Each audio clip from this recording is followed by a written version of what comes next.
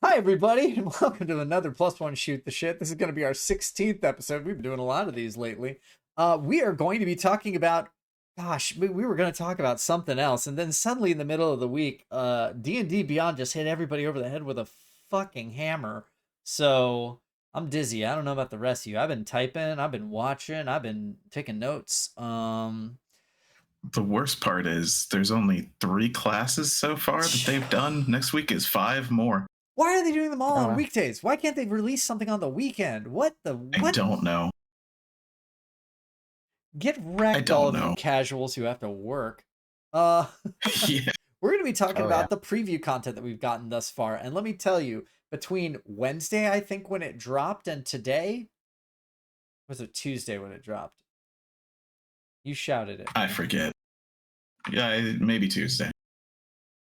Yeah, Tuesday, because they've gotten 3 days of classes out. It was Fighter, then Paladin, then Barbarian. Yeah. So since Tuesday, it has been like 30 videos of preview stuff for the new D&D handbooks. And so, just so everybody knows, available now on D&D Beyond, you can purchase your pre-order of the Player's Handbook course set. That includes the Player's Handbook, the Monster Manual, and the Dungeon Master's Guide for D&D 2024, available on D&D Beyond. D&D 2024 is a horrible name. Don't at me. It's better than 1 D&D. It's better than D&D 5.52. Better than Agile Push Sprint 3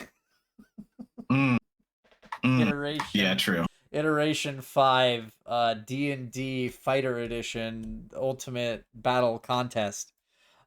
I don't know. Well, this might be D&D Martial Edition. We'll talk about it. Oh boy. Well, no, it's not, because we're missing at least one. Yeah. It doesn't look like we're getting them for a bit, huh? Ranger's coming out next week. No. If only there weren't somebody conspicuously missing from the Marshall group. So let me just okay, there we go. This is tea. It's nothing bad. Yeah. It's oh, sure. It's actually not to advertise, but it's Liquid Death, you know, because Joe Manganiello, I'm on point for being D&D themed today. Yeah. Anyway, Charles, you've done a lot of watching of stuff. Yeah. I've done a lot of watching of stuff. Sure. There's been a lot going on, and the worst part of all of it is that there are like 20 great little tidbits of insight into new stuff that we've never seen before, buried under mountains of UA that we've all seen before, at least us. Now, I understand that this is a marketing push and that they're trying to get everyone who hasn't seen this stuff in on the ground and tell them what's new. And there is a lot of stuff that's new about these classes, but I'm mostly interested to see what's changed since we saw it last. But we're going to talk about just about everything. So with that in mind, my name's James. To my left, stage right is Charles, and then to his stage right is Philip, and we do +1 shoot the shit. So let's get started. Charles, go ahead. This part's yours. Oh, is it mine? Well, if you want it to be, I can... Well, you know, the first video that I think they even dropped was the Player's Handbook, and it's like an hour long. It's a whole lot of Player's Handbook. Premiere broadcast. Yeah, it was. I didn't catch it live. Like, I don't know when I caught it. I just saw people started to talk about it, and I went, "Wait, what?" And then dumped on. You know, the first thing that I saw, and it's why it's the first note to go behind the scenes on the outline, was healing potions are a bonus action. Yeah, great, cool. Like, that's good. But it was like crazy that they're telling us we're allowed to do the thing we've all been doing since this game came out. Doing forever. Literally forever. I mean, it's cool. Codify it. There's a lot of stuff that's being codified, which is cool, like feats. I'm so happy that they're in the actual book and actually not a variant rule, just a rule. But anyway, we'll get to that. So, Player's Handbook, first and foremost, it's in Greyhawk. Yeah. It's not Forgotten Realms. Really? Yeah. Not Forgotten Realms. We in Greyhawk now, which is super cool. I think that's just awesome. I wish that it was D&D 6 though. It feels a little weird to me that the upgrade of 5 is in Greyhawk, but 5 is in Forgotten Realms. But whatever. Greyhawk's here. I like it. And they've even shown off like the old cartoon characters. Yeah, deep cuts. But not just the best part is that the art of them is them as adults. It is not them as kids anymore. It is I can't remember any of the names. But like the older brother, the younger brother's like late teens, early 20s, and the older brother's like hitting 30 almost. You can see the worry lines on his face. They never got out, everybody. They've been trapped in there forever. That's canon now. Do you think they've been trapped in 2nd edition for forever? Oh man, I hope that's why they aged. If they're trapped in 2nd edition, that means when they age, they lose physical stats, but gain mental until about 50, and then it just goes south. Well, that sounds too close to real life. It was always a weird rule. I thought, like, oh, you're getting older? Well, you'll want to be your wizard to make them older. Nobody else. Yeah, exactly. But that art is cool. Yeah. The Monsters Manual is awesome looking. The Dungeon Master's Guide. In the video, they talk about the art, and they're like, this is what would happen if you open the door that's on the Dungeon Master's Guide and see what's behind it. Because currently the Dungeon Master's Guide just has a door on it, but this is what's on the other side of it. I was like, that's a cool presentation thing. I think that's the place to start here, because presentation-wise, holy crap, this is a great marketing push. I mean, it kind of sucks because you do have to dig around. But I mean, you do, but honestly, it is just an amazing... It's a bafflingly strong, high level of just like... And this is nothing new. Every time that a new book comes out for D&D, Todd Kenner gets on the horn with either Jeremy Crawford or... Merles? No, it's not Merles. It's Merles is gone forever. Yeah, he's on Magic, yeah. Perkins, yeah. Yeah. It's Jeremy Crawford or Chris Perkins doing a bunch of interviews with them about all the different pieces and all the different parts of books. And so this is more of the same, but it's so much more right now because of just the, I'm going to say, the girthiness of this update. Sure. They just, dropped it right on us. Yeah, it was girthy. But like one of the other things that they mentioned in this video is that like they have the art directors on, because let's just get to it. It's not AI. All right. None of this is AI. They have a rule. Like their contractors have to sign a thing. And if it's AI, they will get in trouble. It's probably not AI. Let's get over that. They have a rule about AI. The Magic the Gathering side of the board has a different rule about AI. We're not talking about that right now. Exactly. Right. So they had the art directors on, and they mentioned that every single class and subclass has key art. Oh, wow. That's really cool. All 48 subclasses has a picture that is key art quality in the book, which is amazing. And then they also said that they tried to sprinkle it around as far as species.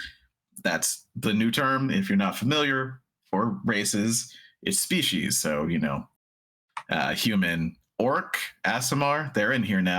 Hey, Philip, Goliath is in here.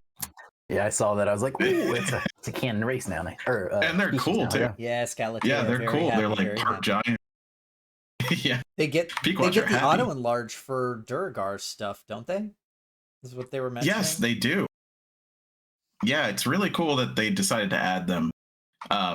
But yeah, I mean, we've got art for every single subclass. Like that in itself is just astonishing. Yeah. Like, I don't know why that's such a big deal. I guess I never thought that they would ever do that. Well, I mean, and we can talk about just what we're gleaning on formatting too, but I think we should save that for later, because the layout that they've said for every class and subclass is kind of fucking nutty as far as the amount of pages they would need to do what they say they've accomplished. Yeah, I think that's next in the outline anyway, but they mentioned that one of the things that is annoying about the Player's Handbook as it is right now is that you'll be a druid or you'll be a ranger. It'll say, hey, you get these creatures, or look at these creatures that you have as options. And they're not in this book. They're somewhere far flung. But now they've placed it right in the book with the classes so that you can see it At the same time, also the same with spells, which is great. Thank you. Like, don't make me have to hunt around, especially if your PDF, which there isn't a PDF. I guess we could talk about that. There isn't a PDF. The digital only includes D&D Beyond, as far as I know. Yeah. Well, so yeah. Here's the thing. D&D Beyond has a weird layout, so it does actually usually get a digital PDF for the things. I don't know if it will for this one. I'm saying what it usually I don't know. It just wasn't mentioned yet. There's like a PDF download that you can do if you're going to be offline. Or at least that's how it used to be. This is back when I still did like Adventurers League at the comic store that's long gone now. Which is a shame for me now, because with my recent re-addicting myself to Magic the Gathering, that would actually be a great place for me to just run off to every day. Well, probably for the best. Probably, yeah. As far as I can tell, it is only saying that it's on here, but if you can download it, then maybe that's something. But I mean, it's just such a great idea for them to look at the flow of the book, because we're just used to the way that it always has been. It's never been good. Hey, I'm gonna say something that's probably, and this is as a guy who's able to just like finger flip to the correct class that I want just because I've done it so much in my player's handbook. I wouldn't kick them out of bed for eating crackers if they went ahead and just wholesale stole the way that the edges of the pages work for the Pathfinder books and just kind of, because it's always been nice to see the little bubbles down the side of like, here's where you are right now in the book, and here's all the other places. Flip until you get there. Yeah, that would be nice. It's a good system. It's not like they still say it. Right, exactly. They say that you still need to go to the Monsters Manual for Circle of the Land Druids, right? Moon. Circle of the Moon Druids. Because they're not going to put all of them in there. Yeah, they're not going to put the whole Monsters Manual in there. But that's cool. At least that's good. They also mentioned that they redid all the stat blocks to make them more readable, which I cannot wait to see. Please show me. I don't think anyone's allowed to show. No, they're not. And in fact, it's been pretty funny. I'll mention this now, to see all the different folks who are like, I can't show this, I can't show that. And then seeing some of the people show this and that. Because in addition to the onboard first party preview stuff that they've been giving us, they also released a grouping of, I'm just going to scroll down to my outline here. 1, 2, 3, 4, 5, 6, 7, 8, 9, 10, 11 previews that they allowed different teams to show, different fan groups and like just like streamers, internet YouTubers, personalities to mostly YouTube, but I think there was like one that was Insta and some other stuff. Yeah, there was. I think there was a typo in our the email address for us, and so we didn't. No, you know, it's crazy. Ours must have gotten lost in the mail. It's +1 shoot. No, I mean, you know, Trent Monk should get Monk, but also he freaking better. Give me Monk. But also grabby hands. Listen, I'm sure that if I tell Trent that you are a Make-A-Wish kid and the wish that you have is to just see the preview of the Monk that he's getting, we can work this out. Yeah, I think we can make this work. Yeah. All right, but yeah. They're kind of far-flung, which does suck, but I'm glad that they are partnering with people in the community. It's good. It's very good. Not necessarily like, I mean, it's one of those things where it's like, what would be a big name in tabletop RPG? But like, they really hit some interesting spots throughout the entirety of demographics. I was pretty impressed. I know everybody except for like 2, and the fact that I didn't know 2, I was very impressed by. So exactly. So, you know, what else is in this book? So we're going to go through it real quick because we'll go into the classes that we actually have previews of. But they mentioned that there was a push for psionics. I hear you out there groaning. I don't care. I like psionics. I can't wait. I hear you out there. I can't wait for them to fix how the Aberrant Mind Sorcerer works in D&D Beyond, so you can actually use the class properly. That'd be cool. You're right. I'm looking at you now, but Wizards of the Coast, because you own D&D Beyond now. There's no excuse. Make it so I can swap my spells like the class lets me. Yeah. But yeah, the Soul Knife, Psy Warrior Fighter, Aberrant Sorcerer, Great Old One, Warlock, they mentioned by name. They're trying to get more psionics into the game. That's cool. I would guess we'll see more in any splat books that they want to make. Please make a bunch of splat books. Please. I miss it. So, they had a little bit of a preview of other stuff, like Warlock now just teleports all over the place, which is cool.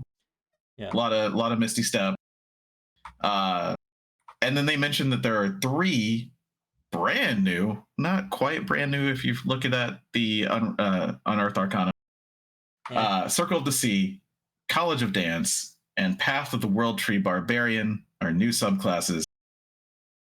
I like, I haven't seen Circle of the Sea. I don't pay attention to druids because I don't like them. So it's a hot take. It's just me. I don't think that's necessarily a hot take. I don't like them. Druids are noodly. It's like warlocks. Yeah, I don't. It's like warlocks and WoW. They're mushrooms. Yeah, they are mushrooms. So dance is great, as we already know from UA. It's better than Monk has ever been. I'm gonna say now show me Monk. College of Dance is quite possibly the bard I'm most interested to play next, but also I'm very glad that they definitely gave that steroid shot to Monk so that College of Dance is not dancing circles around them anymore. Yeah, they totally did that. And we will see it when they show it to us, and it'll be totally what they did. I mean, I hope. I can't imagine that they nerf it again. Okay, I should stop talking. They were talking a lot about weapon mastery, and you know what class I didn't hear? Monk.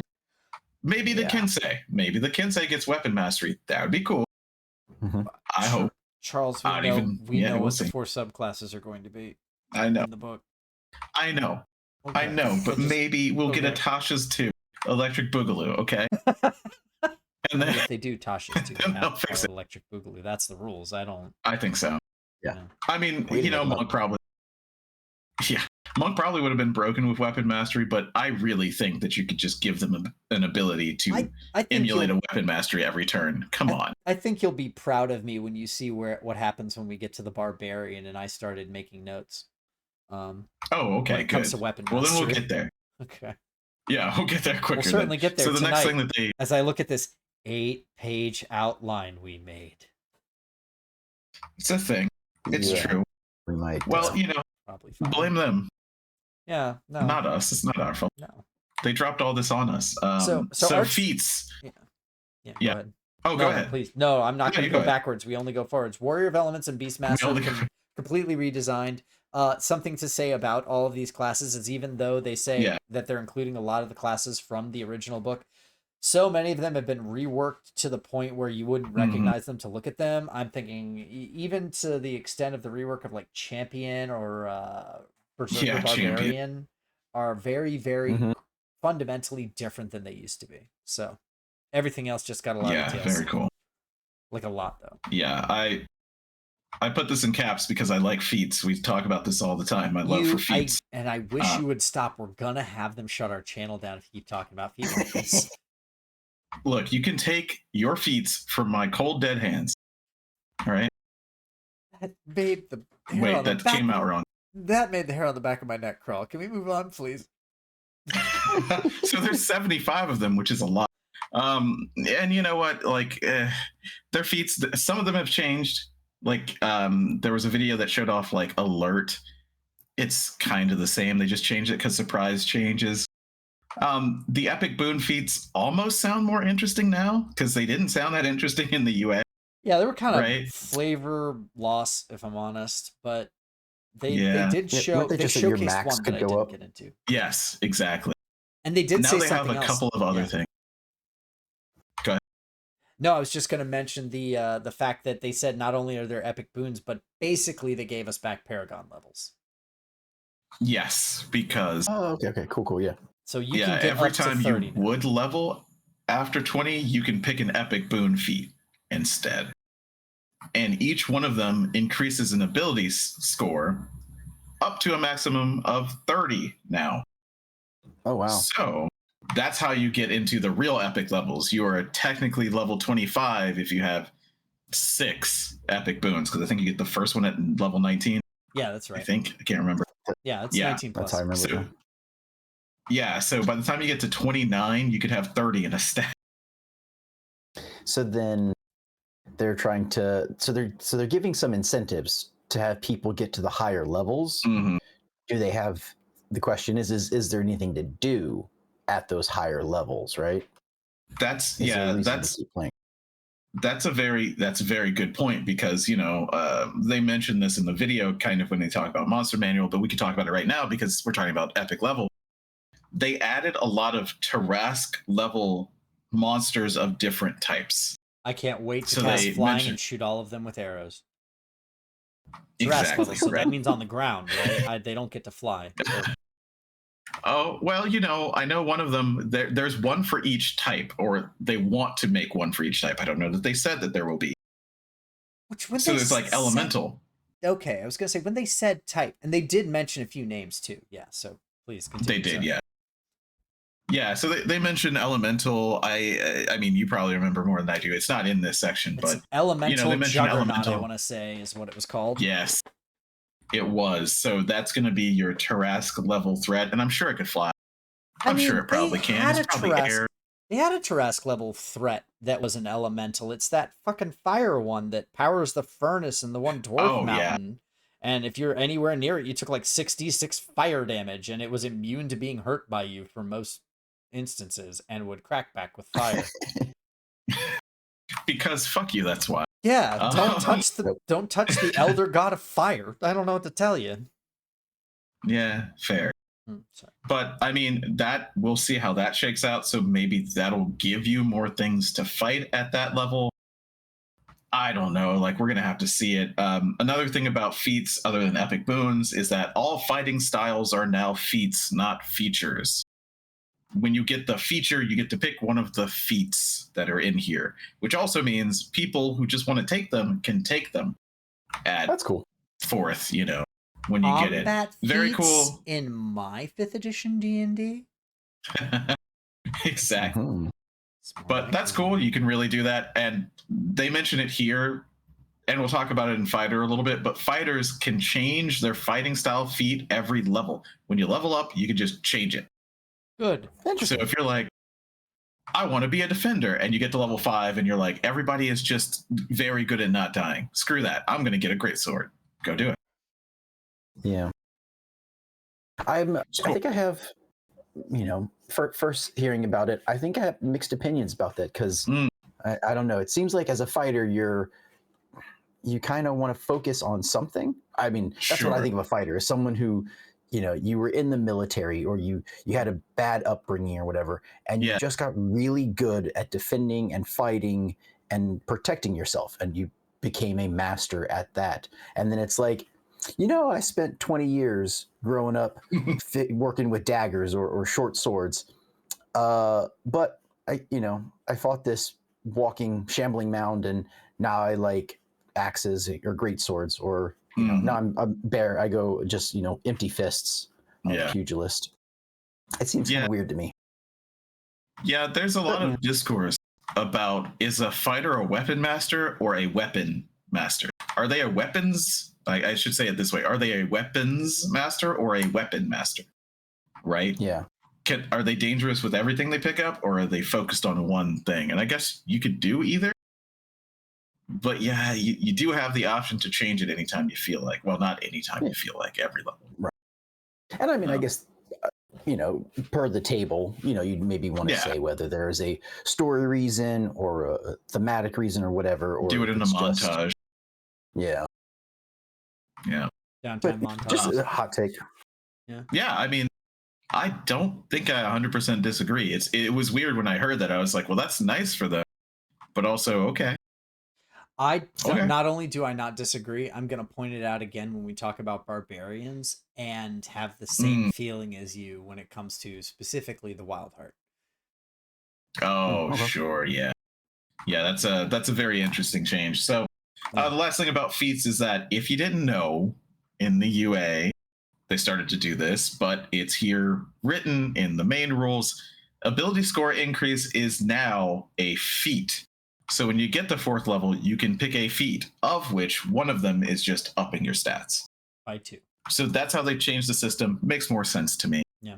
And I do kind believe of a 180. Everything is also basically a half feat now. They have been depowered for a lot of the ones that were whole feats and made into half feats. So you get a +1 ASI, and rather than it just being, okay, you just get all these sick ass shield maneuvers you can do now, but you don't get a bonus. It's like, no. Cut that out. That's not what we're doing. Yeah. We need bonuses too. So yeah, they said that there are going to be some surprises even for UA people, which there were. We'll talk about Paladin. Eventually. That was a fun surprise.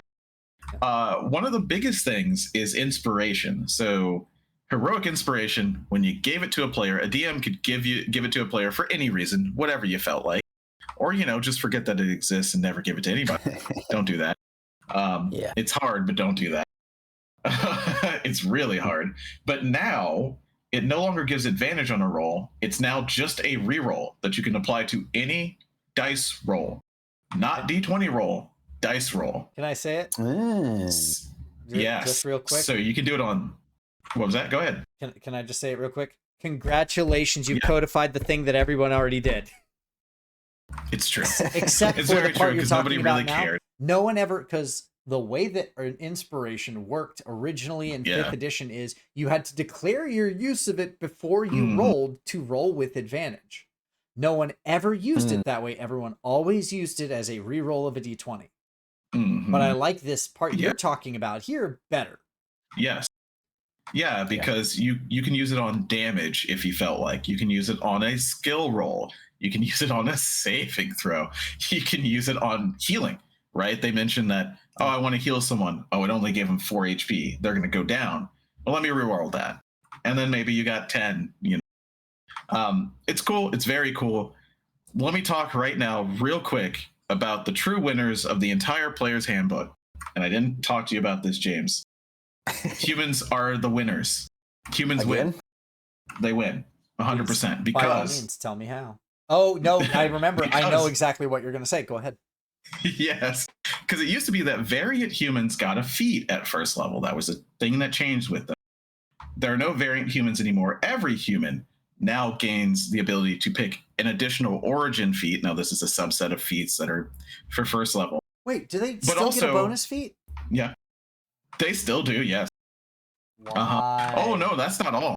Go ahead. Because every morning they wake up with heroic inspiration. Every morning they get heroic inspiration. I'm going to get you back, but you don't know when. We're going to move forward. Yeah, we'll move forward. That's very cool. Heroic inspiration is a better way to do this, honestly. Yeah, no, I agree. So they talked about compatibility. They keep saying this is backwards compatible. I don't believe them. They said it in a very specific way. It's true. They say, it replaces the 2014 handbook, right? Is that what you were getting at, or were you going to say something else? No, what I was going to say is what they said is you can play 2014 characters with the 2024 rules. But then they went to say you cannot play 2024 with 2014 as the rules. There would just be too much gear grinding. They don't recommend it. Yeah. Because of the way so you should be able to take things into this version. Yeah. I'm kind of curious in the distinction. Like, I'm sure there's a square is a rectangle saying here, but I don't really know how you're what they mean by what they're saying is your books are not dead if you play the system, the new system that they've come out with for when it comes to combat rules, everything like that. Your 2014 characters will scale up into 2024 rule set. Okay. So like, if you just use the rule. It's not backwards compatible in so much as you can't then take a 2024 Paladin and bring it into a 2014 game of Curse of Strahd, because there would be friction there with the way that this rule set works. Yeah. Does that make sense? New character classes going forward do not go backwards as well. Old classes, say if you're someone who's going to watch this later, and I'm just going to look at the camera and mouth, and I'm going to say, someone who's pissed about the way that new Paladin works will just play old Paladin and still be able to smite 5 times on a turn or something. Yes. And they'll be fine. That is still an option. Yeah. It's basically, you know, like anything like Photoshop, it's like, well, I can take things from previous versions into the future, but future versions not into the past, basically. Gotcha. Because they've changed too much. I like the next thing that they said, which was, and we all do this anyway. It's just sometimes you have to tell people, because if you don't tell them, they don't think it's an option when they're new. If you're playing with experienced players, start at level 3. What are you doing? Just start at level 3. You don't need to learn how to use an attack roll or a saving throw. You know what you're doing. And every subclass now happens at level 3. Gone are I get it at 2. You get it at 1. I get it at 3. Everybody's at 1. Druids at 2. No more warlocks or mushrooms. No more. And no more 2-level dips. Well, maybe 1 still. Oh, we still got a good old boy. But but you just won't get a subclass for it. Yeah. There's also explicit rules for starting at any level. They mentioned that they have like, okay, well, if you're starting at level 15, this is what you roll, this is what you do. I'm very intrigued by that statement. I don't understand what sliding scale shenanigans they're going to implore upon us that work. We promise, just use it, but I'm skeptical. Why wouldn't you just be like, well, I'm going to make a character, and you would just give them all of the abilities and start at, you know, base HP and then roll 10 times to get to a level 11. Everything else is just math. There's just directly laid out in the charts. Well, I think what they're saying is there was an old, in 4th edition, Charles, you may remember, there was an old like chart of when you start at this level, here's your XP, here's your gold, here's your this, here's your loadout. Here's how many magical items. Oh, that type. Okay, that makes sense. Yeah. And so I think that's what they're saying is like we have a rubric now like we had back then of, oh, do your characters want to start at X level? X level is defined as having this much thing, this much this much this. At least I think that's what they mean there, because if they just mean roll this many D10 instead of that many for your HP, we could do that.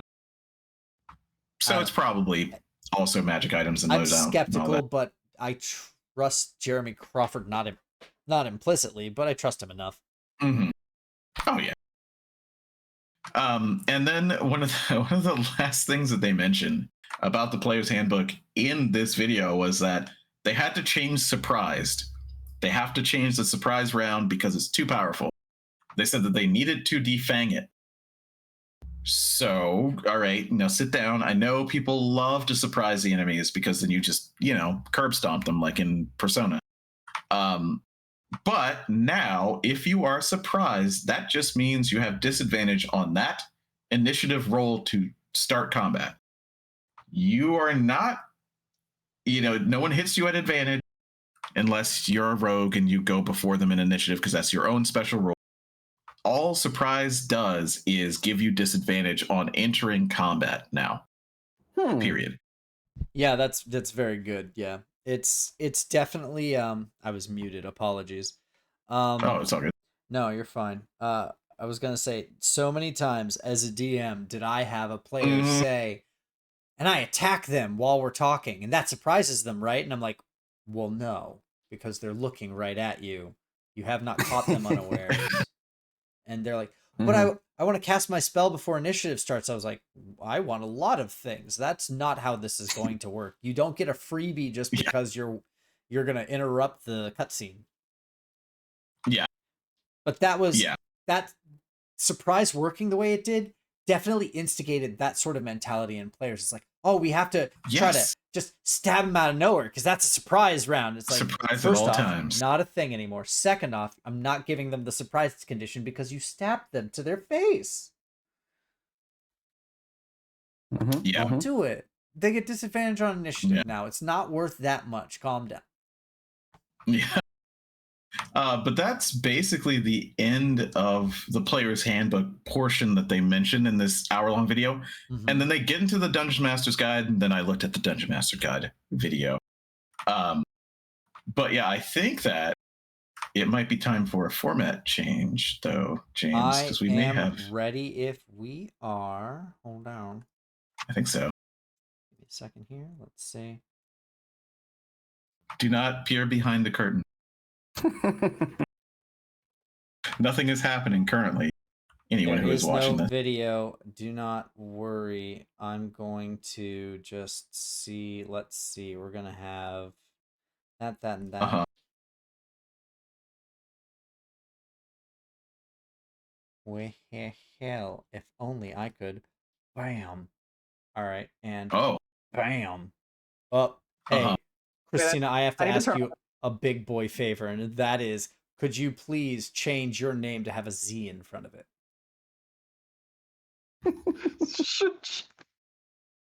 Or like X would work, right? Yeah, or X. Yeah, just do X Tina in the chat. It'll make it so that you route correctly for the names. Okay, so I'm just changing my profile to X Tina right now. Yep. Mm-hmm. Like the good old times. Mm-hmm. Yes. Yeah. All right. By all means, please calm down. But yeah, you know that I cannot. True. But as you're doing that and coming in to update, we just went through the player's handbook, kind of, at least the preview. I don't know. Did you see that video at all? I have not watched the preview video. I read a couple of articles this morning before I started work. Yeah. And that is my exposure so far, because then I went and got got my hair done, and then I talked about Dragon Age with my new friends. As you do, especially because, as we keep talking about, this was dropped on us in the middle of a week, and there's so much content. Too much. Well, we were going to talk about. You'll hear the fun stuff. We were going to talk about I did bring my DC reference 20, material, so. And, I'm just going to say, we were going to talk about DC 20, and if you don't think that that's foreshadowing for how this entire media cycle is going to go now, I got news for you. Yep. There's Look at that. Everything perfectly in its place with one click of a button and slight adjustments of a video. We're good to go. Here. I gotta open the Twitch stream so I can see the magic. Yeah, so the next thing that they talked about in this video was the Dungeon Master's Guide, which, once again, the art for all three of these books, the normal and the alt art, are fucking beautiful. I can't wait to look at them. Just so good. It's just great. I can't I believe the Dungeon Master's Guide is the scene with, like, looks like a lich and then two of his lieutenants. It's got Warduke, it's got someone else who's based on the artist's wife, Kate. I can't remember her last name right now, but she is from the Acquisitions Incorporated C team, and I love her. And then at the top, it's Venger from the old cartoon. Oh, yes, so Venger, right?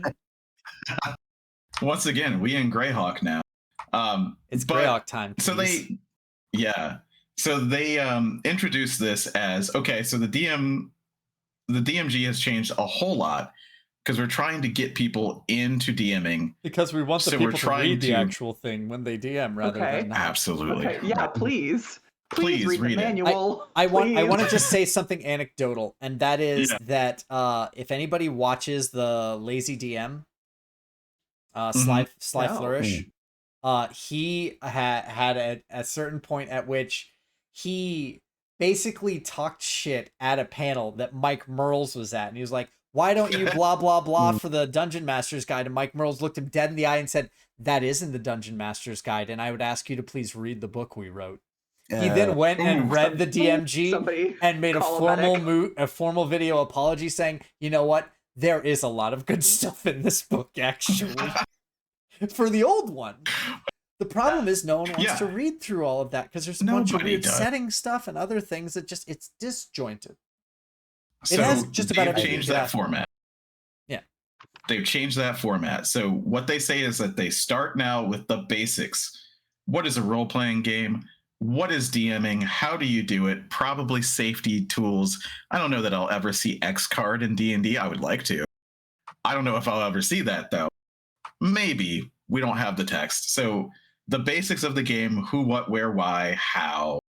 Then running the game, and they entitled this chapter "Running the Game," and I just feel like they can't be sued by Matt Colville. He talked about D&D. Yeah, I know. Yeah. But there's a chapter about running the game. So this is how to set DCs, what happens, like controlling flow of combat, controlling narrative, that sort of thing, which is great to have. We haven't seen the text, so who knows? Yeah. And the last thing is the DM's toolbox, as they call it. So this is all of the lookup stuff that you want. If you're like, what the hell? So they have a trebuchet. How do siege engines work? You just go to this chapter, go to S, and you see siege engines, and you go, my players are stupid. Why is this happening to me currently? Why did I give them a trebuchet? That's just a constant mood for every DM, I think. Yeah. That's just being a DM. Yeah, exactly. I don't know why she swallowed the fly. Why did I put myself in this situation? Yeah, right. So, this is the miscellaneous rules. Yeah. So stuff like NPC building, what curses do, how to create a curse, hazards, difficult terrain, all that or other stuff in one chapter, alphabetized, and they just threw it all in there. They're like, we had no other place to put it. We put it all in here. You can look it up if you need it. It's like the junk drawer of DMing, just in case you need this stuff. Your twist ties, those weird plastic things you have on the bread, and what a trebuchet does. But we're one of those weirdos who our junk drawer looks like sick organized. Oh, it's alphabetical. Yeah. It's in it's a got nice those Marie format. Kondo dividers in it. Yeah. You got the dividers. Joy. You got the labels on the dividers. Oh I mean, a trebuchet would spark joy. Yeah. It would, wouldn't it? Yes, keep it. We're not thanking that and throwing it out. We're keeping the trebuchet. But after the DM toolbox, they have added, for the first time, I think, ever, 5 short sample adventures. So these like one-shot adventures that you could play? Yes. One-shot adventures in the Greyhawk setting. So not only do they have those adventures, but then they talk about how they created them. Like why they set the DCs in this way. Now, I wouldn't expect too much from this, but they really talked this up. Because they said that they think that this format of presenting the adventures to you is a way that you might prep from now on. And I'm like, that's high. That's a lot, because currently I know most people just prep in like a notepad, crying and looking up stat block and trying to find everything. I don't cry when I look up stat blocks. I cry when I make my big list of what I think the players are going to do to fuck me. Oh, sure. Yeah, it's true. It's never the thing that's on that list. No, it's not. I wrote down like 30 things. They thought of the 31st. Yeah. And also, not to mention, if you've never, made a campaign before, you have no idea how to build it. You have no idea where to start. You're like, I need a monster, okay, and a dungeon. I don't know where to go from there. I'll be very intrigued, mostly because I had my socks so blown off. Oh, we didn't even talk news. Daggerheart got an update. Oops. But I had my socks so blown off by the way that Daggerheart did its outlines for its adventure, and I will be stealing that. I don't know what D&D could do to make it better than what that was for me, because that was real good. Was it good? I haven't read the Daggerheart manual. It's good. It's okay. I will say, of all the things that you can say about the system and the way that it's balanced and the characters, whatever, those are fine. The art's great, but the way that they wrote the adventure and gave you prompts as a GM to talk to the players, I learned something, and that's pretty difficult for my old ass. We've taught the old dog a new trick. Wow. Yeah, they have.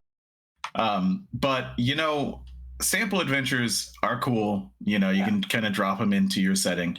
However, they also give you, and they say this, a complete campaign setting. It's Greyhawk, y'all. We're back. We're back. We're back. It's Greyhawk. It's not Forgotten Realms. I mean, there's no reason to give us a Forgotten Realms setting book, because we already have one. It's a setting book. I mean, it's true. What are they I have missed Greyhawk so much. Have you? I really have. I really have. because to me, it's a D&D that I've never interacted with. You say Forgotten Realms, and I'm like, yeah, Baldur's Gate, Waterdeep, yeah, Underground. I know everything. All right, Yeah. I'm that way. Okay, Yeah. I've been obsessing about like Forgotten Realms lore ingrained. I know I know what to expect based on where we're going. Yes, right. You're like, oh, okay. Well, we're going across the Barrows. I wonder what's going to happen. This is where the hill giants are. Yeah. So that's why I think it just feels like a change of pace, and it's really cool because they say that you get a 2-sided poster. Because let's be honest, I know the Sword Coast. I don't know anything about Greyhawk. How's it shaped? I have no idea. I'm also not familiar with Greyhawk. I've never played a campaign. Right. They haven't written one for it in quite some time. Yeah, so long. But they give one side is the world, so the area, the whole, I think, planet-ish or continent. And then the other side is the city of Greyhawk, because that's why it's called Greyhawk, the city. The castle is called Greyhawk. And they say that they from Grayskull, right? Grayskull? You're right. I don't know. I think so. Okay. But He-Man could be here. We control the horizontal and the vertical. But... I mean, technically in Greyhawk, Thor is a deity. So, I mean, Greyhawk is about as Fantasyland gets. So, for people who are waiting for, like, rich, deep lore, I'm just going to let you know right now that there's a reason that the Forgotten Realms have been the standard with Ed Greenwood's work for the last 30 plus years. And it's because he wrote a lore to it that's actually neat and cool. Greyhawk, the lore is expandable. Like, there's so much extended media on it at this point. Yeah. Exactly. You like Drizzt? There are 40 books. Enjoy. I do like Drizzt. Thank you for asking. So many books. I like I've only read 35 of them. Yeah. I've only read like 12. I mean, I like Catterley. I've only read like 12. Catterley is my jam. Yeah. But, oh my god, I've read too many. I have like 5 of them sitting here that I haven't read. But yeah, it is Fantasyland. I think the continent or the planet is called Orth. Oerth. It's not Earth. No, it's Orth. I want to remind everybody that the Greyhawk campaign setting is the one that Gary Gygax made originally and just made on the fly as he was running games for his players. So it's got a little bit of everything in it, and anything can be in it, but it's also much less defined as far as I understand, rather than Forgotten Realms where you have so many things in so many places exactly. Greyhawk, it's like the Tomb of Horrors, that could be here. Maybe. Who knows? Whatever. It's Fantasyland. But they say that they have the city as an example of a campaign hub. So they're trying to teach you that, your campaign needs a city. This is what I was saying about BioShock. There's always a city. There's a lighthouse. There's a man. They're trying to get you into creating your campaigns in a way that makes sense. That's cool. They then expand from there to the area around the city. And the area is like this marshland called the Flanaess. It's very hard to spell.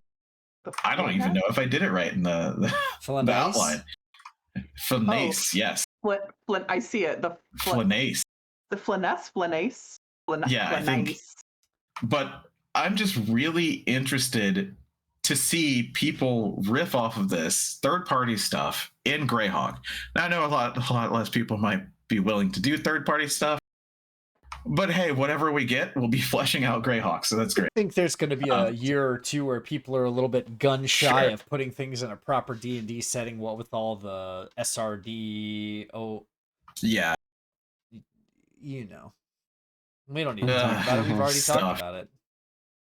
Yeah, Hasbro. I had the Hasbro of it all. I had a question, just for people who have played, under more DMs and more campaigns than I have. Yes. How often do people actually say this is the lore of the D&D world, and that is what we are sticking to? And how many, in your experience, and how many people are just like, I've created a world, I call this city whatever, Los Angeles something, and then just run with like, there's a city and it's there are angels here, whatever. Yeah. And they just make up their own thing. This city's here, that city's there. There's a river because we needed to get downstream. Well, it depends on the game. Is the thing, because for example, if you're playing something like Vampire, you're playing something like L5R, you can't ignore the lore. It's intrinsic. Listen, I understand, but let's go for Legend of the Five Rings then. Yeah. In Legend of the Five Rings, you have to know the clan lore because it's very intrinsic to the character that you're playing and how it plays. You can't just suddenly be like, dragons are all like, they're like the Johnny Rockets crew, and then you've got the Scorpions, and they're kind of like nerds. But then, because if you start just making stuff up on the fly, none of the classes are going to make sense. None of the stuff that's in the book is going to make sense. Yeah.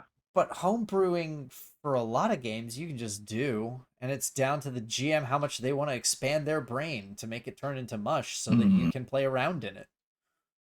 Yeah, you have to be good at writing lore for that. So the reason I like playing in a universe with existing lore, and I've had like half and half GMs outside of this group who are like, here, we're playing in the lore of Faerun, like we're on Toril, and this is 5e, use that lore. And I love that because then I can be delighted and surprised when things come up, like when we go to, you know, a certain city, or when you go to Luskan and you're like, where the fuck is Banray's place? Where are they? But like, that's what's fun for me as a lore whore. I love like a deep lore. It's the reason a lore whore. But also like a homebrew is fun too, especially if your GM is really good at building universe. Like if they have a fully fleshed out universe. Basically, short answer, whether it's homebrew or existing like universe, I need it to be like strongly written and cohesive. Yeah, as long as they can stick to the bit, that's the most important part. Whatever you can do to stick to the bit. Yeah. Yeah, because, you know, I'm sure that most DMs have gone insane once and made their own everything and went, whew, okay, so now I'm just going to socket the rest of that shit that I don't care about from Faerun, right? Because you could do that, right? Yeah. You can just take my little town into the corner of Faerun somewhere. It's going to fit right in the square hole, and we're good. So I mean, Greyhawk is going to be different. It will. I mean, you're gonna have to be a grognard to remember this. You know, like I don't know. Like who has played in Greyhawk, and I don't know, right? Like you would have to be from second edition. Are any of the like famous D&D books set there? Like there's ways to set things. So for example, Saltmarsh is originally Greyhawk, but they have it set so that you can put it into Faerun. Okay. Yeah. So I think the original Temple of Elemental Evil. Yeah.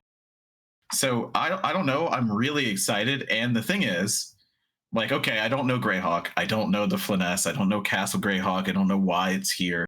But they've also added a lore glossary in the Dungeon Master's Guide to explain what places, figures, and even like materials are. So what is Mithril in D&D? It explains it to you. What is Adamantite? What is Castle Greyhawk? They have a giant, they said their words, giant lore glossary right after the campaign setting to help you kind of bridge that gap. Which is great. Exactly what we need. It's like, provide me the codex so I can know the lore and I'll be happy. Yeah, you know, I'll go look at that. I don't know. I'll read that. Yeah. Hear me out. Lore guide broke. Tables for when my players want to go somewhere woke. Fair. Fair. I mean, you know, if you just give the procedural like generation tool. Yeah.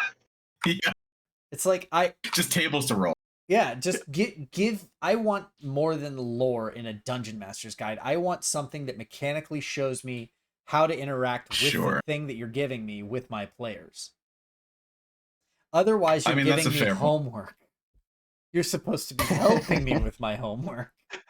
Some of us like that kind of homework, James. Okay? I understand, and believe me, I read the entire DMG for 5th edition. Don't get me wrong. The Feywild, crazy fun. But it's one of those things.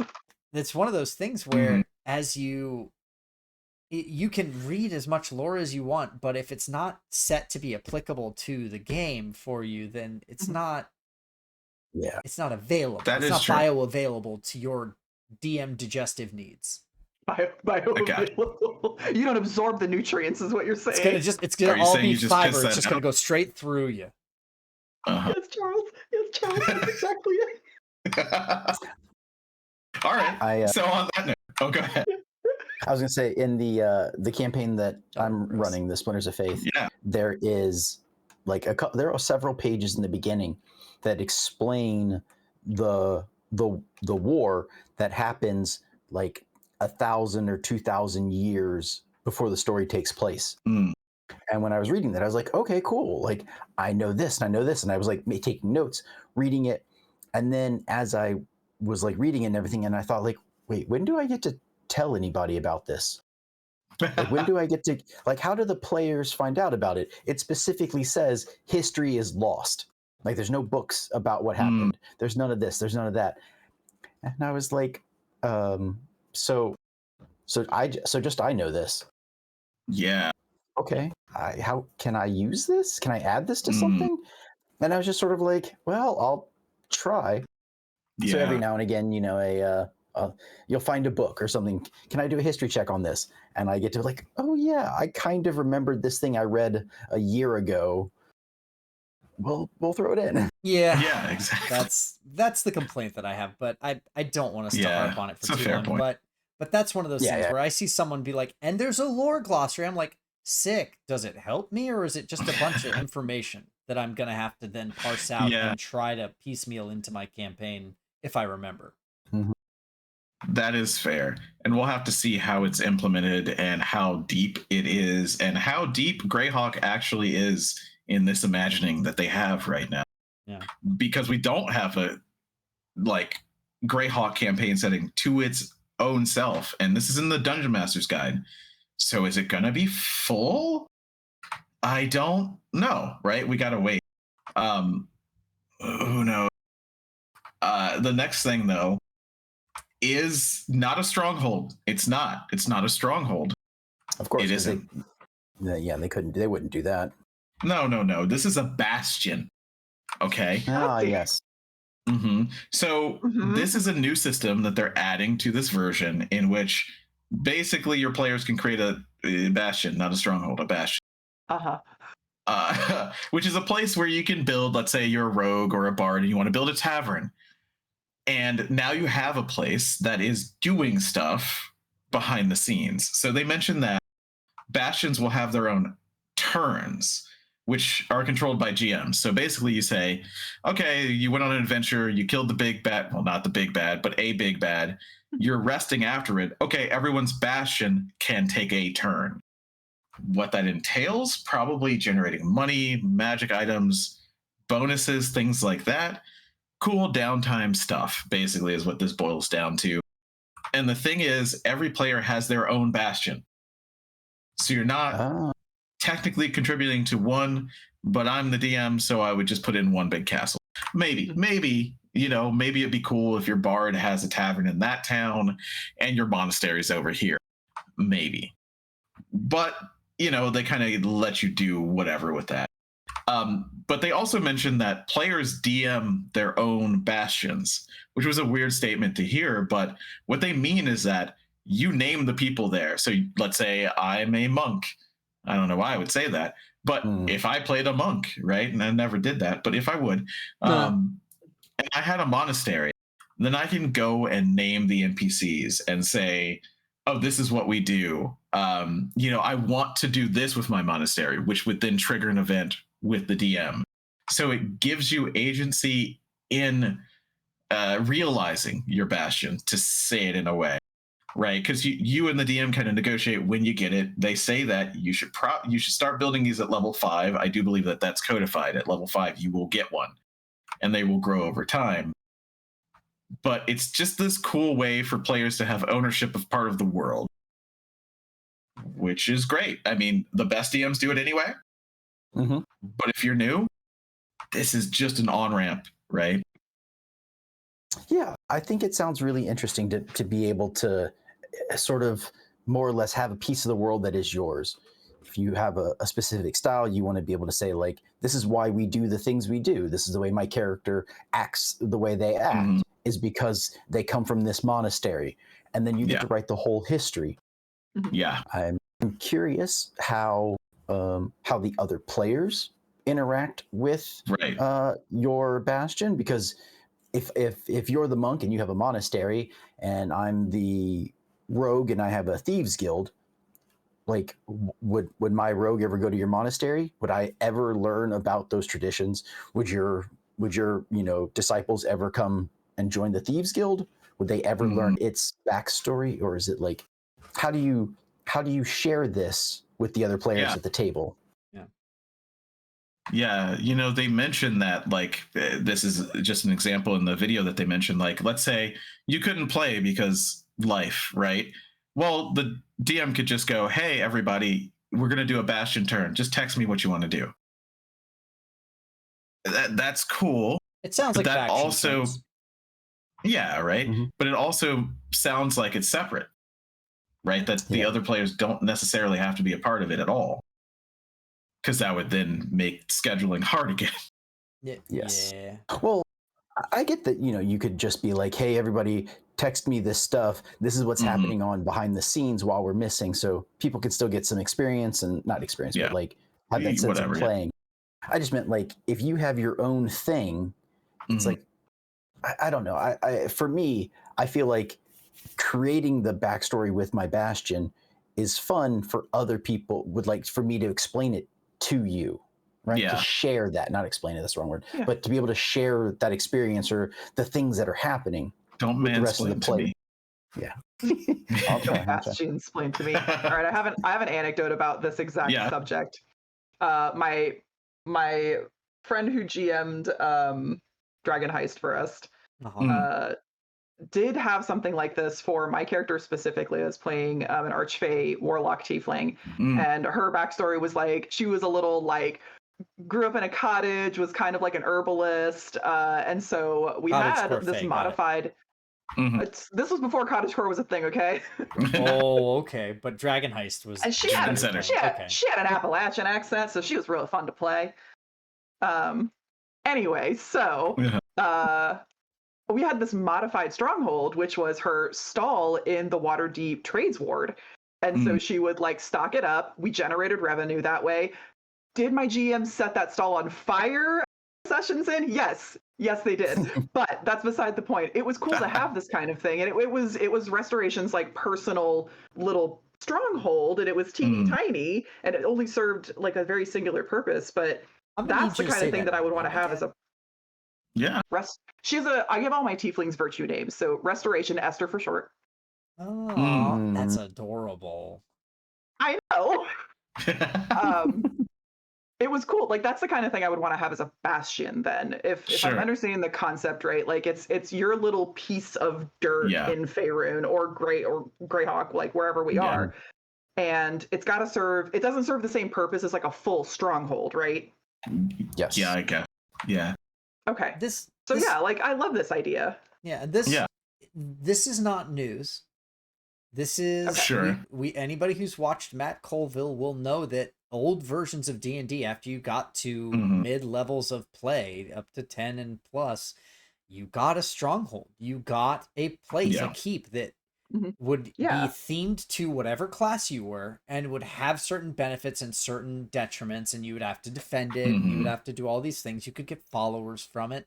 These are all things that existed in previous versions of D&D. The fact that they're bringing them back maybe signals that they're willing to let the characters interact with the world on a more, or on a less personal level, and on a more macro level, which is nice. I was going to say, it makes them more part of the world, which is what I really liked about it. Yeah. Because that's something that the world only exists for your character currently. You don't really ever get a sense of like belonging in a place when you play D&D these days, because and I think that's what they talk about. The other thing is, like, with the Adventure Hub, is that's not your bastion. That's the setting that you go back to every time. That's your reset spot. That's your respawn, basically. Yeah. So this would be. I really like. Yeah, your little piece of the world. As an avid backstory writer, like, you will know my great grandparents. Okay. This sings to me. Right. So what I'm hearing is what I'm hearing is I need to make sure to never have you and Charles in the same campaign if I'm running it, because I will go. This is true. Not if you ever want to make progress. Yeah, it's true. It's very true.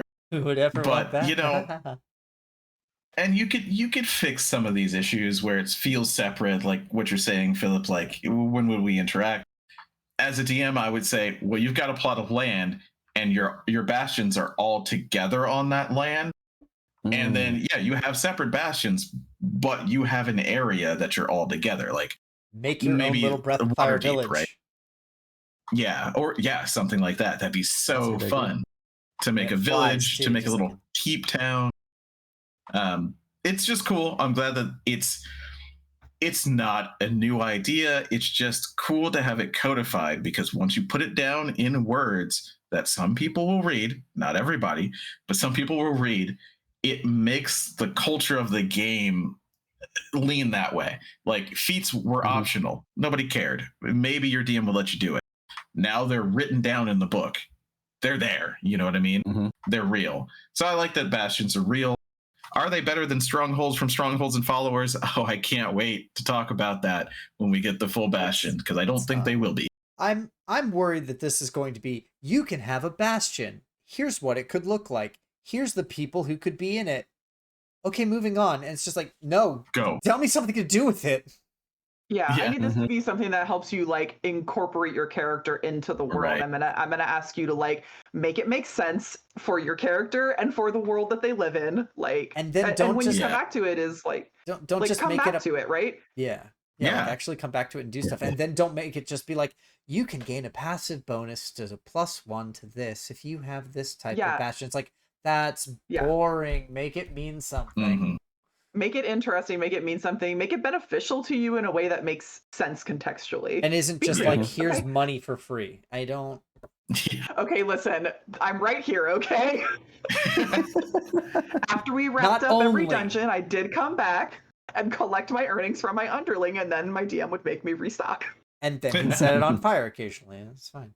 It did catch on fire. I was devastated. I was like, you made me make this thing! My favorite DM, honestly. Like, so good. Oh, man. So, bastions are a thing that you get. Treasure. This is very quick. They just wanted to talk about loot. They've enhanced it. Enhanced air quotes loot? For people who are listening. I don't know what it means. They didn't really say. They said that they tried to address holes in magic items, such as there are not a lot of common magic items. There aren't. Cool. Add some. Great. That'll be cool. They're a lot adding of +1s. Yeah.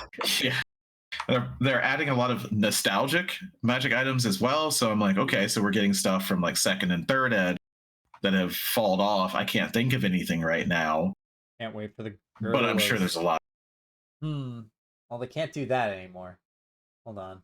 What, the cod piece of charisma? No, I was going to say the girdle of gender swapping, but that's not exactly correct anymore, so...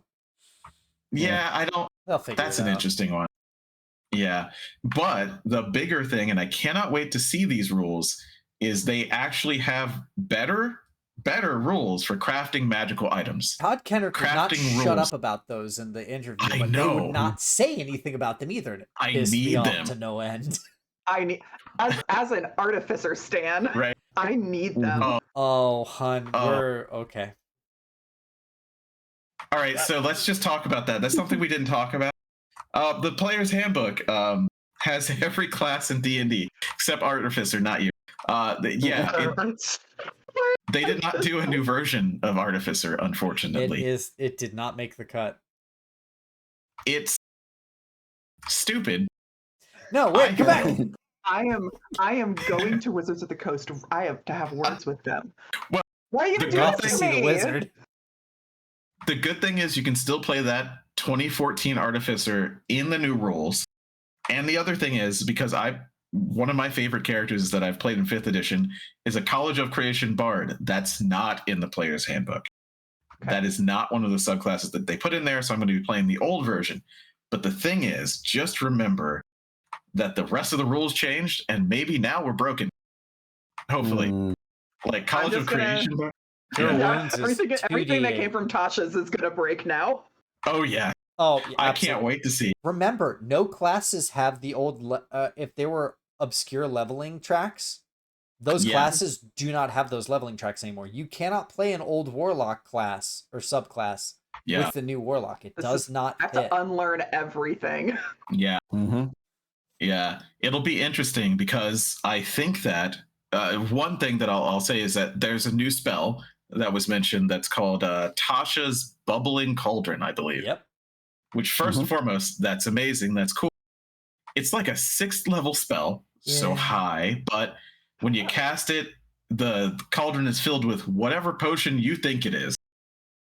And people can take up to however many vials per day. Equal to your spellcasting modifier. Spellcasting modifier.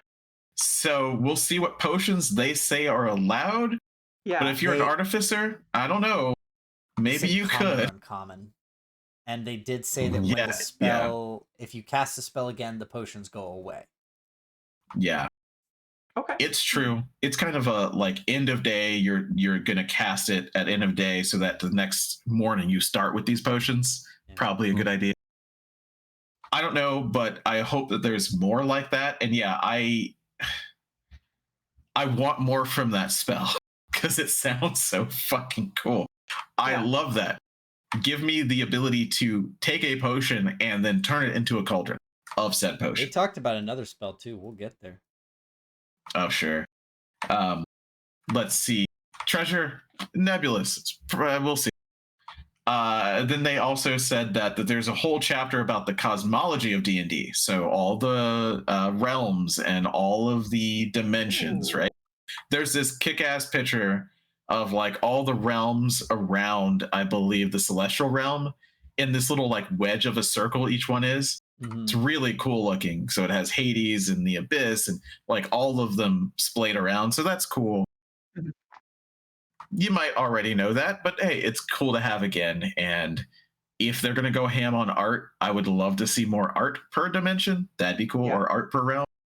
We'll just have to see. The last thing that they said inside the Dungeon Master's Guide is basically just a chapter that is all tracking sheets. And also they're kind of spread around in here. So they will make them a separate download as well. But what these are things like NPC trackers, a settlement builder sheet, so you can fill out things and then keep it in your notes, bastion trackers, magic item inventory trackers, a way to store character info, probably like passive perception, so that when you're running, it's there. And they were very brassy. They were very, very proud of these tracking sheets. So we'll have to see how good they are. But hey, that's cool. More tools. More tools is great. Landscape, by the way. What was that? Charles, I don't know if you saw. He had the that ring you were talking about.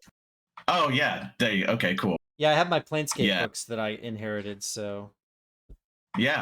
Cosmology. But it's cool. It's cool that, you know, they're gonna do that with Cosmology because this is for any DM who is new to it. I mean, this entire channel exists because we were trying to get a DM who is new to D&D into running D&D. That's a bit of trivia about this channel. It's the whole reason we exist. Yeah, it did. I mean, you know, she ran it for 18 months or something, right? It was pretty cool. Yeah. But yeah, onboarding. This is all this is. Onboarding. Yeah. That's what it is. Getting you ready to do it.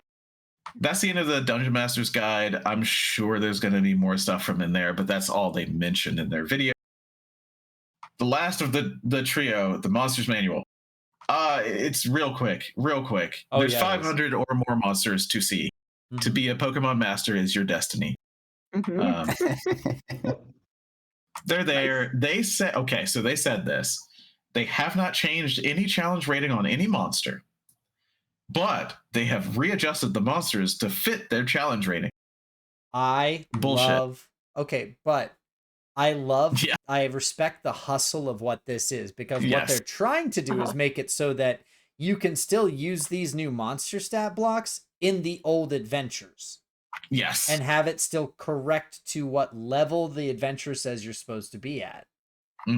if it works. Yes. Now, we all know that CR is bullshit, so it probably won't. Yeah. It's plus all these classes are way stronger than the old. I can't wait to see their attempt. Yeah. Yeah, does that mean they just uptuned everything? Increased the amount of HP or does it? Because it's supposed to be backwards compatible. Yeah, I don't know. This is threading the needle here, right? I think that it's a good thing that they're looking at it, bar none, no matter what. It's a good thing that they're looking at CR because CR has always been just hard. And if you're trying to get new DMs into it, that's one of the things you're most scared about. Like, I don't want to just instantly kill the players. I need to know what's fair, but I've never done this before. And that's a hard problem. That's where you have to have the line that says, by the way, you can cheat. Yes. Like, oh, you rolled a critical and it'll kill them in one hit? No, you didn't. You rolled something else. Right? Like, that's it. Yeah. Oh, they spent 4 turns and it's only half dead? No, it's full dead. Just cheat. It's full dead. You're God. Act like it. Yeah, act like it, please. So I'm interested to see it. Yeah, I am too. And if nothing else, we'll always know that whatever happens, we can always go to Kobold Press for correctly CR'd monsters for whatever ends up happening. So. Yeah, absolutely. They said, okay, of the 500 monsters, like 75 of them are new. And what they wanted to do is fill in families that already exist. So like one of the examples they had was vampires. There's a lot more vampires. Yes. Thank you. That's great. And they said they wanted to allow you to see vampires at lower levels without them dick murdering you. Yes. Because the lightest vampire is a vampire spawn. And those will absolutely wreck the shit of a tier 1 party. You don't want your DM to have a vampire come upon you. No spawn.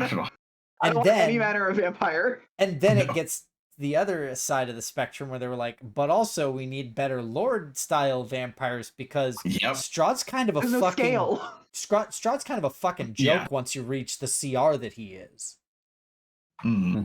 Which is I think 9. So yeah.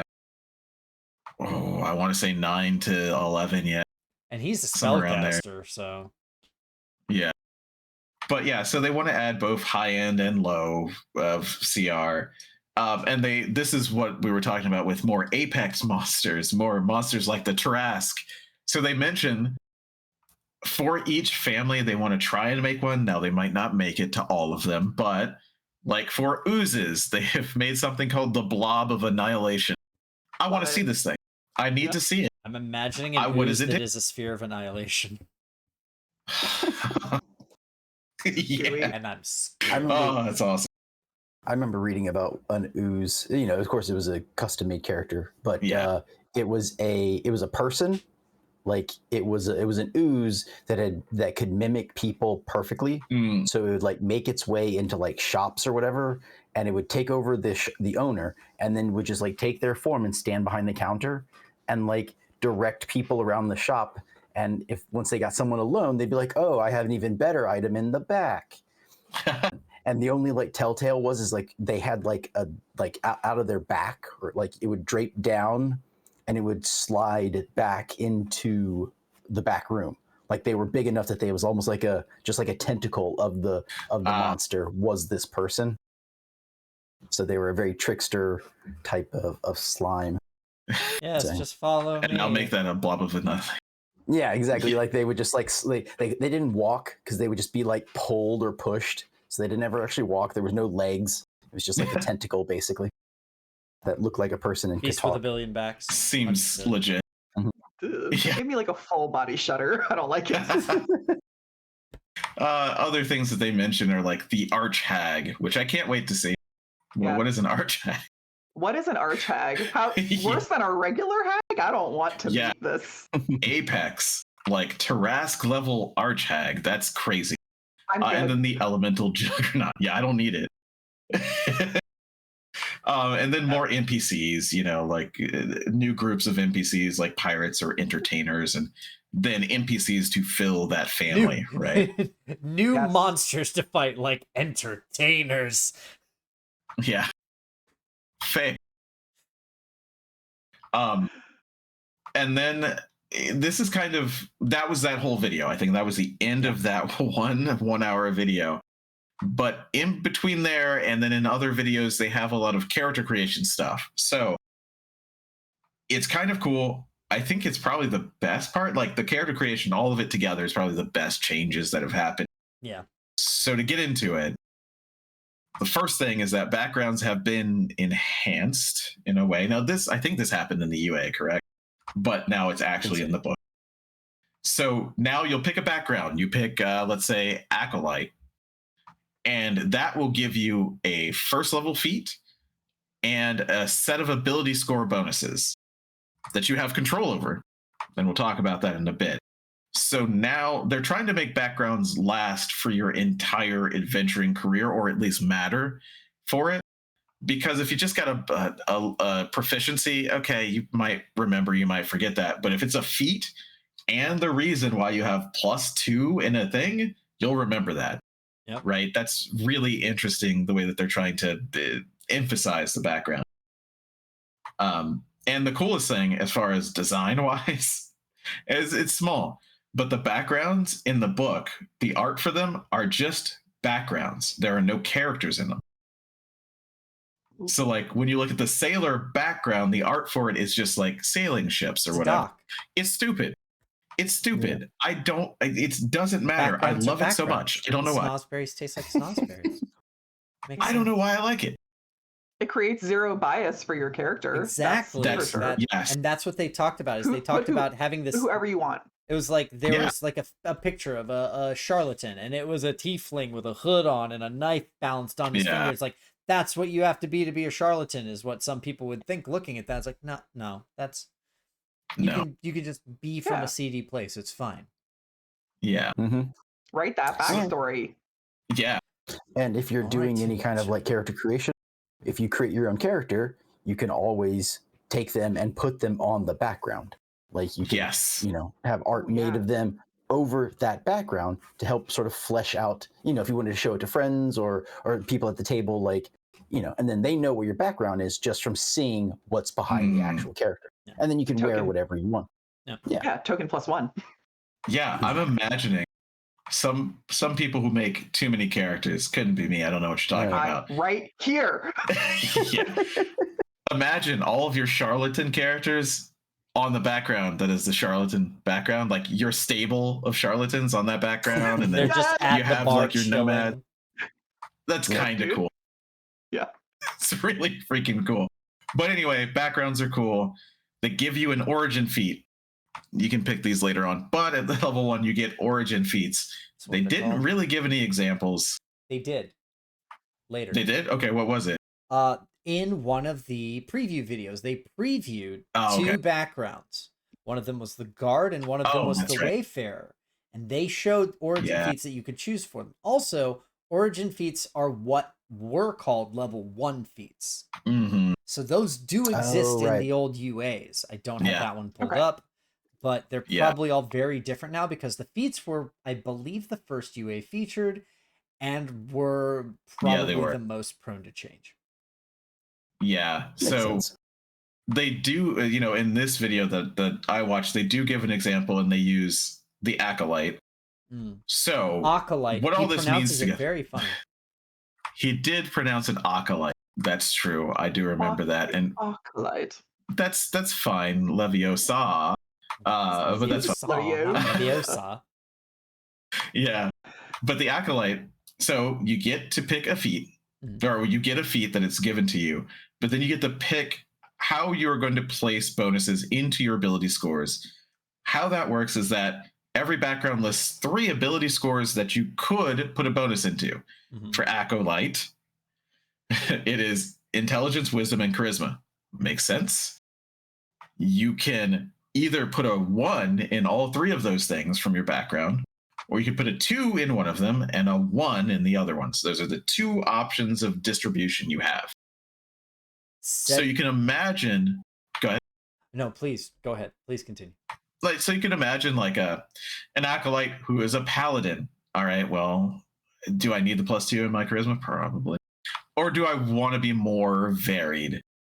But an Acolyte that is a warrior, let's say, you can do it. Don't be afraid to be suboptimal. You can put it in wisdom for perception. You can put it into charisma so you can do things, right? It's very interesting the way that they give this. Or yes, for intimidation. It's really cool to give you either +1 to all 3 of these or +2, +1. And that makes me want to make more backgrounds immediately with more combinations of skills. Because they also said the Wayfarer or the Guide, their 3 is Dex, Constitution, and Wisdom that they get to pick from. Mm-hmm. So you can kind of see how you can pick 3 stats and kind of make a background out of that. Yeah. Mm-hmm. That's cool. And it's not just like these are the mind stats and these are the physical stats. Yes. Guide. You can mix. Yeah. And I mean, I don't think that anybody in particular is going to ever say, no, you have to pick the ones that are on that sheet. And if that is how it is set up online, I'm sure they're going to be, here's a little checkbox to just do whatever you want. Yeah.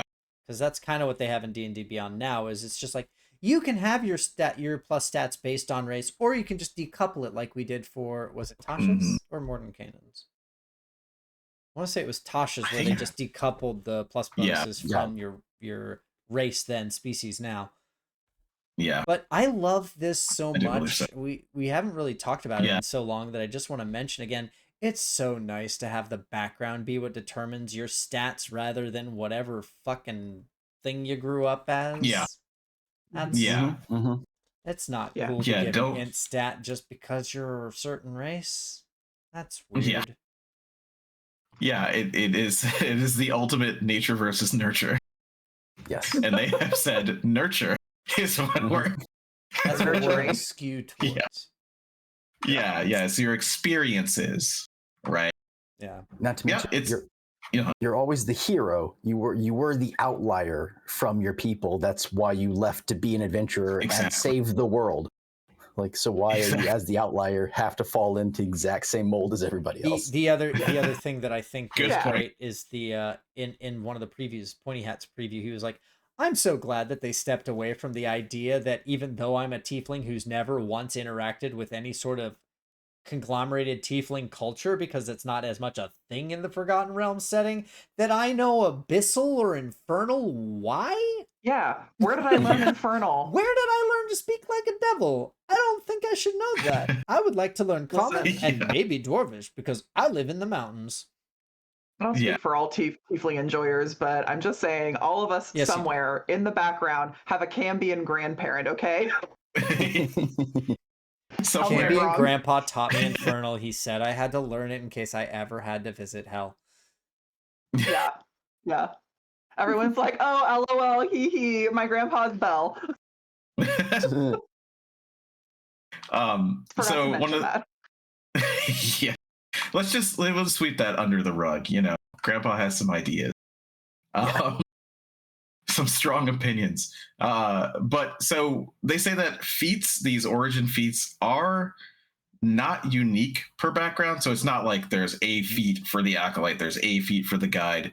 They may share, right? So it might be that, but there will be you get alert. Yeah. Yes. Yeah. Exactly. So it can be, so you don't have to be an acolyte to get the, let's say, alert feed. There might be another background that could give it to you as well. Yeah. So it kind of breaks that little bit of power gaming. You're going to love this, Charles. Do you want to know what the Wayfarer's feat is? What's that? Lucky. Oh, well, never mind. I'm a Wayfarer now. No, I'm kidding. I mean, lucky is just a strong-ass feat. And it is still a reroll with its proficiency per day. So, like up to what the max is, like 5 at level 20. 5, yeah. Okay, 5, yeah. So starts less ridiculous, scales into. Yeah. So what you're saying to me is that a human who is lucky now gets 1 reroll per day, and then however many extra rerolls because lucky. Yes. Mm-hmm. Yeah. Okay. Well, those aren't rerolls. Those are advantage. Lucky is still an advantage. That's right. Okay. Yeah. So you get your 1 reroll per day, and then the rest is advantage. Yeah. Well, that's cool. They also say that the Dungeon Master's Guide has a guide to create new backgrounds, like how to balance it. Does not seem how to pick the hard. Yeah, I don't think so. But that's cool. They're giving us the way to homebrew all of these, which we will do. But that is one half of your what they call your overall like origin is your background, but the other half is who you are, your species, right? Where you come. Well, I guess it's more what you are. It's interesting now because it's been decoupled. So the first thing is there are 3 new codified species in the book: Aasimar, Goliath, and Orc. Not half orc. You do not need to be a half orc to not be a monster anymore. It's so nice that they're not making us have to be Hafu in Japanese. Yes, right. And the art for the orcs, we can talk about it for a second. They do not look very monstrous. They are in a society, looks like a nomadic society in the desert. This picture is great. People are so mad. Yeah. People are so mad because they're like, well, that's not the way that I think of orc. Like, you know, the words that I'm going to use, and I won't even go into the words that people are just flinging at orcs that aren't just monstrous. Like, that makes sense. I love it. I absolutely love it. And I think my favorite thing that I saw on Twitter was that some guy who's apparently just a known asshole was like, Wizards of the Coast banned me from messaging them because I just wanted to ask them why orcs are suddenly woke now, and it was just like the reply, the person that had reply threaded it was like, lol, good. Yeah. Which I agree. Fuck off with that. It's get out of here.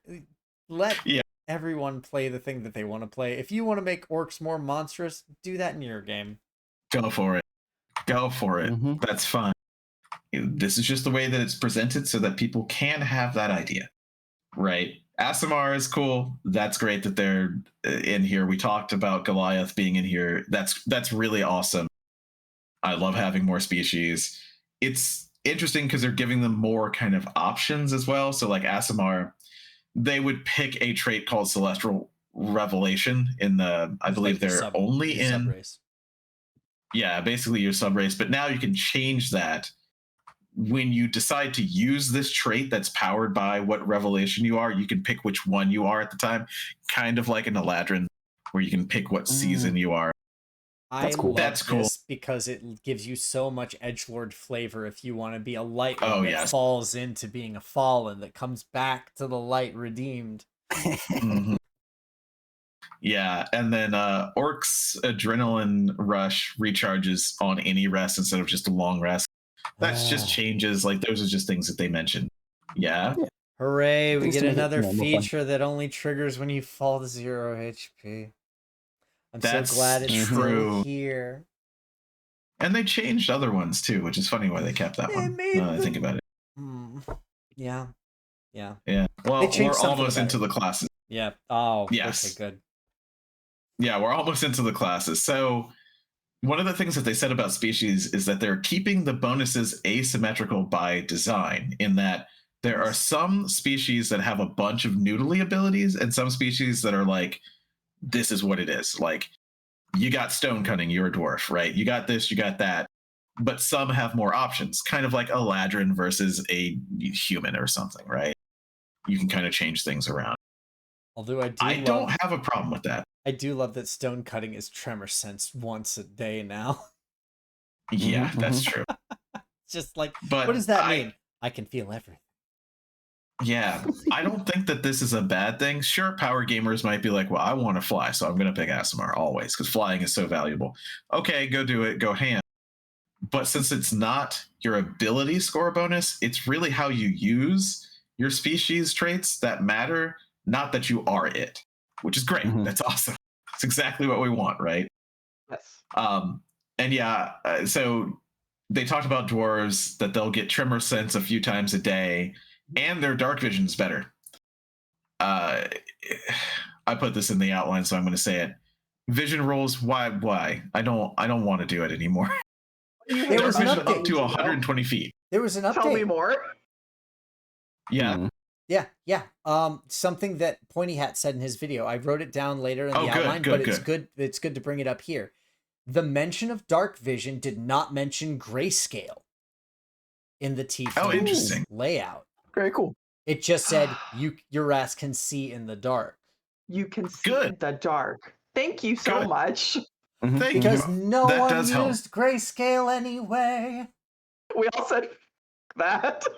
Yeah. Imagine looking at a wall that has two colors that's just flat with no grooves, and you're just like, you can't read the writing. Fuck you. I'm colorblind, kid. Guess I'll die. Yeah. The colors, Duke. The colors. The colors, Duke. The fire genasi in one of the books have dark vision, and they are colorblind, but it's red, not gray. Yeah. So they can see in the dark, but then they see everything in red instead of gray because they're different. It's a monochromatic tinted, okay? Yeah. It's like, okay, why would you do this? Yeah.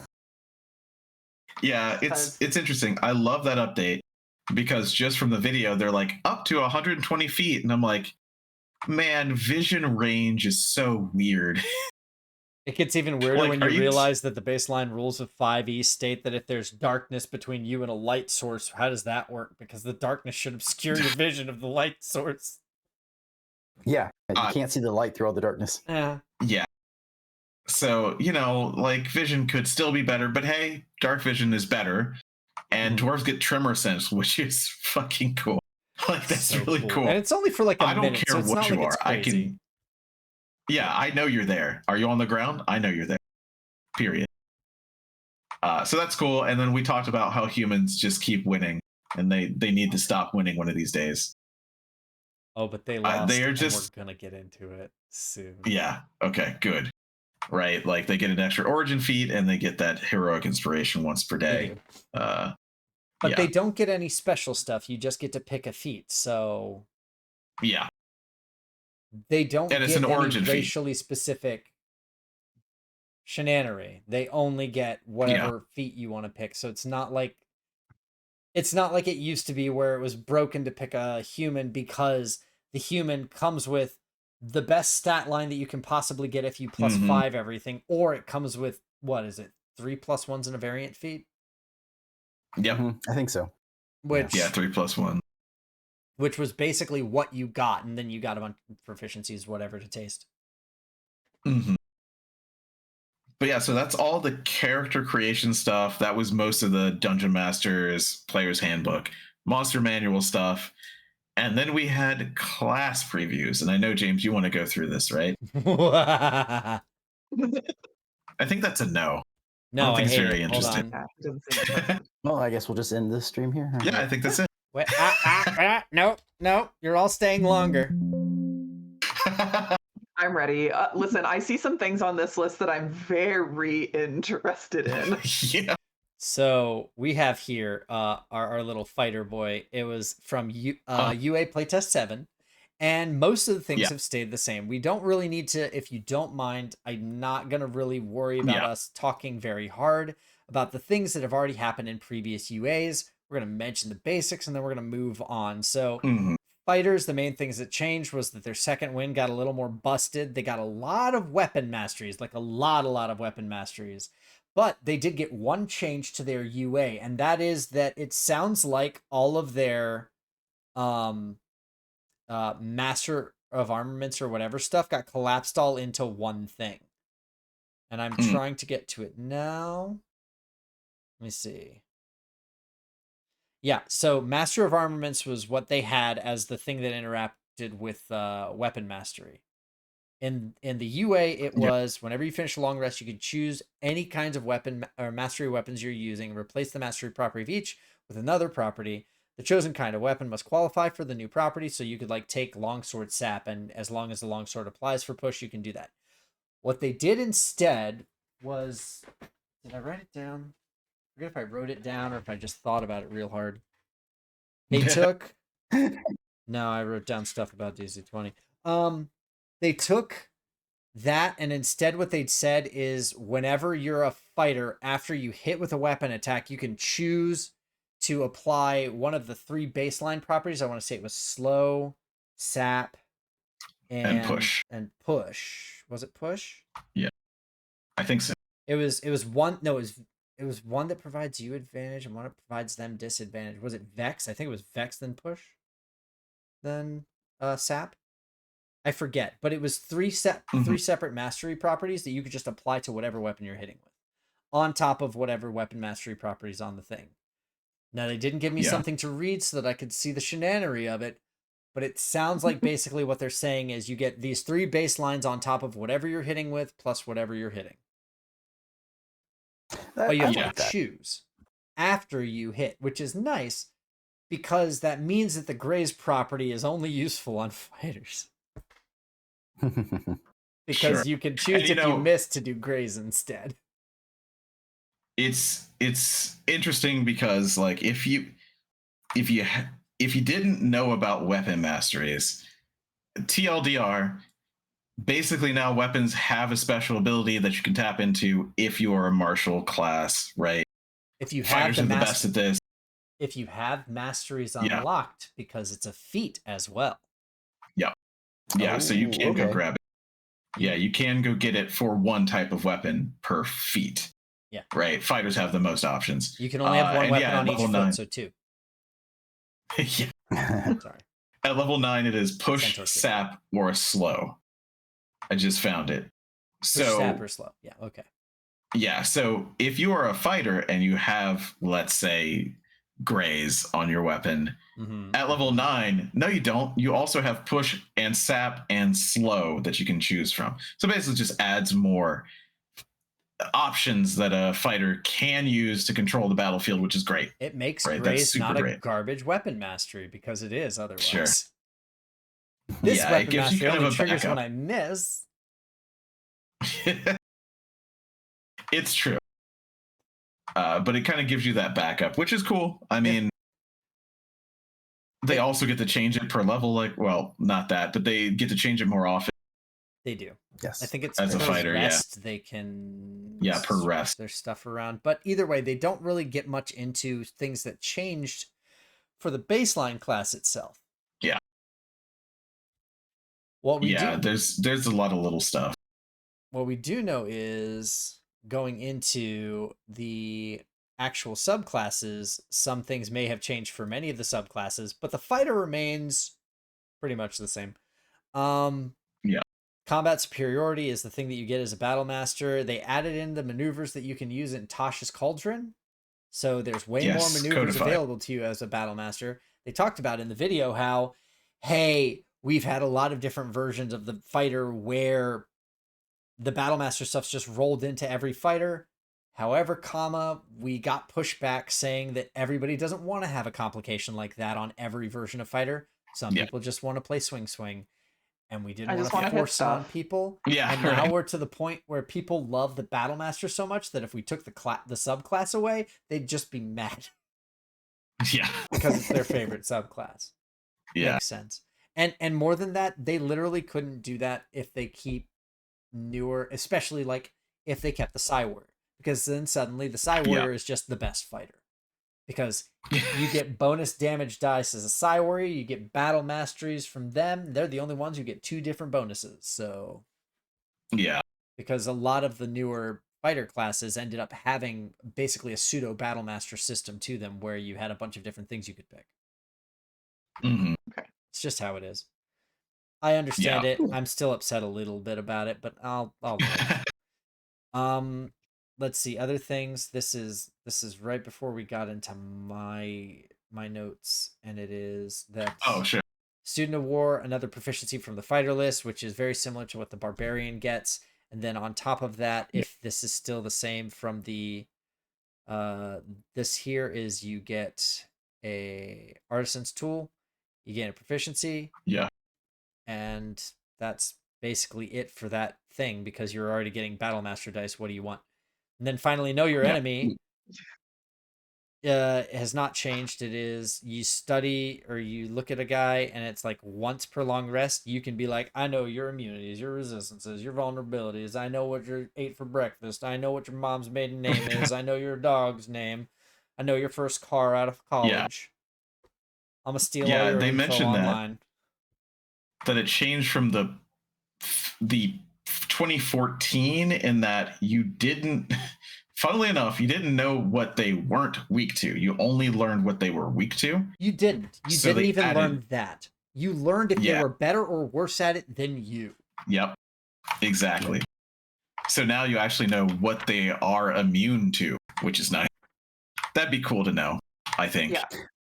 I think it's kind of interesting. But I think I'm curious how many people after, a game or two, I mean, granted, all the monsters have changed, so, that's that. Sure. But how long before any warrior, anybody playing already knows what this thing is immune to or what its vulnerabilities are? Like, oh, it's a troll. It's vulnerable to fire. But fighter. This gives you the ability to, rather than metagaming, you can use a mechanic that lets you metagame. Yeah. Sure. I feel like this guy looks weird and interesting. The boils on his skin are weird. I'm going to use my know your enemy. Does he happen to be weak to fire, and also it turns off his regeneration? Sick. Hey, everybody. Is he wearing glasses? He's weak to fire. Does he have a mustache? Yeah. Yeah. So he's got a mustache. Other than that, there is no remarkable change about the Battle Master. It is a perfect job, and it will remain so moving into the new system. Yeah. Like a true melee class. Yeah. The champion is where things get a little bit different. The champion gains remarkable athlete, which used to be the thing that it got, which is like, I jump good, and also I guess I get advantage on strength athletics checks, and everyone was like, that's stupid. And they were like, you're right. So we added a new rider where you get advantage. It used to be like advantage on checks to like move, essentially, and nothing else. Yeah. Now it is you get advantage on strength athletics checks. You just get that. And a new rider was added to it in this playtest, where when you score a critical hit, or not playtest, the book itself. This is new from the UA. This is new rider. When you score a crit hit, you get free non-provoking movement. Every time you critical hit an enemy, you can shift for free. Up to, I'm going to guess they're going to make it like half your movement or something. Yeah, I think so. That's cool. Yeah. Then you get Heroic Warrior, which gives you heroic inspiration when you start your turn without it. I did not say the fight. I did not say the day. I said the turn. You can only have one. So that means as a champion, you're going to be rolling something twice every turn. Every turn you get a reroll. Yep. On any die. Quite possibly the only class that's going to roll something other than a d20 twice. And at this point, Charles, is where I laugh at you and I say, congratulations. The human champion fighter is now suboptimal. Yeah, I suppose that is true. It is a double unless you use it. Yep. Unless you use it on initiative. Because I know I'm a human fighter, so I'll just use my first one on the first initiative, and then I'll just have one every turn after that. But you can already metagame that. Just don't use your inspiration on your last turn, and you just bank it. Yeah, that's true. I mean, it just gives you that first one. It's like a starter, It's like when you have a charcoal starter for a grill, and then you kill everyone. That doesn't happen often, it's right? It's bad now, Charles. Human fighter bad. How do you like them apples? It's not even bad, because what if you don't start combat but you get hit, or you have to get around a trap? You still have inspiration. Roll low on your initiative. Yeah, unless it's the second encounter of the day or any other number of things. Yeah, it's true. It is more limited if you pick this, but it's just more inspiration. Yeah. And then finally, 18 Survivor has not changed. You get advantage on death saving throws, and 18 to 20 is considered a roll of 20 on a death save. And also, we determined when we were reading through this the first time that there's a whole hell of a lot of shenanigans that happen on the fighter class based on their healing surges. Because when you fail a save and you reroll with Indomitable, you get a healing surge on top of it. So if you ever fail a death save, you just pop back up. Yeah, use that healing surge. So it's honestly suboptimal for the champion to get advantage because they'd probably rather fail. Yeah. Yeah. That's interesting. Like it's either fail or crit. Yeah. I mean, advantage stipulates that you take the higher one. Unfortunately. Yeah. It says or else you can that pick is the lower something, one. by the way. Advantage, you always have to pick highest. There's not, at least in the current rules that we know, there is not a, oh, look, the brawler, that didn't make it. Yeah. And then, of course, the brawler's gone. Oh, no. Yeah, They well, nixed brawler? Nah, they said that. They said, everyone said, what are you doing? Look what you did to our boy. And they pointed over at the monk beat up in the corner, and they're like, you're right, we're sorry. You know what? That's completely fair. Poor monk. We don't need this guy anymore. I mean, you could brawler it is in his the ass. UA only, right? Yeah. It does not exist currently in 5th edition. No, it's only Brawler was only the UA, but nobody liked it. That was one of those ones where they were like, here's this, and here's the monk. And everybody looked at Brawler, and you saw the little thing. Everybody hated this. Yeah, it's true. Yeah, just like Dance Bard, but that's still there. No, I like Dance Bard now that Monk's better than it being a monk. When it wasn't, I had problems. But either way, champion is champion. You get a bunch of fixing on your rolls, and you get re-rolls every turn. So you're going to be great. You're going to be amazing, kid. You can do it. You can go the distance. Very good. You're never going to miss. No. You can beat the odds. Yeah. The last one that they showcased, because they did not showcase the Psy Warrior for us. Nope. Was the Eldritch Knight. And I just want to say real quick, the art for the Eldritch Knight was so good. I can't wait to see it. It's so good. It looks like this sick-ass Cathar Dragoon with a glowy one hand and like a glowing spear in the other. Oh, God, he looks so rad. Just ready to fuck some people up. Yeah. It was amazing. And he will. In Eldritch Knight, magic school restrictions gone now. You no longer have to do any sort of picking between enchantment and abjuration and everything. You just pick spells. They also noted in the class that you could use an arcane focus as an Eldritch Knight. This is something they just forgot to put into the old player's handbook. You were supposed to need it for certain things or need components, and they forgot to say you're allowed to use a focus. Turns out nobody noticed. Shocking. They also changed War Magic. This is something that was in the UA already, but they changed War Magic to basically come in line with the way that they changed the Blade Singer. So that when you get your War Magic, you can, instead of having to use a bonus action attack after using an action for a cantrip, you can just replace one of your attack actions with a cantrip. Which is great, because it means you can Booming Blade or Green Flame Blade and just deal more damage than you would as a normal fighter. Cool stuff. It is going to get weird, let me tell you right now. Oh boy. That's going to get weird.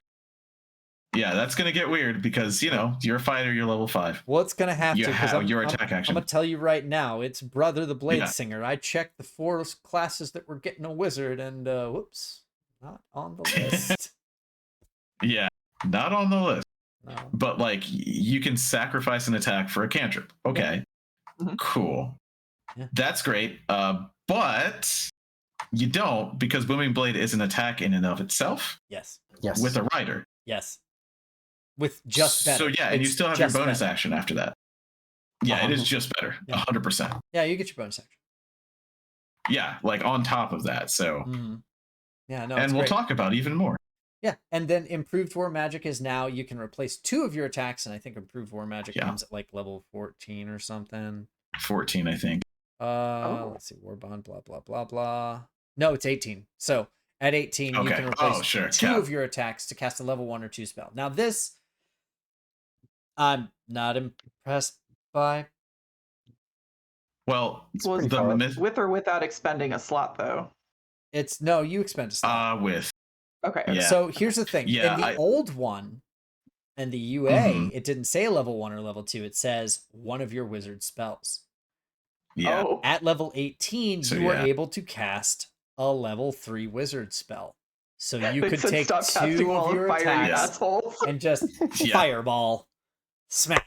Stop that. And I think they were like, no. Here's the thing. Okay. That I love about this. Bonus action Shadow Blade. I have a Shadow Blade. It's a light weapon. My main weapon was a light weapon. I have 3 attacks per turn. Actually, I have 4 because I'll get an extra because of light weapon. Because of the I can get rid of 2 of them for a first level spell, and then I can still hit twice. I can use a cantrip on one of them because a cantrip and a leveled spell can be used in one turn. So I can attack Booming Blade, whatever. Or if you're going to be real, I can put them in darkness. Use your blind sense fighting style. Yeah. By the way, you're in darkness, so your Shadow Blade's at advantage automatically. Exactly. This is going to blow the top off of what Eldritch Light could do before, which is good because it wasn't that strong. I mean, I think my favorite thing about all of this is that Charles forgot that fighters get action surge. I mean, I don't want to mention it. Like, it's insane when you think about it, right? Yeah, this is like, I'm just saying 4 without doing anything. I'm ready. I'm gonna spec one like tonight. I'm gonna stay up all night and spec an Eldritch Knight. I'm so excited to wreak havoc. Yeah, they're gonna be awesome. So that is what they talked about with the Eldritch Knight. By and large, as far as I can see, I don't even think that the restrictions on spells were in this UA. So I think this is just UA as it was, but we're going over what the things did. What things changed from 2014 is what they're going for. Mm-hmm. It doesn't hurt to mention it as part of the Eldritch Knight because the Eldritch Knight is getting a lot stronger than it was. So then they went into Paladins, and I'm a bit of a freak, so I paid a lot of attention. Some of this stuff is normal things. A lot of this stuff is updates that are just better. So let's get into it. First off, spells at level 1 for Paladins. You don't get level 2 spells anymore. You get them at level 1, which is good because the problem with having that coupled with when you got Divine Smite is it basically made the Paladin think, oh, that's what my spells are for. Yes. Give them 1 level to be like, I could cast Bless. That's fine. People like Bless. So much more to you than just smiting. Yes. I just think Bless is really neat. Yeah, exactly. But they also mentioned that all Paladin auras are now called emanations, and an emanation is going to be a type of AoE that is codified into the game now because they basically were just using... It's like when you look at an old magic card and you know that that magic card has lifelink on it, but what it says is the amount of damage that you deal, you gain in life, and you're just like, that's a lot of words to say lifelink. So now they're trying to codify it into one word. It's emanations.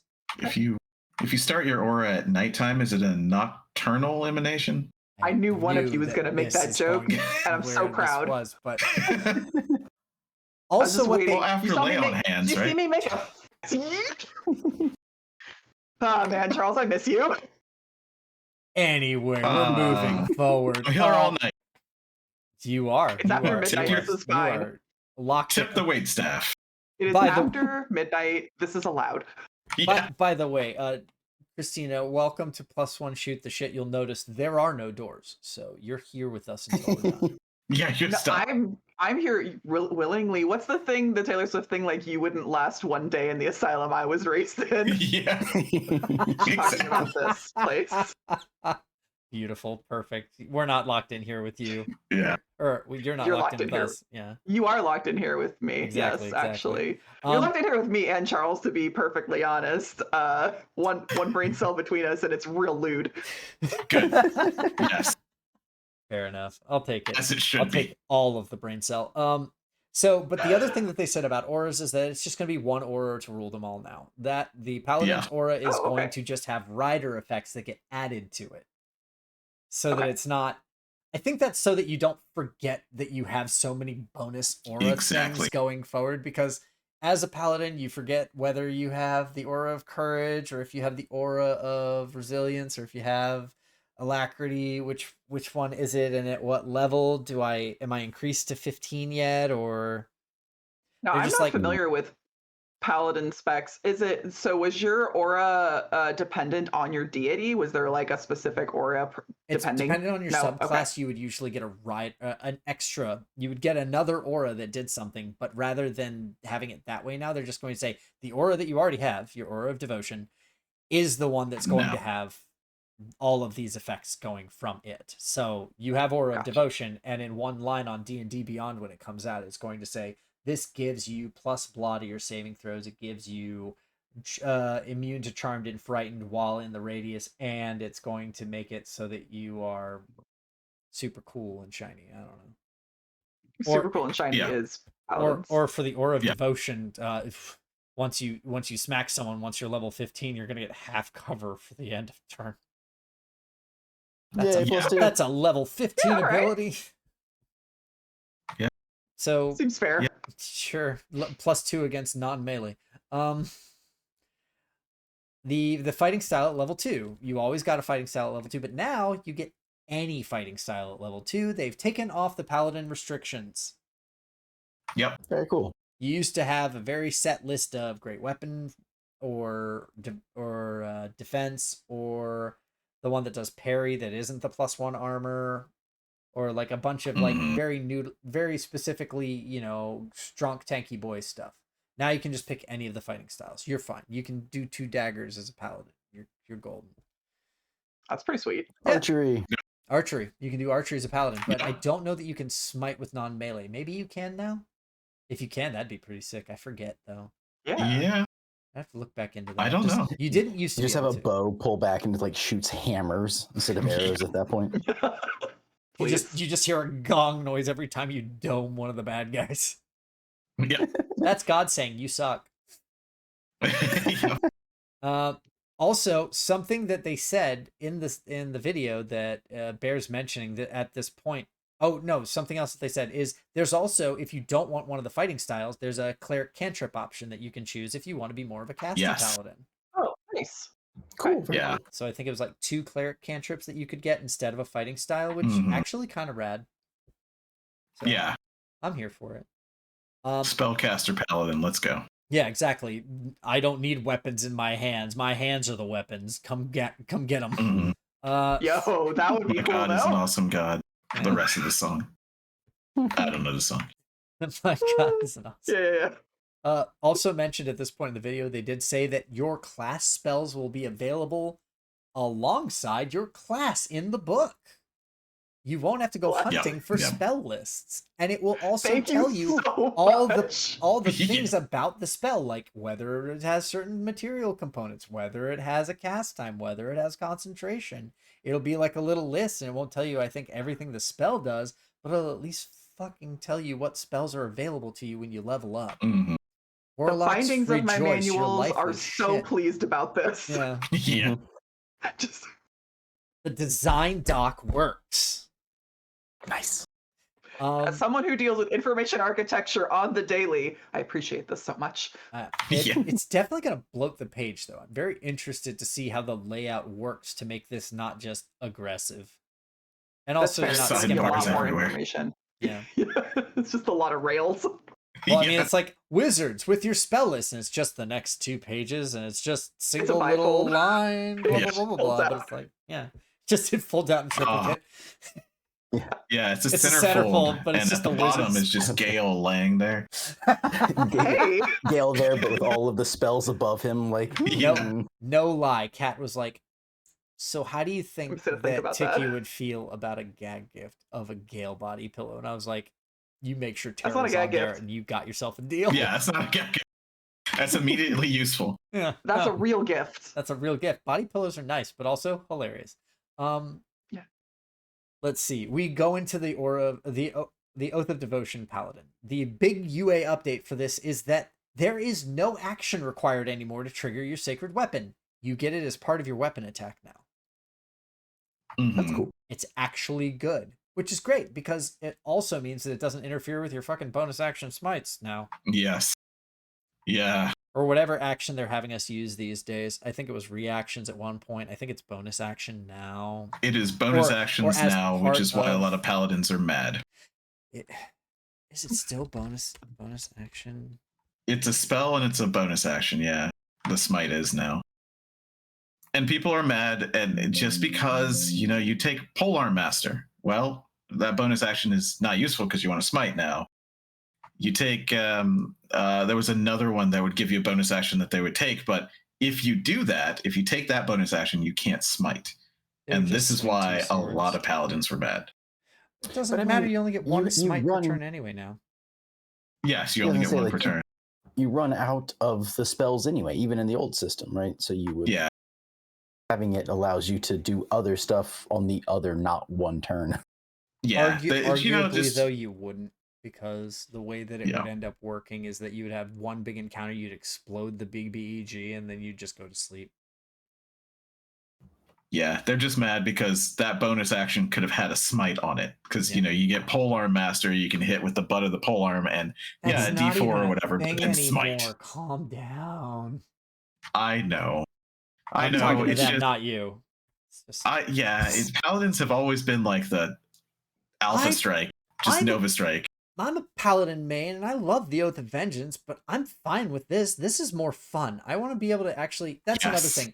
This entire system changed it to where Paladins get something called Paladin Smite, not Divine Smite. It is no longer just a rider on your attack. You have to actually use a spell. Sorry. Yeah. Okay. Yeah. Which action economy and people are mad because I want to smite on a reaction, and now you cannot, literally, ever, because it's a bonus action to smite. I'm sorry you can't just absolutely break the entire action economy of the fight in your favor by smiting 5 times in one round and dealing 300 damage to the boss. By the way, you're level 7. Yeah. We didn't need it. You're gonna live. It's gonna be fine. Your wings got a little clipped. They're gonna come back. Come back strong. It's fine. I love the fact that Devotion's Sacred Weapon now is actually a useful feature to give you that plus bonus, because before it was a whole action to cast it, and it was terrible. Then there was a version of it that was a bonus action in the UA that was still kind of terrible because you couldn't smite. Now you can smite and hit with that at the same time, so God bless. Yeah. Literally. Nice. Yeah. Then you get Aura of Devotion, which is when you use one of your Paladin smites, in your aura, you give half cover, which I think is kind of boring. I would have liked it to give everybody HP or plus 2 to cool. AC. Yeah. Against ranged attacks. That's a Shield of Faith, right? Yeah, it's like giving everybody in your aura Shield of Faith. Yeah. Again, though, against range. If you're actually in melee, it's kind of... You don't get cover from melee. Yeah, I don't believe so. They just hit you. I thought cover was just cover. If you had cover, you had a bonus. I'm willing to be wrong about that, but I'm pretty sure I'm not. I'm pretty sure that there's no such thing as cover from a melee attack because you have an uninterruptible line of sight. A target can benefit from cover only when an attack or other effect originates from the opposite side of the cover. Yeah. So it still works for melee. You just have to be on the other side of a pillar, or something. So here's the thing. Cover, I guess that's the thing, is that usually you can't benefit from cover when someone's at melee from you because you're literally at melee. But with this, you can be in cover completely out in the open. So I guess maybe it is just a Shield of Faith. Then it's good. Yeah. But that's really noodling with the rules rather than just saying they get plus 2 AC. Yeah, that is very true. But I guess in this way, if you give them cover, then any effect that gets rid of cover still gets rid of this bonus, so it's not as strong. Yeah, so Sharpshooter's still going to nail your ass if that still existed. Oh, sure. Yeah. So I guess the word, it's just careful wording so that you can still get around it, probably. Yeah. Worth noting that the Paladin Smite feature is it gives you all the Paladin Smite spells that are available to you at certain levels, and rather than just hitting for extra radiant damage, you get to pick one of the smites, and I do believe that Divine Smite is one of them and is still just the raw damage one. You can also pick fun rider effects like blinding and setting on fire and doing all the fun things you could do with regular smite spells that no one ever used because Divine Smite was better. Yeah, damage. More dabblage. Damage go burr. And also you didn't have to cast a spell, you just kept hitting. Yeah. So yeah, that's the devotion, that's the baseline stuff that they talked about for that. Then you go into the Oath of Glory. The Oath of Glory got a real glow up. Fearless Athlete lasts for 1 hour now rather than 10 minutes. So you can just be runningest, climbingest, jumpingest boy for as long as you want. Just like the champion. Yeah, just like the champion, but only for an hour. You have a half-life. And that is advantage on strength athletics and dexterity acrobatics checks. And you can you can do your lifty, spendy, whatever for 2 times as much as normal. And it increases your long and high jump for what that's worth. Then we get to the actual change that is a change here that is a UA update. The Aura of Alacrity has always been kind of garbage. It was always a very small bubble originally. It was like a 5-foot bubble in, I think, the Theros book. And then they increased it in the UA to 10. But now what they say is you don't have to start your turn in the bubble to get the 10 feet. You just have to pass through the bubble at some point on your turn. Which makes it so that you don't just have your group in fireball position because they want a speed boost. Yeah. Because that was always kind of a goofy goobers kind of thing for them to do, to have you trying to stay all in one spot so that you can go further. There was cognitive dissonance to it. It's better now, and that's good. And then they talked about something really cool here. They talked about something called Yolan's Regal Presence. It's a new spell, and it's at max level 17 that you can cast it. Max Paladin spell level. So I'm guessing it's a level 5 Paladin spell, or at least a level 5 Divine, whatever they're calling the spell lists these days. And it is, it has the ability to cause people to just compulsively grovel at your feet and also deal them psychic damage. I wrote in the notes, all shall love me. Sure. Because it's definitely just Galadriel going blue face. And they said it's like super command? Or at the very least, it's just like, let me just stun lock the entire room. Yeah. Hypnotic pattern from a paladin, Yeah. This is a cool spell. And because I have to know, I love to know, a named spell is a big deal. Yeah. Yes, that's Yolan true. is the queen of the I don't know anything about Yolan. In Greyhawk. Oh. The elves. Yeah. It's based on her. The queen of the elves. And that makes sense because she probably has some regal presence that, would make people grovel. Yeah. Probably it makes sense. But something that they said is be on the lookout for new spells like this in all the paladin classes, or at least just check those sub lists for paladins. Yes. So that's fun. Oh, hey, Mark. I like everything about that. Easter eggs. Yeah, definitely. Yeah. So then we're going to go ahead and we're going to move on to the Oath of the Ancients. We're going to just talk about... I like nature. Yeah, you like nature. You like... they said when they originally designed it, it was like, what if a paladin was raised as an elf rather than as a human? Rather than being all like, cold steel and armory, they would be a little more leafy, a little more green, as the titular style Green Knight and things like that. And so that's just more than the human gods exist, huh? Yeah, right. I don't believe in those. But so Nature's Wrath got more range, got more targets, more money, more power, more good. Because honestly, Nature's Wrath was kind of a boring Channel Divinity skill. One of the worst ones because it was single target. You had to be in a certain range and it would incapacitate them maybe. But they had to roll a save, and the save was very low. So, your Aura of Warding no longer gives you resistance to magic spell damage. It now just gives you flat resistance to necrotic, psychic, and radiant damage within the aura.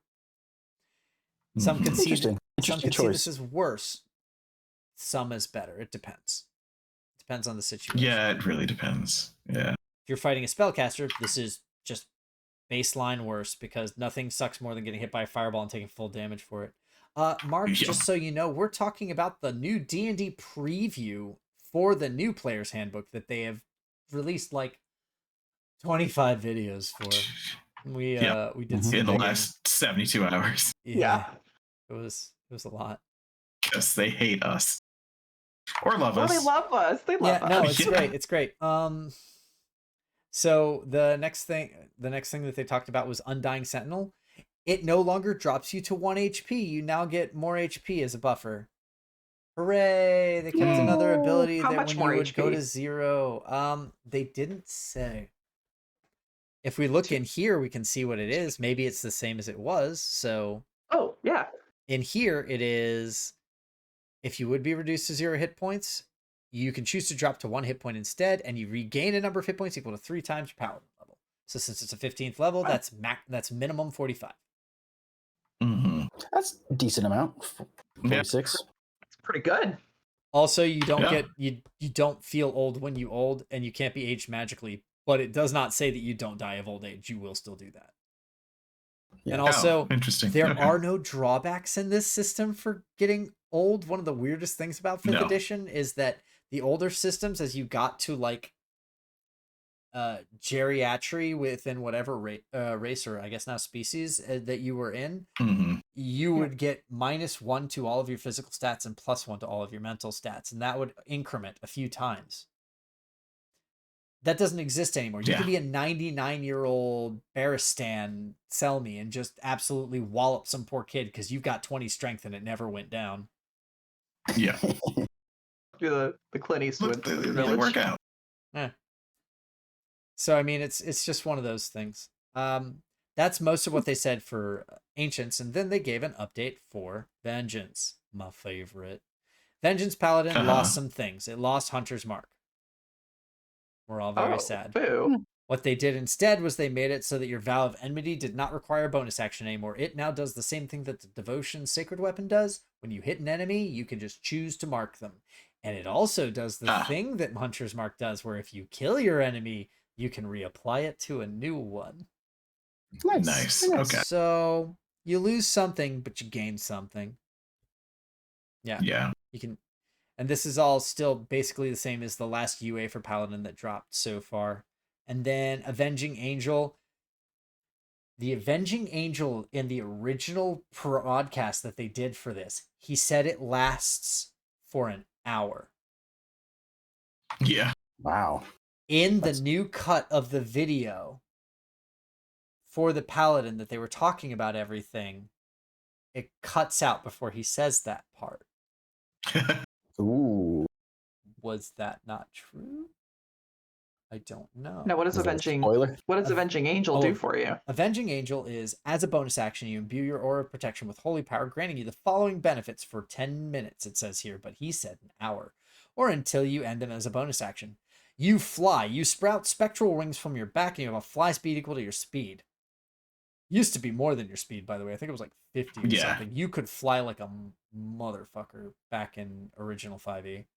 The Vengeance, the Oath of Vengeance Paladin basically explodes into being an angel for a set amount of time and just absolutely fucks up the battlefield. You also get Frightful Aura. Whenever an enemy starts its turn in your aura, they have to succeed a Wisdom save or have the frightened condition for a minute. Or until they take damage. Notice it doesn't say they get to roll that again on their turn. No. You just walk through dudes and they're like, oh, no, I'm Do not want. No, thank you. I did not sign up for this burger, and I will be having none of it. I left my oven on. Yeah, exactly. I gotta go. So that is something that happened in one of the videos, but I can't find evidence of it now. Yeah. Because the premiere got chopped 10 minutes. That would be... That would make more sense. What they were talking about, though, is they were saying it's fun to have the ability to fly for exploration, and only having it for 10 minutes isn't as fun, which I agree with. Yeah. But also, and also the thing that they said was that it was, as an Oath of Vengeance Paladin, you're gonna run the bad guy down. They cannot get away from you. Yeah. And I like that a lot. Yeah. But so we'll see what stays and what doesn't for that, because maybe it was just a bad cut. I mean, you have to imagine that some of the edits, like the markers that they put on this, were out of place in certain areas and things like that. They edited these so quickly to try to get them up online, and they're still in the process of doing it. So next week is going to be even more hell for whoever their editor is. You have my condolences. And now we before we end, I'll get the list of what class is what day next week. Oh yeah, it's up online right now, and the answer is not monk. Yeah, unfortunately. How dare they? Oh, the one that's closest to John McClane from Die Hard is not glory it is ancients, because they can get knocked down and get back up again. You can't keep them down. Well, I was thinking of all like the crazy like climbing through vents and elevators and the running around and everything. Oh yeah, no, I'm just saying like they do the play dead. No wait, with their Undying Sentinel. But also all the same stuff that already applied to Paladins applies to them still, and they got a better version of Lay on Hands. I think it's a bonus action now. At least according to this playtest. Let me just double check.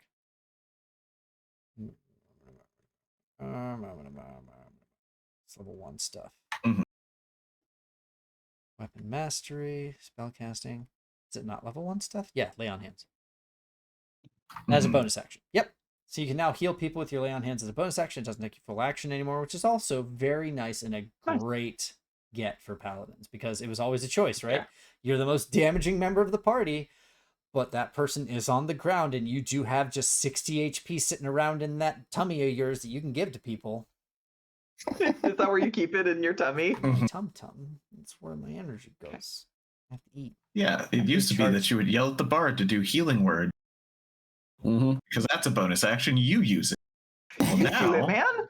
Dear Google document, how dare now, you correct Fran's you can lay on hands. Yeah, so that's Paladin. Paladin got a big update, and most of it was a nerf, but a lot of it is better quality of life for all the other things besides just smiting people's face off 5 times. I'm a big fan. I think that it was kind of stupid that Paladins could do that, and it made counterbalancing impossible. Having a Paladin in your group, you were going to end up murdering everybody else in the party, or you were going to end up with a trivial one. Even if the Paladin was not smite happy, the minute they roll a crit, they're gonna smite, and that thing's gonna die. It's still going to be the case because they get 2 on their bonus action smites, choose after. So it's not going to change as much as people think it is, because smiting on its own is kind of non-extraordinary until you hit with a crit. Yeah. But then it's the best thing to do. There's no reason not to. Yeah, it's very true. I could see a Dex Paladin, Mark. That'd probably be doable these days, much more than it used to be. We're gonna move. Yeah, I think so. The last class that they talked about, though, and Barbar. It's a barbarian. Woo! Okay, like barbarian, it's just all good. I think. And in fact, it's so good that some of it's bad. So oh no. Yeah. Rage, big update. You know it, you love it, but now it's bonus action to maintain it unless you attack an enemy or force a save. So what that means is you can attack to get it to maintain, or you can force a saving throw to get it to maintain. If you can't do either of those things, normally in 5e now you'd lose it, but you can spend your bonus action to just like hype yourself up. Yeah. You punch yourself in the wound and you get angrier. Yep. It definitely does one better on the thing that I would hear a million times at tables, which is, can I just bite my tongue? Yeah. You're in a rage right now. Do you want to bite your tongue off? I'll just stab myself. No, but Can I hit a friend? Can I hit a friend? Who's willing to take the blow for me? I gotta stay angry. They're just like, just use a bonus action. It's fine. And it's even better because Primal Knowledge is a way to use rage outside of combat. That is on certain checks: acrobatics, intimidation, perception, stealth, and survival. When you hit level 3, first off, you get to choose 1 extra check that you become proficient in as a barbarian from your barbarian list from the start of the class. And then when you do any of those following checks on top of your rage bonus that already gives you advantage on strength checks, what this does is it makes acrobatics, intimidation, perception, stealth, and survival checks strength checks. So you roll them at advantage and you add your strength. That's modifier. Cool. Yeah. What was I'm sure you've all seen it somewhere on the internet where it was like the stealth barbarian. and it's just like walking, and then like the bad guy like looks at him, and the barbarian just yells, "You don't see me!" The thing's like the guard's like, "Oh crap," and just like, I'm gonna ignore him. That's extremely good. Yeah. Yeah. I think in the video they were talking about like, I don't know why it got to a big spider, but it did. It was a little weird, but he was like, yeah, you know, like big spiders where they're really silent. Well, that's not the best, but yeah, I guess I get it. You know, someone who's so in control of their body that they just don't make a noise. And that's this terrifying. is like Rambo shit. Yeah, seriously. Yeah. That's awesome. But so it makes it so that they're more useful outside of combat at the cost of spending a rage to do it, so you have to pick and choose your poisons. But the other thing is that they get weapon mastery at level 1, and they get the second most weapon masteries outside of fighter. Very You'll nice. see why I have a sad face about that later. At level 7, they get something called instinctive pounce. Whenever they use their rage, whenever you activate rage, here, hold on, where is it? Which I think is already a thing. It's not. It is in the UA. Oh, okay. But it's not in 5e proper. You just get extra movement speed, which you still get with this too, I believe. Well, it's not showing up on that anymore. But I don't think they got rid of that. Yeah, I don't think that was just a class feature yet. Instinctive pounce, as part of a bonus action you take to enter your raise, you can move up to half your speed. So you can definitely close distance on that first round, just in case the bad guys are like, 70 feet away.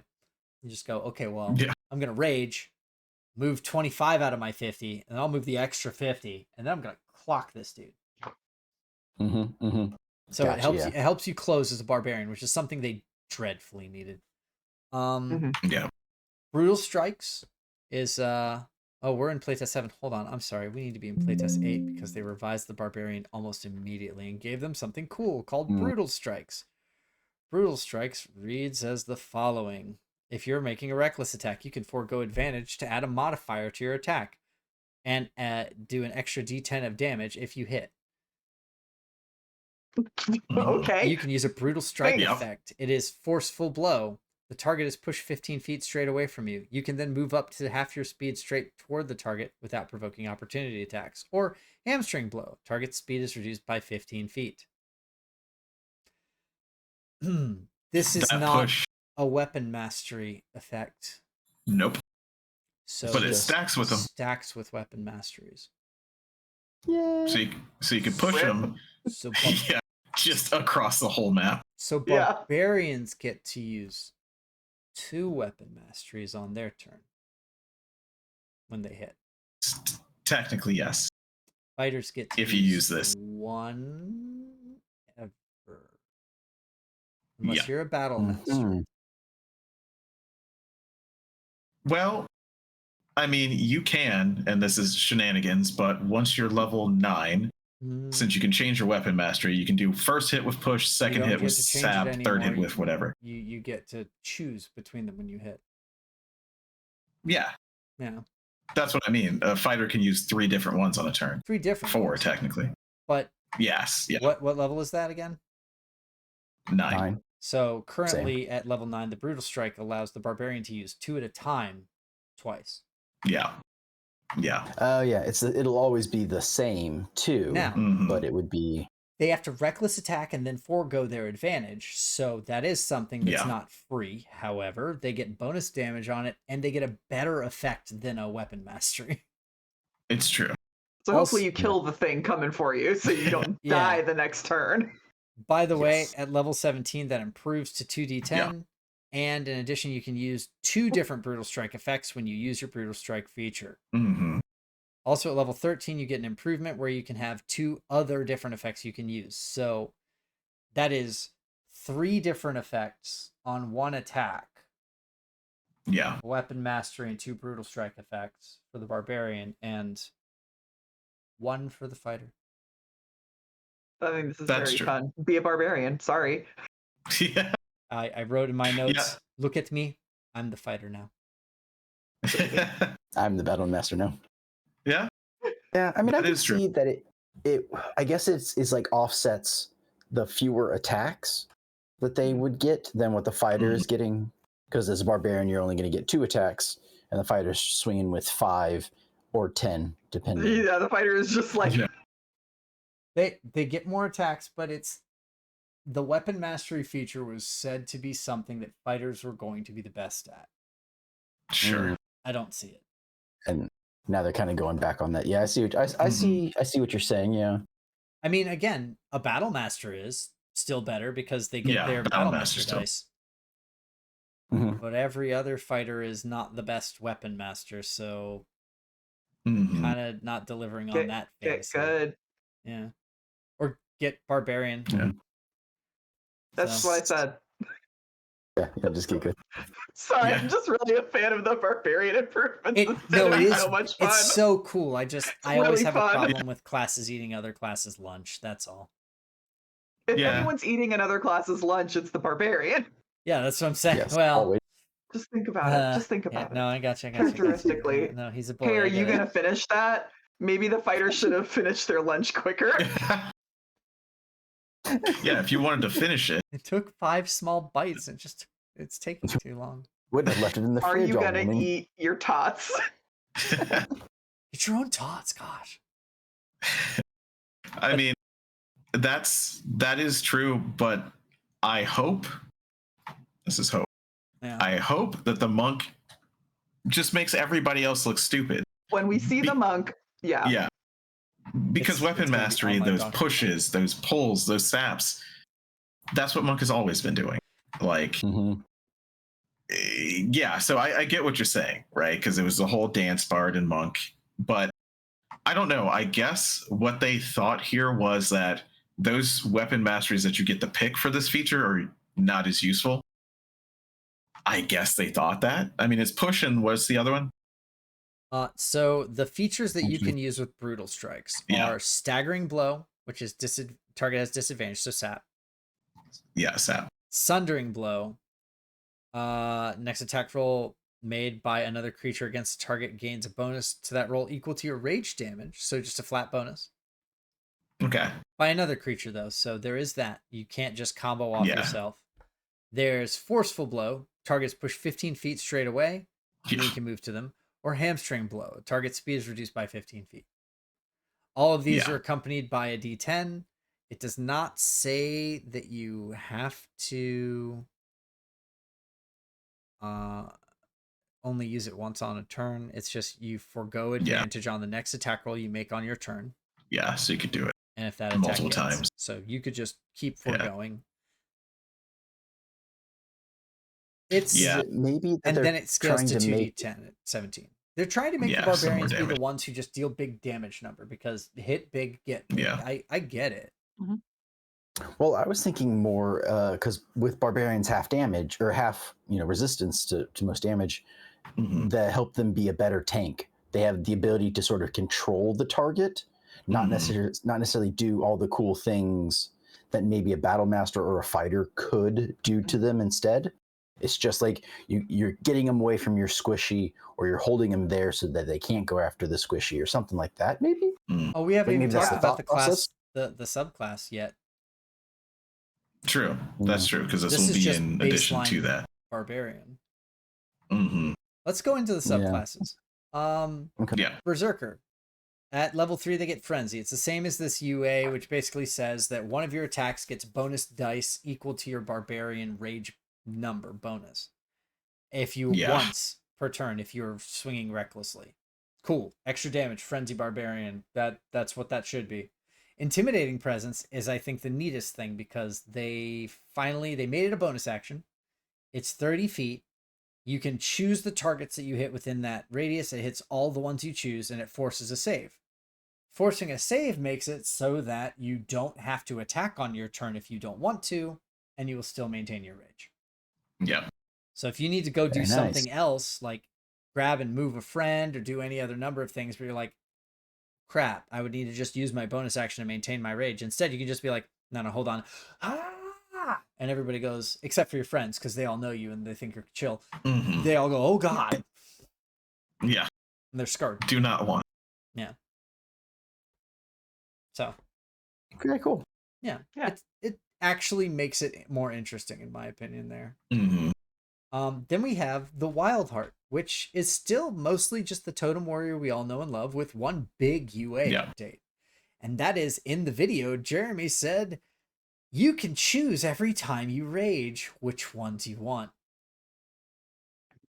Ooh, okay. That's cool. So you don't have to like pick one when you first start. But I mean, this I'd is stick with it. No, you don't have to pick and stick. You just get to choose at random. That's cool. It is, but like you can channel whichever style you want at that time. Yeah, it's. Let me see. Sweet. Is it in here even? Well, Wild Heart.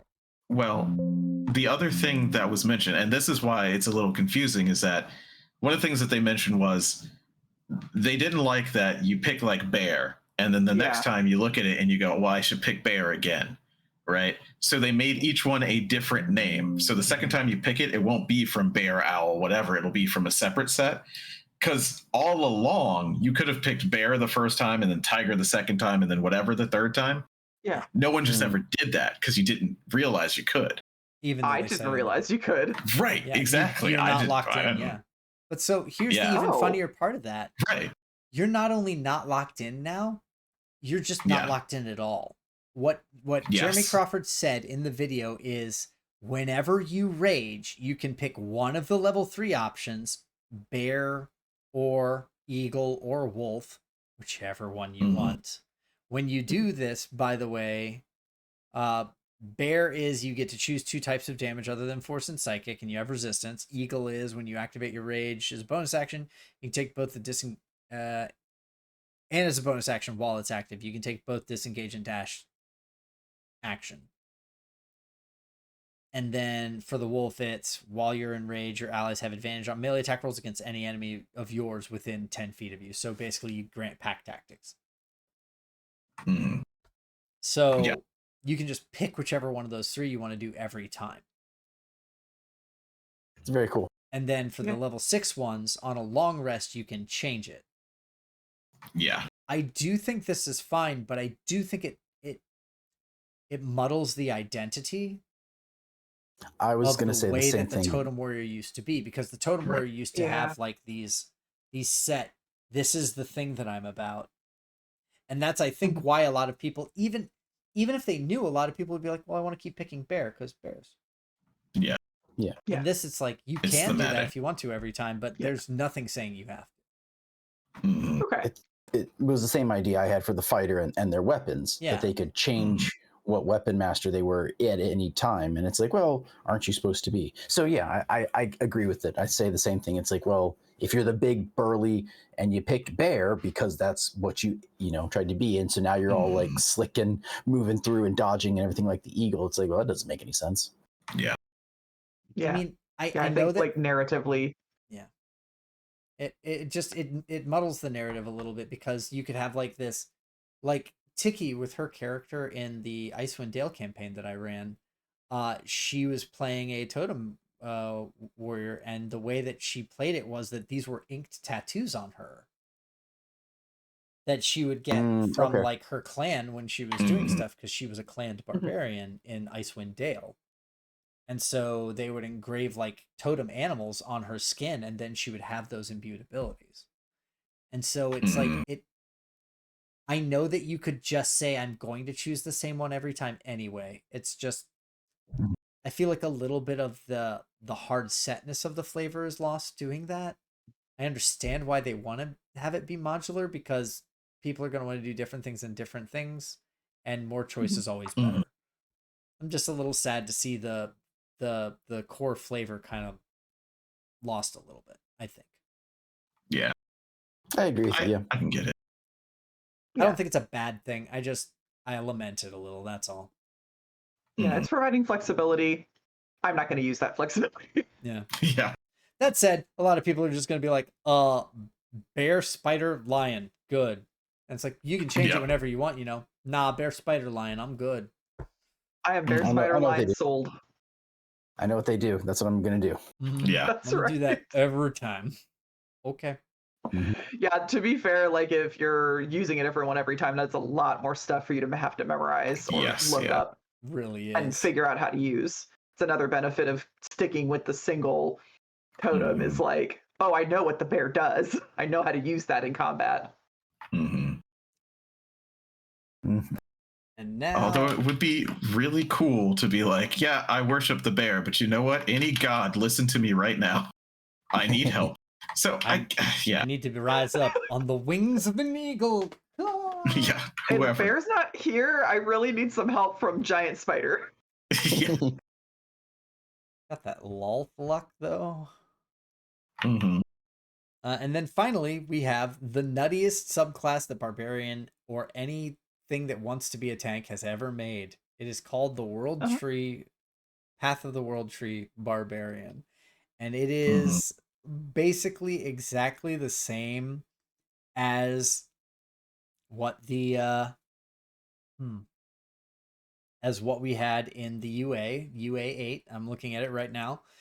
They haven't said anything that changed yet, visibly or verbally, so I'm guessing it's probably going to all stay the same. Yeah, Mark, see, I agree. I like that the totems were locked in because it felt like a meaningful choice that you could RP off of. That's the real thing that I liked about it, is that it felt like an RP choice. Yeah. And it still can be. Again, you could just say, hey, for when I'm playing this, I'm going to play it as though I'm going to play suboptimally, and I'm going to play as though I have these choices locked in, and then I can have really cool spirit guide quests and things like that related to it, etc. Yeah. And then your bastion can be like an area that is the animal, like refuge or sanctuary, just like a grove in the middle of the forest. Yeah, a meadow. Yeah. But I just like the thought of a barbarian laying in a meadow of wildflowers. That's now my new thing. Yes, beautiful, flawless. The Path of the World Tree, it starts off with Vitality of the Tree. Your rage taps into the life force. You gain the following benefits. You get temporary hit points equal to your barbarian level when you activate your rage. Start of each of your turns while your rage is active. Choose another creature within 10 feet of you to gain temporary hit points. You roll d6 equal to your rage damage, and they get those. There is no action associated with that. That just happens. Oh. No, it's just free health to everybody. Any one person. Rage, people live. The level 6 is Branches of the Tree. While your rage is active, whenever a creature you can see starts its turn within 30 feet of you, you can use your reaction to summon spectral branches of the World Tree around it. I want to, again, caveat. We are reading from UA Playtest 8. They have not told us that any of this has changed. Yes. And they have not indicated that anything is new from the UA on these in particular. They mentioned the UA update for the Wild Heart. They mentioned UA updates for a bunch of other things. They have not mentioned one for this yet. And so I would imagine this is staying the same. You can summon spectral branches of the World Tree around you. The target must, or around a target within 30 feet of you. They must succeed a strength save or be teleported to an unoccupied space you can see within 15 feet of yours, or within 5 feet of yourself, or the nearest unoccupied space you can see to you. The space the target teleports to must be on a surface or liquid that can support it, otherwise target doesn't teleport. After the target teleports, you can reduce its speed to 0 until the end of the current turn. Oh. Design note, the 2024 Player's Handbook will clarify that a creature can voluntarily fail any saving throw. Yeah. Which is so something you can bring a friend over. House ruled anyway. Yeah, forever. Yeah.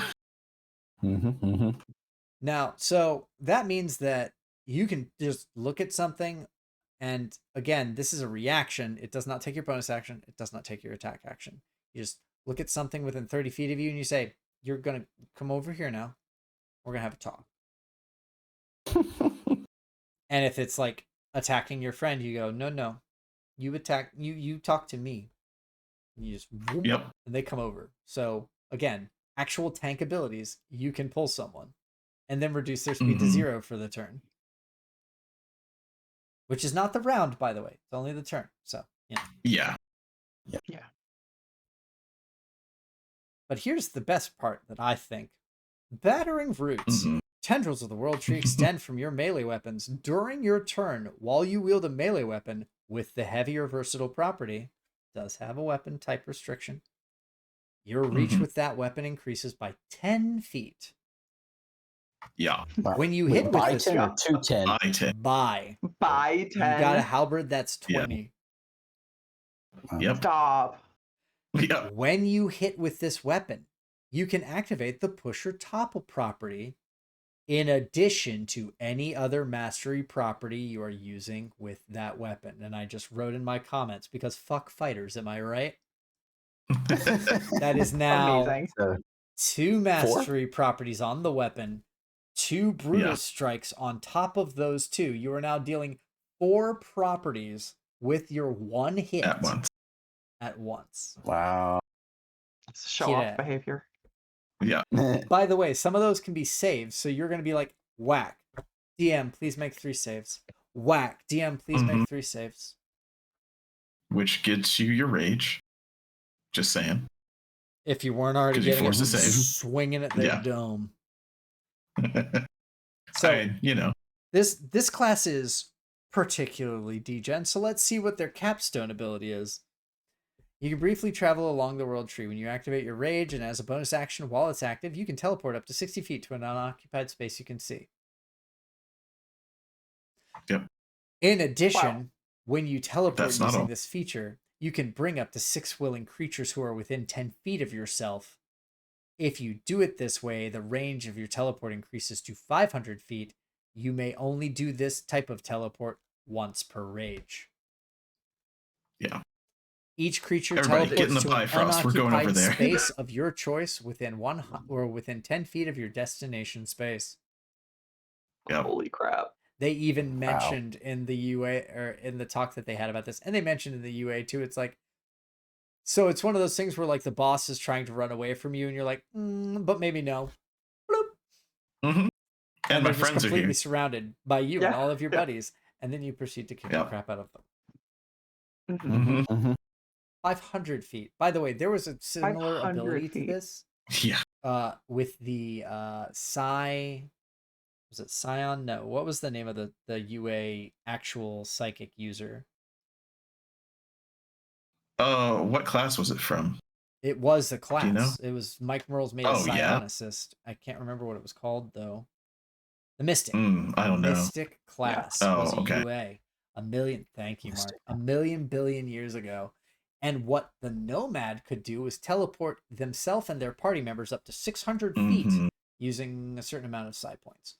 And the amount that this broke encounters was nutty because 500 feet is a long distance. And if you can see for 500 really far. feet, like let's say, I don't know, down a cliff, you don't have to fight ever. Yeah. You can just say, just be like, peace hey, out. Hey, but what if we were in the castle over there now, or at least on its front part, because I can see that shit. Bye. It's so as a game master, it's so obnoxious. Well, so my question, I'm not sure I've ever been in a game where we got to 14th or 15th level. Yeah. Yeah. But at that point, couldn't a wizard just do it as well? Like, isn't that kind of the thing where, like, oh, we need to be on that rampart? Sure, I cast fly on the entire party, and we all just fly over to it. Not 500 the feet. wizard can cast. What's not instantaneously? Yeah, not instantaneously. You could do teleport. Yeah, not instantaneous. You could do teleport. It's a level 7 spell, which you would get at 13, right? Yeah, one level lower than one this. of them. Oh, you only teleport one person? No, you can use teleport once a day because you never get more than 1 slot at 7th level. So that'd be a real weird thing for you to do as a reposition. The barbarian gets it once per rage. Yeah. Yeah, okay. But at that point, I don't know how many you have per day. It's over 4. It's got to be over 5, I would guess. There is... we can check. Hold on. There is no version of a game of D&D that does not become oppressive immediately upon activation. 5. You would have 5 of them per day. Yeah. That's 14 in the current rules, right? You get 5 rages Not per to day mention, at 12. So there's no downtime requirement between rages. So what you could do, activate Yeah. your rage, bring all your friends with you 500 feet, let your rage drop. Activate your rage, bring all your friends 500 feet with you, let your rage drop. Yeah. We're there. This is degenerate. Yeah, a half mile in what, 30 seconds? Yeah. Mark, just so you know, they're not going to bring back the Mystic. However, they did make a concentrated effort to put as many of the Psi classes into this book as possible. The Aberrant Mind Sorcerer, the Psi Warrior, the Soul Knife, Psi Knife? Which Soul one? Knife? Soul Knife. Yeah. And the Great Old One Warlock are all in this book. Mm-hmm. So they gave all the subclasses that they basically made psionics. Yeah. So, yeah. This is a very, very strong subclass. Yeah. In every way. I mean, it's been this strong since playtest 8. Mm-hmm. I forget whether or not we mentioned exactly how degen it was back then, but we really should have. Because this is, I've seen this in a game before. And if you have one player, I mean, at the very least, usually the player playing the barbarian is not the one who's like, we need to get the fuck out of here. But if they were, not much you're gonna do. They're not the one to run for battle without just being an absolutely degenerate DM. Being like, no, the dragon has 500-foot move speed. Because if they have 200, if they have 100, if they have 200, and they dash, they get 400. You're still outpacing them by 100 every time. It's the point at which you have to start telling your players, like, you can't see 500 feet. There's cover, or you have to start doing a lot of nuh-uhs, which I don't like doing. I don't like a nuh-uh. Yeah. Really takes the fun of it. Yeah. Oh yeah, I put my notes are just, this will be the root of all DM's nightmares. I guarantee it. Pun supremely intended. Once per rage, you and 6 willing creatures teleport 500 feet. Yep.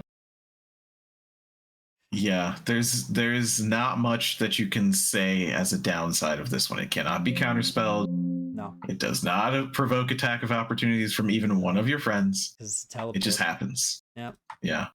And I mean, the even more, honestly, the more likely case of the degeneracy for it is going to be that you have a giant combat encounter where your big bad evil guy is all the way across the room. There's a bunch of guys in the middle, and your barbarian just goes, nope.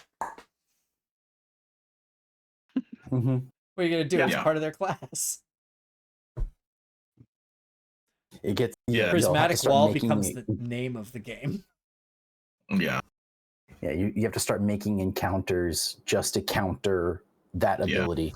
At which point then they don't get to do any of it, and then they don't feel like they're having fun because you're just. I mean, it wouldn't be bad if it was just like, I can once go 500 feet, but it's the bring everybody with you part of it. That's just like, wow. That's terrifying. You got to start. Let them do that in combat? Oh no.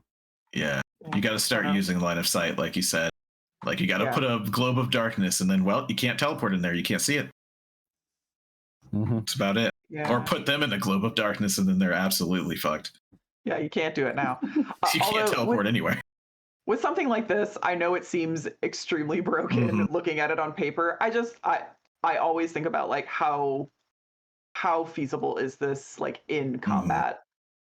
I can see how this would be extremely useful outside of combat, but I feel like in combat, unless you, like you said, are chasing an enemy away, if you're chasing something, or trying to escape something, it'll probably end up being just on cooldown for forever because you'll never use it until you really do. Yeah.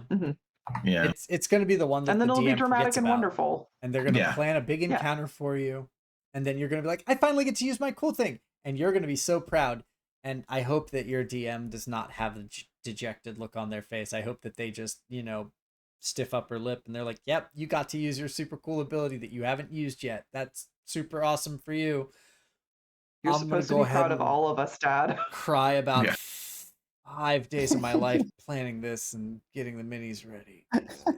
Let me tell you about the glyph of warding that you just teleported onto. Yes. You're all grounded. All right.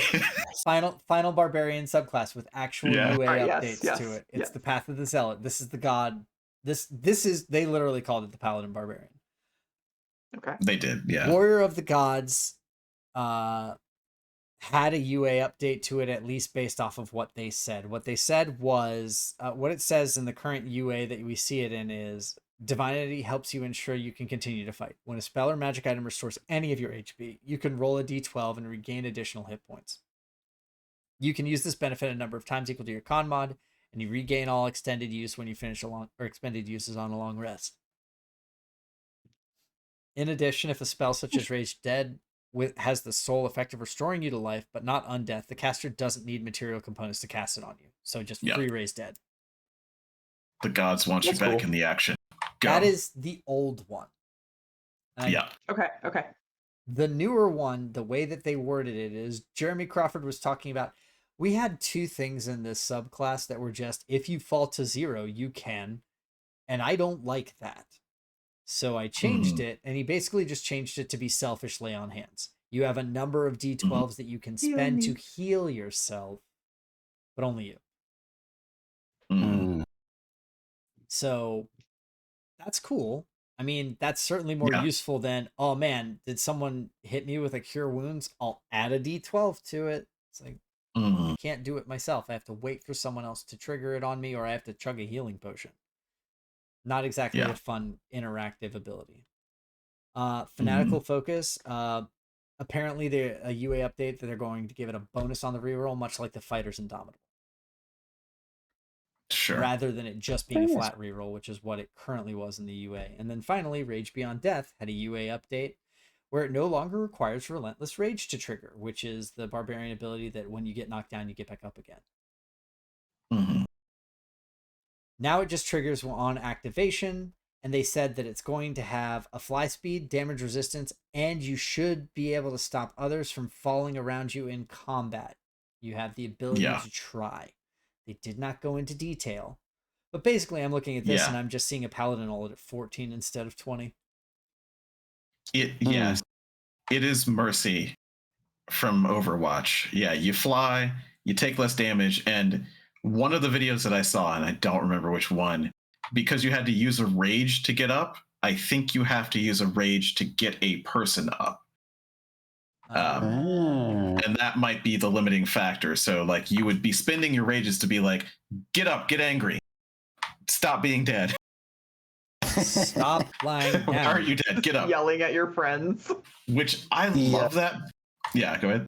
I was gonna say, what at the end of the first Avengers movie, when like Tony Stark is dead and the Hulk just yells at him and he comes back to life. Yes. That's this. Yeah. That's this. I'd be interested to see. It sounds super cool. It sounds definitely like a barbarian class I'd be willing to play. That is if, World 3 weren't just hilariously stronger than everything else in the world.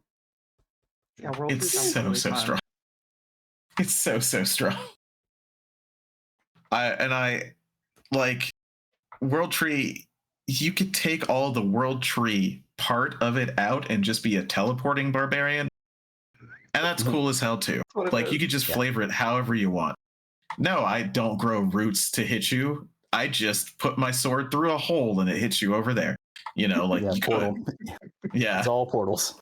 Yeah, it's all portals. Yeah. It's such a flavor. Cool. It's so good of a class. It's just it's a little too. It's really strong. Yeah. It's good. Barbarian fucks now. Yeah, barbarian. But barbarian does fuck. Like, barbarian fucks you back 15 feet. Twice in a round, and then follows up. Berserker is good. Berserker was always lame. Like if you're braced on a table, you're going through that table. Yeah. It's like I played a wild magic barbarian once, and it just wasn't fun. It was not fun at all. You're gonna have fun now. I feel like you had fun, but the class itself wasn't why. Sure, yeah. It was fun when I got some of the weird stuff, like when I can shoot a sword beam. Yeah. Yeah. Shooting a sword beam is fun. Yeah. It is fun. But yeah, now I would just pick Path of the World Tree and be like, I'll just teleport over there and hit you. Yeah. Punch you with my roots. Or I'll teleport you to me and then hit you. Yep. Yeah. I'll hit you into the hole you knocked me into. Get down there. Yeah. I would just how do you like me now?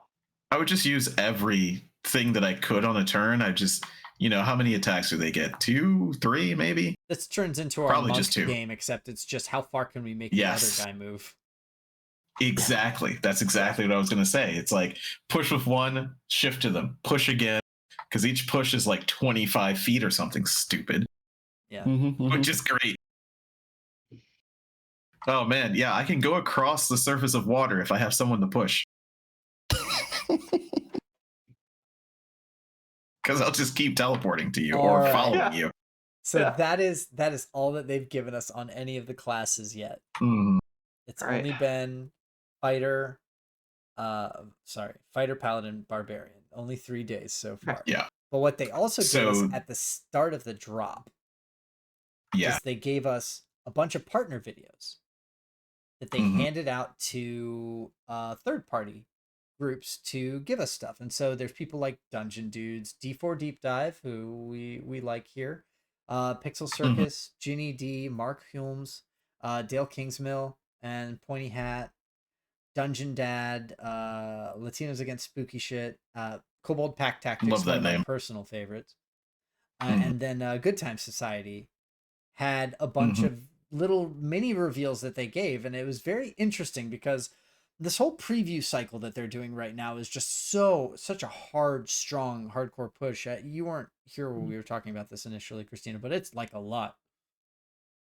Like I feel bad for anybody who has to do all the camera editing, everything, posting for all of this, because it is like boom, boom, boom, boom, boom, and they're cutting the video premieres that they do into multiple different parts and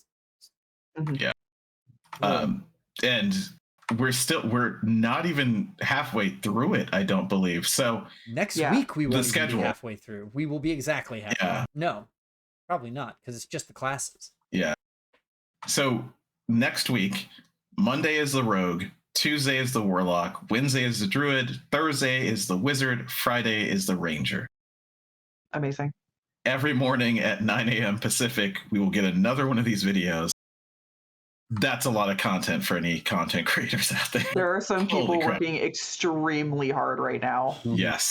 And we appreciate everything they're doing. Yeah, thank you. That leaves out Bard and Monk, I know, and probably one more, but I can't think of it right now. I just know those two. And Sorcerer then. Sorcerer. Yeah. So, yeah. There's a lot coming still. Yeah. Holy crap. Yeah. So, but for the previews, I just want to talk about what they handed out to people because it was interesting to see. There was a few subclass previews. There was some other types of previews that had to do with like, well, let's just go through. So the Dungeon Dudes, who are usually like build ranking, they do some live play stuff, but it's Monty Martin and Kelly McLaughlin. They're fun. They did the World Tree Barbarian preview, and everything that they said is the stuff we already knew from the UA. And what we talked about here. They also thought it looked super fun and super interesting. It's finally a tank class in D&D because there isn't anything else that's like you don't get to go anywhere, you stay with me. So D4 Deep Dive got the Assassin Rogue, and the Assassin Rogue got a few interesting updates. Their bonus proficiency now gives them the kits for Disguise and Poisoner rather than just giving them proficiency in them, which is nice because one of the things that you'll note when you get a proficiency in a kit in D&D is that you then have to go spend 100 gold sometimes on that kit. And maybe your DM didn't give you that money, so... Yep.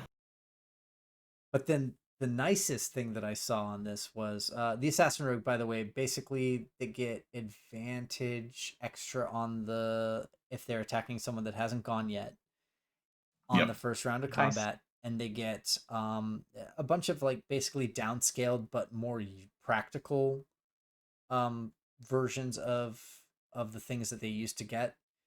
They also get a poisoning strike like bonus on it that if they're using the cunning strike to poison the opponent from the UA, they also, if it hits, get 2d6 poison damage, and that ignores resistance. So it makes it so that that's there, but it also shows that, hey, poison damage is still going to be a thing that gets resisted a lot. because they managed to put a rider into the fucking skill that uses it. Mm-hmm. But the other rider, there was a. Oh, go ahead. I was gonna say the other rider that they put is a level 9 rider. On what's the ability called? I forget, but it's roving aim. Yeah. And it is on top of, I think, their surprising strike or whatever. It is steady aim doesn't reduce your speed to 0. So you would still have to be standing still to use steady aim to attack with advantage on somebody. Then you can move after. Yeah. So I love seeing those little noodly. This works like this for every rogue except you. You get this special. I like that. You can move. Yeah. Assassin kind of had to change because surprise isn't as strong as it was before. Exactly. Like this had to go hand in hand because surprise, we talked about it earlier. Surprise now, if you are surprised, if you are the thing that is surprised, then you just have disadvantage on your initiative to get into that combat. You do not have anything else. You do not grant anyone advantage if they move before you. You just go slower, probably. Yeah, that's it. You can still roll 2 18s, you know? Yeah. Yeah. But that is still great for Assassin because it used to be that you needed advantage to trigger things, but now you just need to go before them on that first turn, which you will because they had disadvantage. So it's kind of nice and neat way to tie it up. They did mention one of the videos I listened to about the Assassin Rogue that you still can do like 40 D6 or something eventually if you crit on that first attack. Right? Like you can still get insane, so don't worry about that. You're still going to be dealing the damage out. And that, the Roving Strikes is a rider on Infiltration Expertise, which is the 9th level that gives you the Disguise Kit and the Poison Kit. So. Oh, nice. Yeah. All together. Yeah.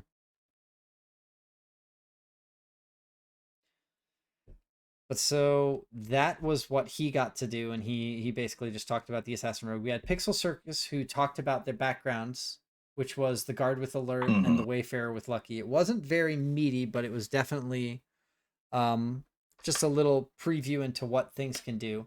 Then we had Ginny D, she got to do the Dancer Bard preview. And she had a fun little sketch on it. It's very cute. I suggest you watch it. But what she also did was a lore drop about how bards originate in history and then also how they originated through D&D. Both very interesting little segments of it to watch. Cool. And of course she argued with one of her characters, which is also herself, which is just kind of the thing that she does. So it's good to know. One of the things that was mentioned a lot in here was the de-emphasis of verbal components. Now you can grant inspiration with your creation bard, Charles, if they can hear you or see you. They do not have to be able to hear you in order. Silence does not completely fuck the bard class anymore, it sounds like, which is nice.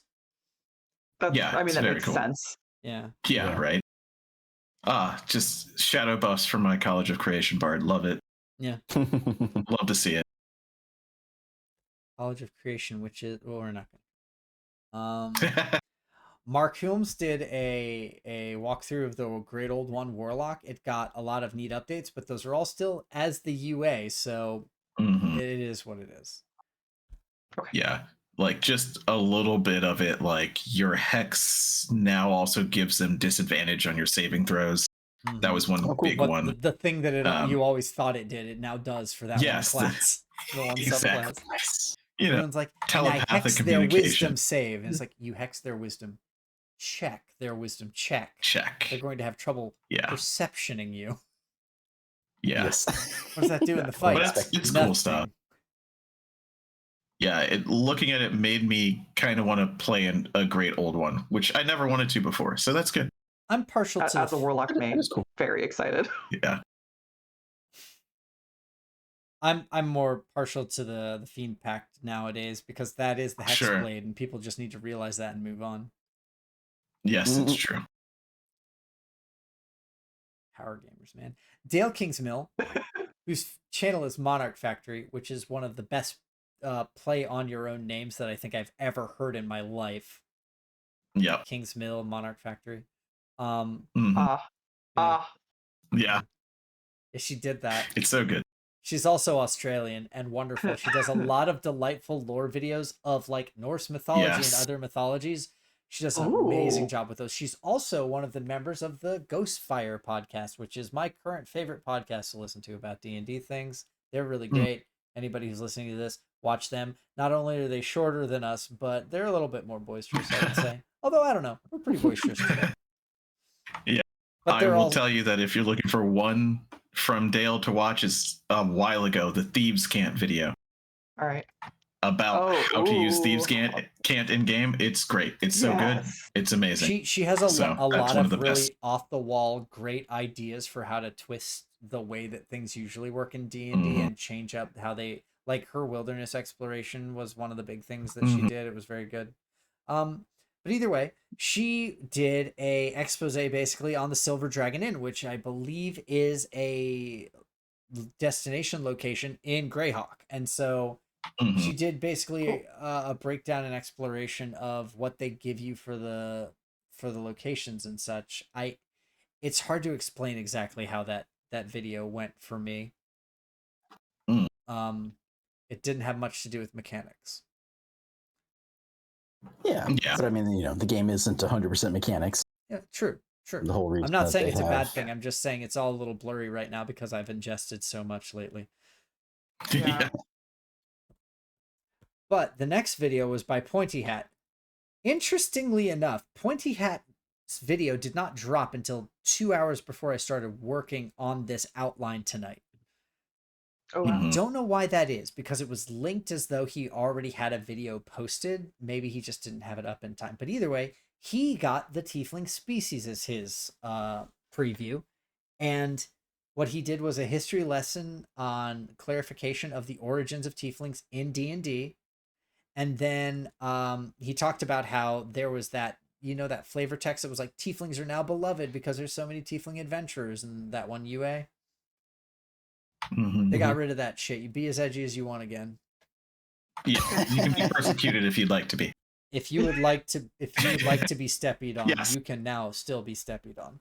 They have changed it to but only if you and your DM agree to it. That's right. It's consensual. It's consent. And you set up a safe word. Yeah. You do need a safe word. Sassafras, maybe. Sassafras is a good safe word. It's a good one. James just had one of those 1,000-yard stares of it's not a good safe word. It's not a good safe word. Now, do I remember my safe word? What are you saying? The answer is no. Oh, that's what it was. Which is not a good safe word, by the way. Do not have no be your safe word. No. That's not a good safe word. No, it's a very bad safe word. They talked about... No, like in no, or like... Sorry, go. No, like in maybe... What? Yes, keep going. No, this is what we do. This is why you have a safe word.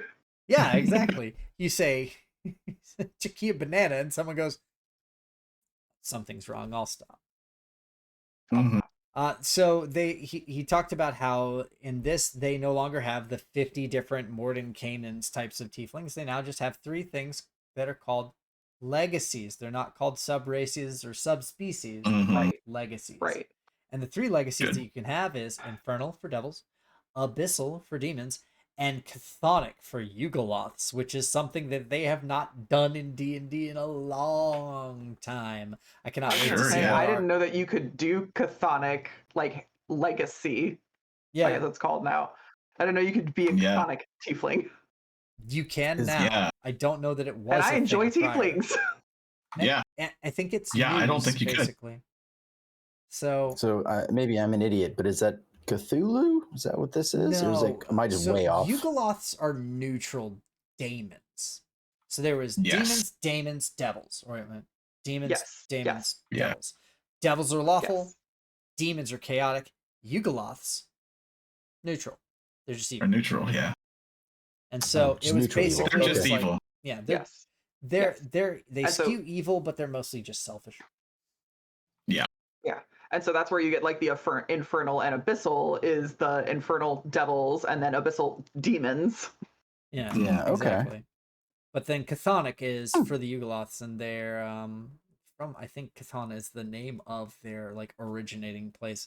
But I think one of the funnest things that I can think of for that is they all have horns and shit. However, a type of Yugoloth is an Arcanoloth, and an Arcanoloth looks like a fox. You're welcome, furries. That's gonna be such a cute time. I know. You're winning. You're winning. So Fox demon. we no longer have like which it doesn't. I guess it matters narratively. Like if you are infernal, which level of Baator are you from, right? Sure. Yeah. But I guess like in terms of character creation, it doesn't matter whether you're an Asmodeus tiefling or a Mephistopheles tiefling. You don't have to be Asmodeus. You don't have to be Beelzebub. Yeah. You don't have to be. Yeah. What would be another? Yeah, and the annoying because I did like getting for my warlocks that Mephistopheles tiefling bonus. Sure. Yeah. Yeah. Exactly. I was trying to remember where the Yugoloths are from, and it's Gehenna.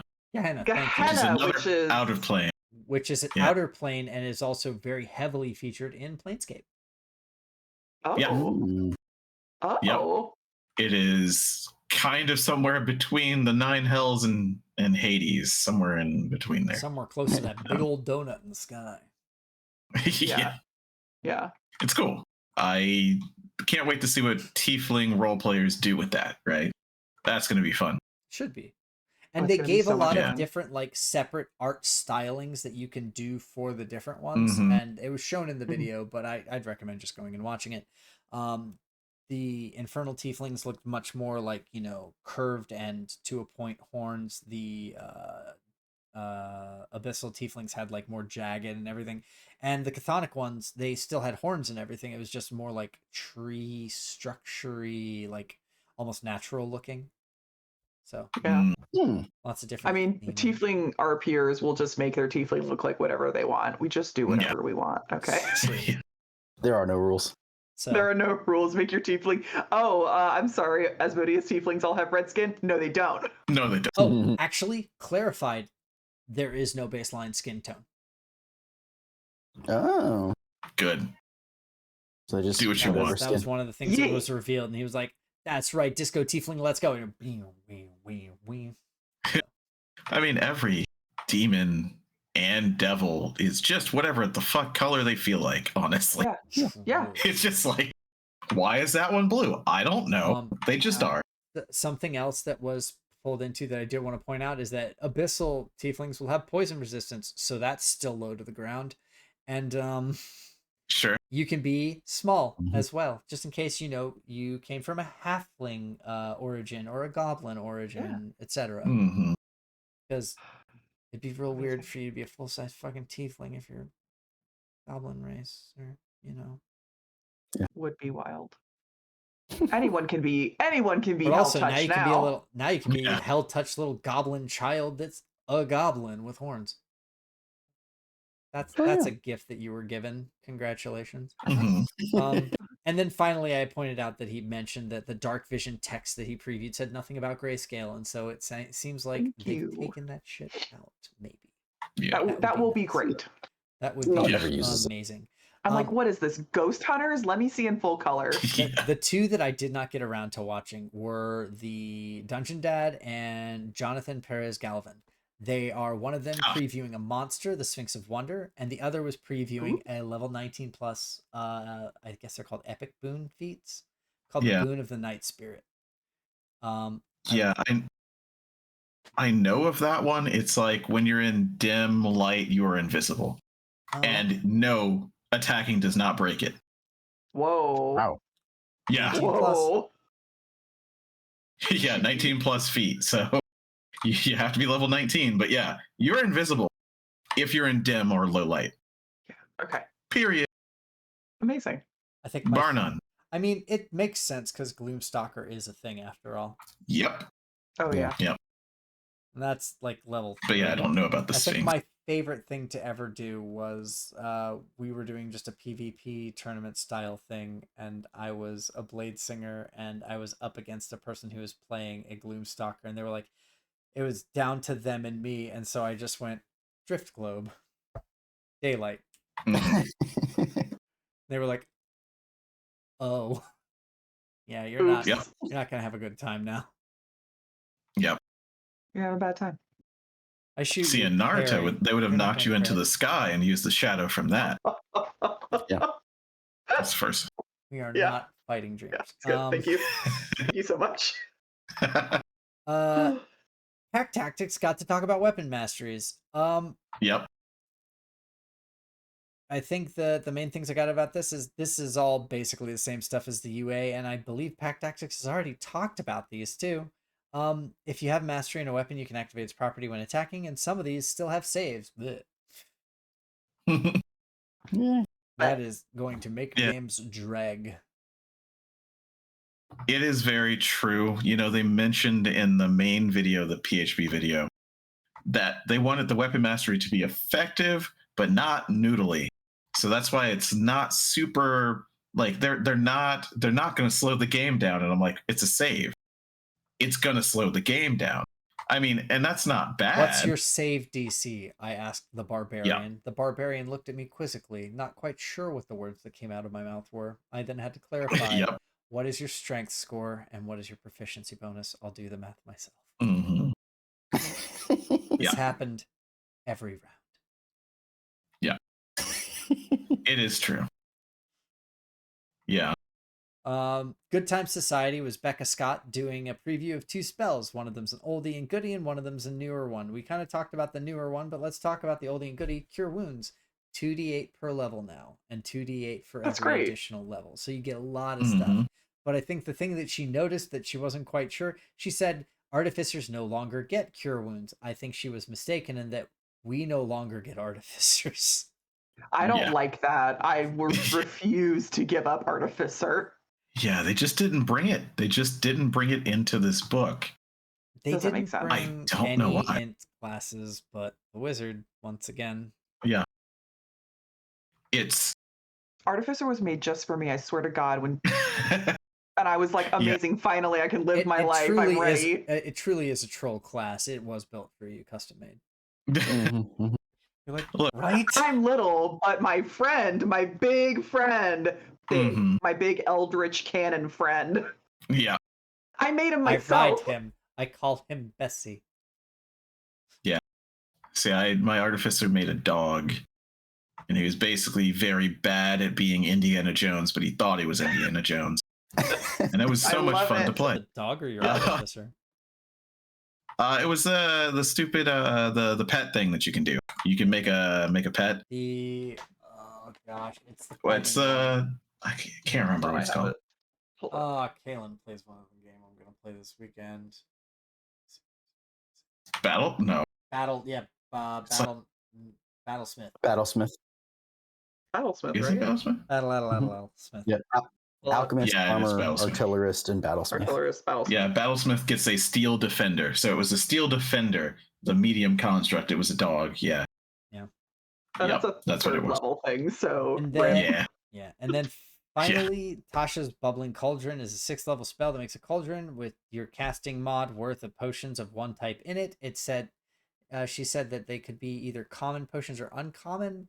I think it probably clarified more in the thing, but it's hard to, she rattled off a bunch of potions that it could be, like potion of flying or potion of this. So, it's a utility spell. It's a very high level cast, but it's a utility spell that has fun repercussions. Yeah. I think that depending on what you can get access to, this is prime fodder for, I'm going to sleep and I have a 6th level spell slot. All right, I'll make 5 whatever potions before I go to sleep. And those don't disappear until you cast it again. So then you have it all day and then you cast it again the next night. The real trick is you just keep casting potions that you have real ones of, and then it becomes the DM's decision whether or not that was a real one or a fake one. Sure, you can definitely confuse, for sure. Go ahead. We saw before that a bonus action to drink a healing potion. Yep. Does that only apply specifically to the healing potion? No other potion follows that. I'm going to quality? guess yes. If I had to, I would say at least they would scale them for power level, because some of them are basically the equivalent of casting an action spell on yourself, like a potion. Yeah, I don't know. They're all, because the healing potion is just casting Cure Wounds essentially. Mm-hmm. And that's what I had heard, was that the reason you can't cast a potion or drink a potion as a bonus action or as not your action is because you were essentially casting a spell.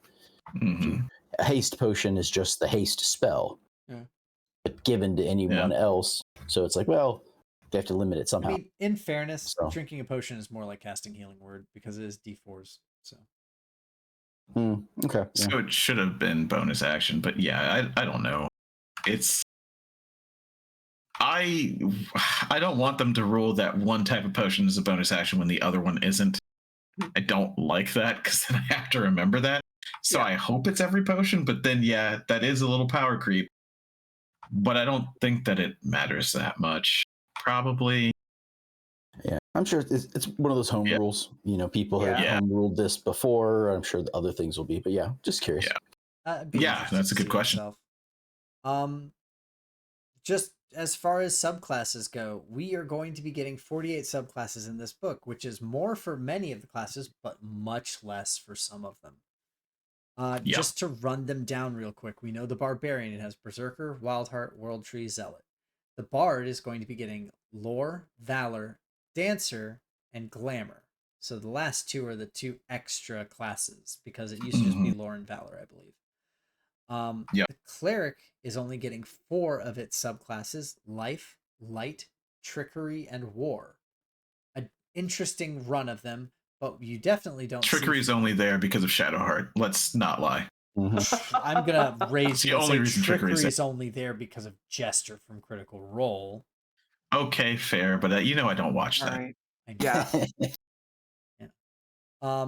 The Druid has Land, Moon, Sea, and Stars, which honestly, that just sounds good. Doesn't it? It really does. However, Sea and Stars. I'm still gonna be big butt mad because I wanted Wildfire. Yeah, Wildfire is very fun. Wildfire's the best. I wanted. Yeah, I'm glad that Stars is here because I love Stars, and I cannot wait to see what Sea looks like in the final book. Because I love the idea of a Sea Druid. So we'll find out, I suppose. We know the fighter. We have Battlemaster, Champion, Eldritch Knight, and Psy Warrior, but we did not hear anything about Psy Warrior. We don't know if it's exactly just cut and dry out of Tasha's, or if it's got some huge modifications, which I would imagine it probably doesn't have much. It was like the second most. It's a decently well-received class all on its own. So. He doesn't want to be a Jedi Knight. Just balancing issues. Monk, we have Open Hand, 4 Elements, Shadow, and Mercy. Of those 4, the only one that we haven't seen an update to is Mercy. The other 3 have pretty staunchly well-received updates at this point. So, I have to say, I do not like, it is not stonks that we do not have Astral. Where is my 4-arm monk? Where is my armor with the shield? Astral Monk is so cool. Not stonks. This is Charles's Artificer. This is the hill you're going to die on. Stonks. No, this is the hill you die on. I die on the hill of Blade Singer, of Blade Singer and Wildfire not being in there. But this is not fine. It's not fine. It's not fine. It's not fine. Everything is obviously on fire. This is bad. It's bad. I don't approve. I'm interested to see what Mercy does, though, because Mercy on its own is largely considered about the strongest monk class. It is very cool, so I'm glad to see Mercy. Because that's the one that does Healing Fist and Hurting Fists. Paladin, we know, is getting Devotion, Vengeance, Ancients, and Glory. We've gotten a pretty good talk through of all of those. Ranger is getting Hunter, Beastmaster, Gloomstalker, and Fey Wanderer. Gloomstalker, by the way, has been heavily nerfed, as we know, in the UA. Yeah. It does not have its goofy invisibility forever thing anymore. Yeah. And Beastmaster has been heavily buffed, as far as we know. And Hunter, but we don't know the final stat blocks for your pet. Yeah. Hunter better. Oh, they did say, though, that your Beastmaster stat blocks will be on the character class page. So. Yes, you don't have to go look for it. Yeah, which is always good. Rogue is getting Thief, Assassin, Arcane Trickster, and Soul Knife. No notes. That's the 4 that I want. Oh, also, Bard isn't getting College of Whispers. Big sad energy. Oh, that is true. No Whispers and no Creation, but Creation is so different and weird. And it kind of sucks unless you really try and use it. Unless you're, conjuring doors to then levitate on and hit people with. I don't know. Yeah. Something like that. True. Sorcerer has Draconic, Wild Magic, Aberrant, and Clockwork. I think the only thing that I would want extra on that list would be Divine Soul, but I think those four are great. Yeah, I love me a Divine Soul Sorcerer because it just feels very Sorcerer to be able to break the rules and take divine spells and arcane spells. That's Sorcerer to me. Wizard can't do that. That's Sorcerer. Yeah. So maybe Warlock, we'll see it. Warlock is going to have Archfiend or Archfey. Archfiend. That'd be great. Archfey, Fiend, Great Old One, and Celestial. So basically just the PHB original and then Celestial on top. Celestial's cool, so that's fine. Celestial forever. The am I a cleric? Am I a warlock? How many spells did I cast? Did we take a short rest? The most conflicted warlock subclass. Yes. I think my favorite. I love the idea of playing. Celestials do suck, so they're assholes. Yeah. I think my favorite thing was always that it was like in the book. It's like you could be assigned to a Kirin or a Quaddle, and I was like, Quaddles are not that strong. I'd be taxing the shit out of that dude if I get to level 10. Like, he's gonna get fucked up. You're just if you're gonna do a Celestial Warlock, you're just being a shitty paladin at that point. Yeah, it's true. I'm an asshole paladin. Philip, the guy who plays Celestial Warlock in the Eberron campaign I ran. Yeah, that's right. And you were. He thought he was an angel. He thought he was he thought he was just a fall, not a fallen, but just an angel. My favorite thing about Warlock Celestial is basically just that every single RP I've ever seen of one is, I think I'm doing something very good, but I know deep down as the player that I'm doing something very wrong. Yeah. What a fun time. And then for Wizard, definitely want to. For Wizard, out of the 10 school classes that we get, Abjurer, Diviner, Evoker, and Illusionist. I'm just so happy that Abjurer is still here. I love Abjuration. I love Illusion as well. Fun. But I love Abjuration, so I'm glad it's here. Yeah.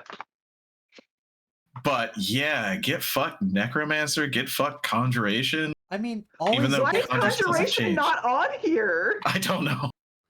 Honestly, I don't know. Get fucked Necromancer is a constant state for Necromancer Wizard always anyway, because there's no Necromancy spells for Wizards. Yeah. Like I thought that was weird. And they're kind of shit. Yeah.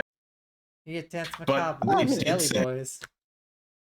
And we did see in the UA that summoning has changed anyway, so maybe Conjuration didn't, I don't know, jive with it, but maybe because we'll only have the 2014 version of anything that's not listed, and they have said that you can bring 2014 versions of subclasses to 2024 rules.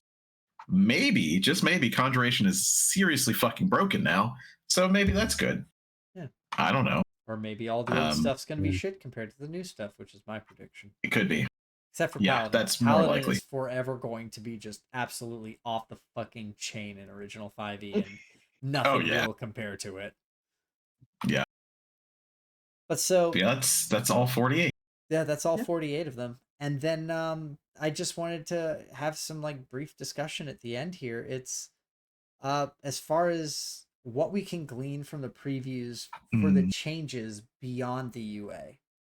The things that I'm noticing is that they're just giving us a lot more options and modularity, but it feels like we said before, it feels like that's kind of robbing identity from some of the places in order to do that.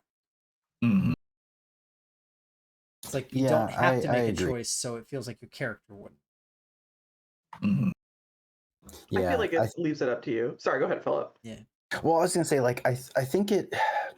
I don't know. I feel like it allows you, as written, to be able to change your mind, because I've definitely started making a character, gotten to a point and was like, oh, I don't need to do this anymore. I'm not that thing anymore. Can I change it? The example I could think of is I made a cleric, and I was like, oh, well, this party doesn't have a healer. I'll be the cleric and I'll go life, so that way I do more when I heal. And then once I started playing and saw them like going through it, there's a reason they didn't have a healer. They don't need one, right? They had enough potions. The fights always went in their favor, stuff like that. And I was like, okay, so now I'm just a really bad damage dealer and healing maybe once, every other session. So, hey, GM, can I change to go from life to war as a war cleric? And so, yeah. And, so it's like, well, how did my character do that? Okay, I had to kind of come up with a reason. And so I think what they're trying to do is allow that shifting without, because as rules are written, I shouldn't have been able to do that. Right. Now I can't. Trying not to unnecessarily restrict. It makes sense. Yeah. It's providing you the flexibility. If you are a less experienced player and you don't, maybe you're just the really experienced player who doesn't have time to write all the like ridiculous backstory that goes with changing the type of cleric you are. Now you have the flexibility to do that. You're like, this isn't working. Let me go ahead and change. So I don't know. I feel like it's good in those respects, but it's not like it locks us out of playing the old-fashioned way. That's true. Yeah. And I've always been a proponent of more modular just about anything else. So I'm not, again, I'm not hurt by this. It's just, it feels like in some places where you used to have to make a choice, you no longer have to. And I feel like something's lost there, but I'm just not sure what yet. I think I would worry long-term that something's going to be lost with like a group like this who has played previous editions. I think we're good. We understand that we can like make sense of the characters narratively by being more strict about this kind of stuff. Yeah. But I think for players that get into it, restrictions, yeah, exactly. I think for players who maybe get into D&D in September of this year, it might be like, oh, are they going to understand that it's it's good for them to have restrictions on their class. Yeah. I hope so. Another kind of limits that space. Yeah, limiting space is always where you find the creativity. Charles, you always talk about that. Yep. Yeah.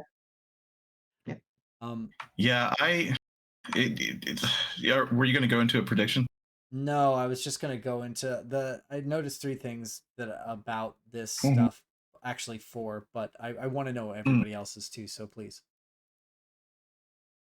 Well, go ahead. I was going to say the monsters that we talked about, that they're adding new types of monsters. Yeah. I'm hoping that it sort of helps skew the scale in which everybody stops at level 12 or whatever, the polls were showing for a while, that maybe people, like, there's a reason that they want to try and get that high. They want to try and get to the upper levels to fight, an arch hag or, an elemental titan, or I'm sorry, I forgot the name of it, but, and so I'm hoping maybe by having cool monsters that sort of fit that idea, other than just a Tarrasque, which apparently like everybody's like, oh yeah, there's 2 ways in which you can kill a Tarrasque and take 0 damage, and it's like, oh, okay. Like I remember reading about it, and the first time, and I was like, holy crap, like you'll never kill this thing. It'll never die. And then James was like, no, it's easy. Once you're a 9th level, once you have 9th level spells, it's destroyed. Yeah. I mean, the stupid thing about the Tarrasque is bringing up the Tarrasque around any amount of grognard, because you will just get the 50 different ways that they've cheesed that fight in their life. None of whom were just like, it was an epic encounter, and I fought it with my hands, and I bit off one of its horns with my teeth, and I lost an arm, and I lost an eye, but man, we got through it. They're all just like, yeah, so I flew 200 feet up in the air, and I magic missiled it till it died. It's like, why? That's not fun. Riveting. Someone in the chat's going to point out that you can't magic missile a Tarrasque. They have reflective skin. Whatever. I know. I wasn't going to do that because I'm not in the chat. But yeah, I mean, okay. But okay, look. Whatever. On a 6, it's unaffected. You have to roll a d6, and on a 6, it's unaffected. I had to say it, okay? Yeah. Uh-huh. You brought it up. You did. It was you. You did have to say it. I know. But I wanted to point out preemptively. I understand that the Trask has special whatever, but everybody always says how they've got the perfect thing to get around it, and it's not hard. I've killed so many. It's like, then why are you bragging? But you know, this is that whole everyone is looking for a problem to solve, and you feel great because there's the one solution to the problem. I am happy that they're giving us more solutions to problems, right? Especially for martial classes. More problems to find solutions for. Yeah, it's true. But I think that this is the best martials have been since 3.5 and the Book of Nine Swords and all the fucking splatter books that came out in 3.5. So that's good at the very least.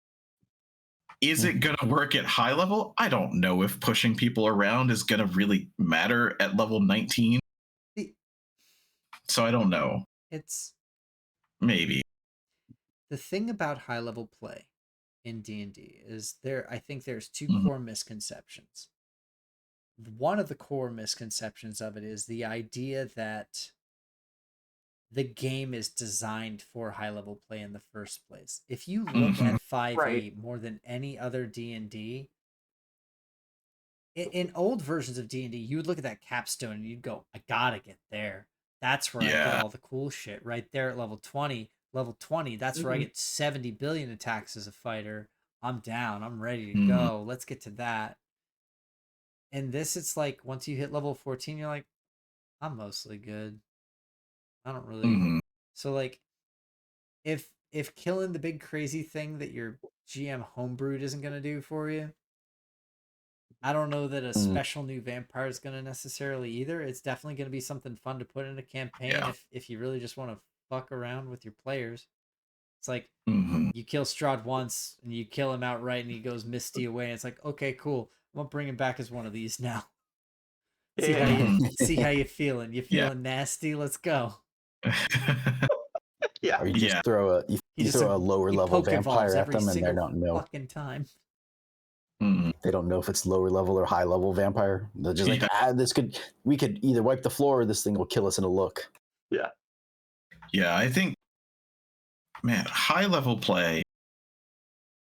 Here's a question. It's an open question. What tabletop system have you played in which high level play is fun, simple, but not, you have a lot of things, and also feels rewarding? Is there a system you have played in which high level play hits that? I don't get high level. Right. I've played... Go ahead, Charles. Oh, no, I was just asking, Yeah, I've gotten to... Do you have any? Endgame in L5R. I ran Endgame Lancer. I got to Endgame in D&D 5e, actually. So that was the thing. But it was one of those truncated, after 14, it was a sessional level. No, we didn't skip. We genuinely went and did stuff, but it was like super appended at that point, because the GM was basically, he was like, I want to run something new, and we were like, you promised us to level 20, and he was like, okay. He finished out the campaign rather than actually just falling off, because we were all just like, we don't want to play your other game, we want to keep playing this one, we like our characters. And he was like, but I'm bored. And it's like, well, maybe you should write better stories for yourself.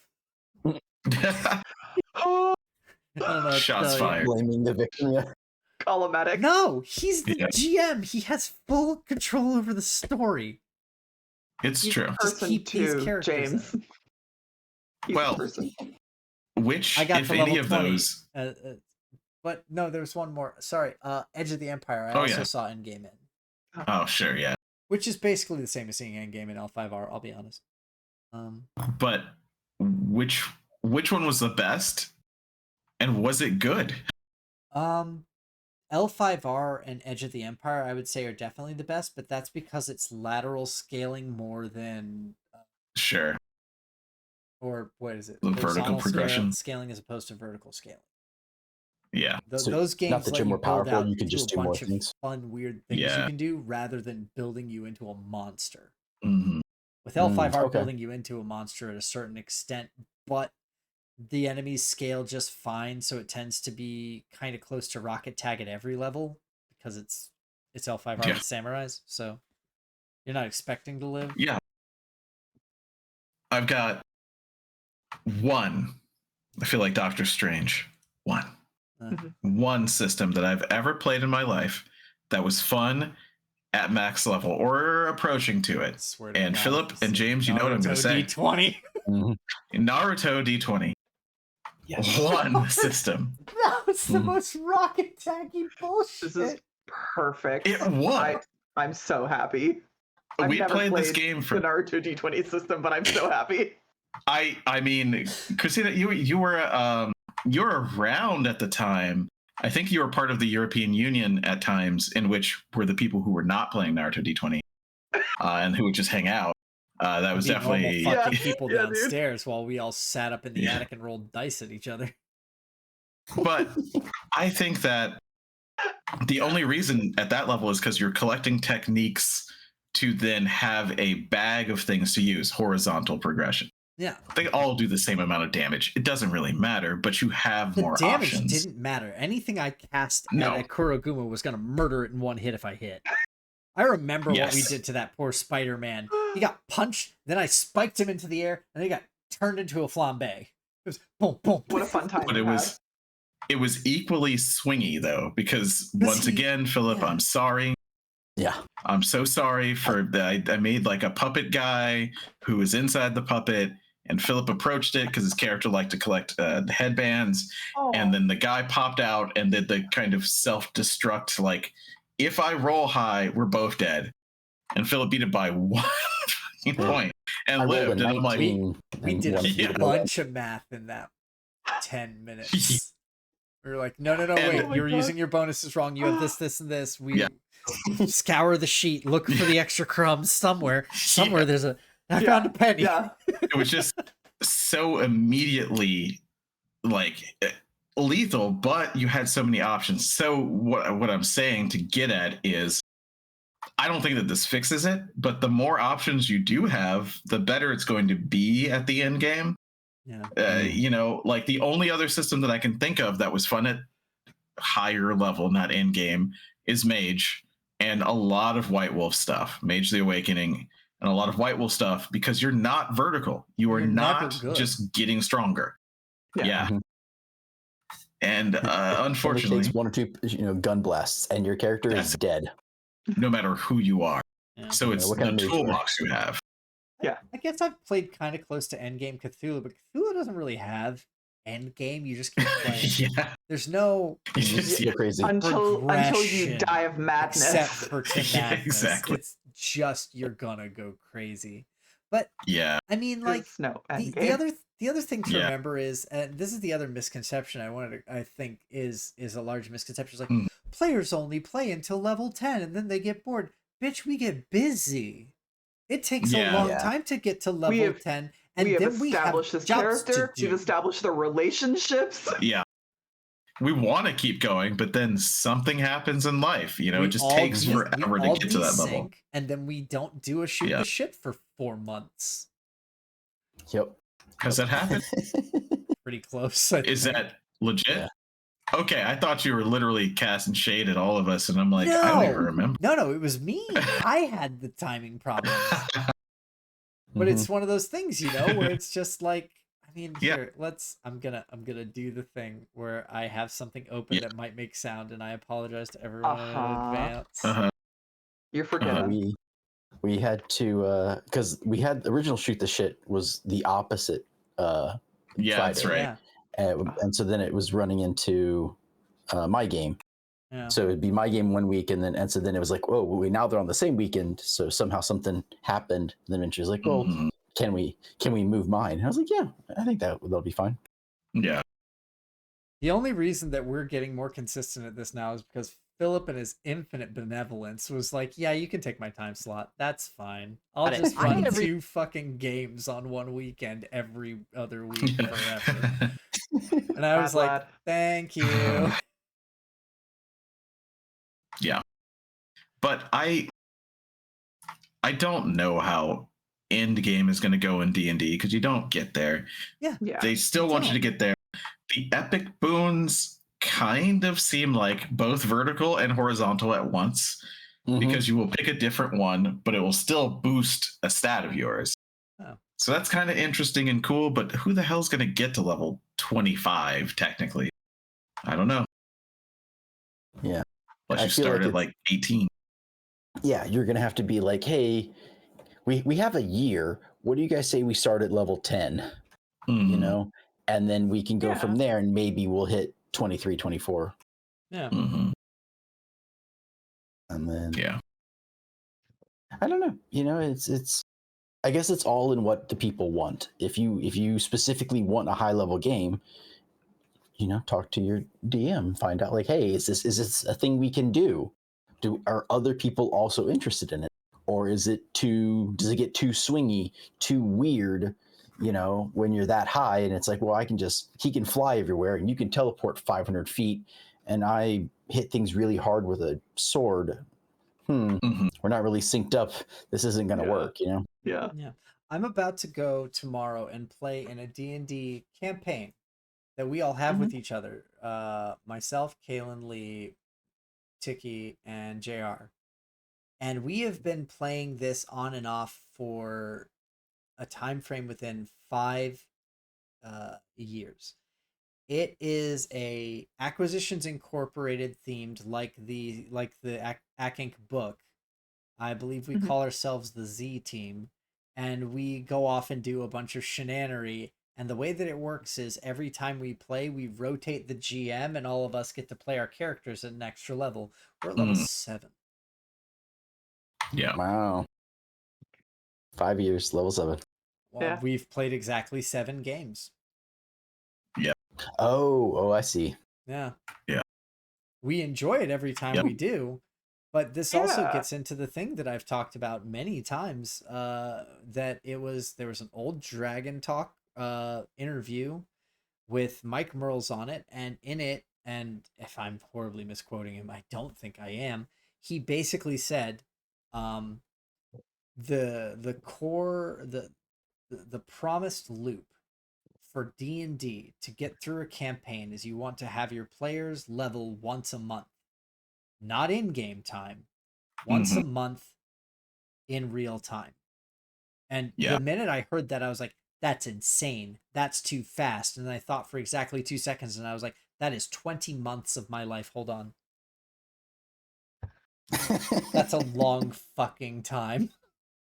That's a fair amount of time. If you are not through a campaign in a year and 8 months, perhaps your campaign is gone on for a while.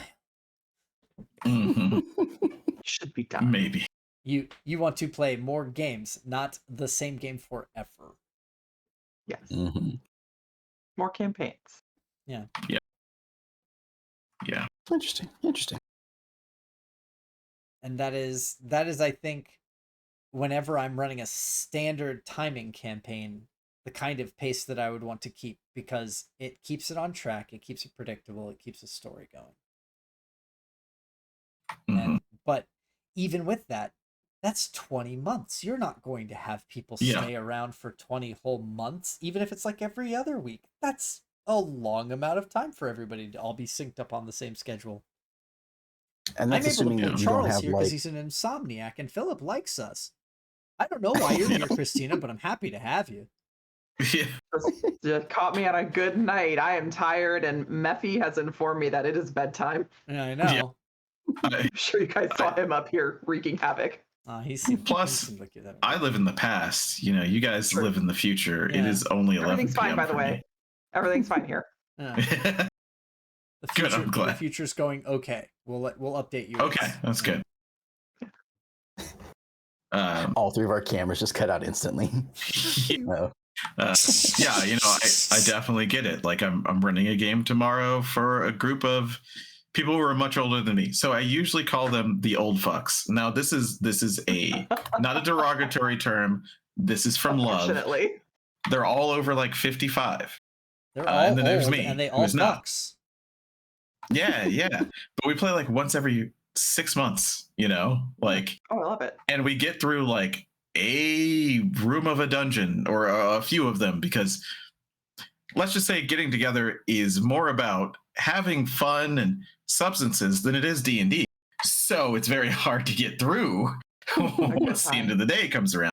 But yeah, like they're level 5. Oh yeah, it would be pretty good. Probably, maybe one day. But like, yeah, and before that, we got up to level 15 in 3.5. By the by, they were still playing 3.5 when I met them. I am running 5th edition. That's the first time they've been in 5th edition. But we got up to level 15 in 3.5 from 7 when I started in 4 years. Wow. That's not a bad clip considering. Yeah, how often you meet, Yeah, so levels, it's just hard, and they got to give the juice more early.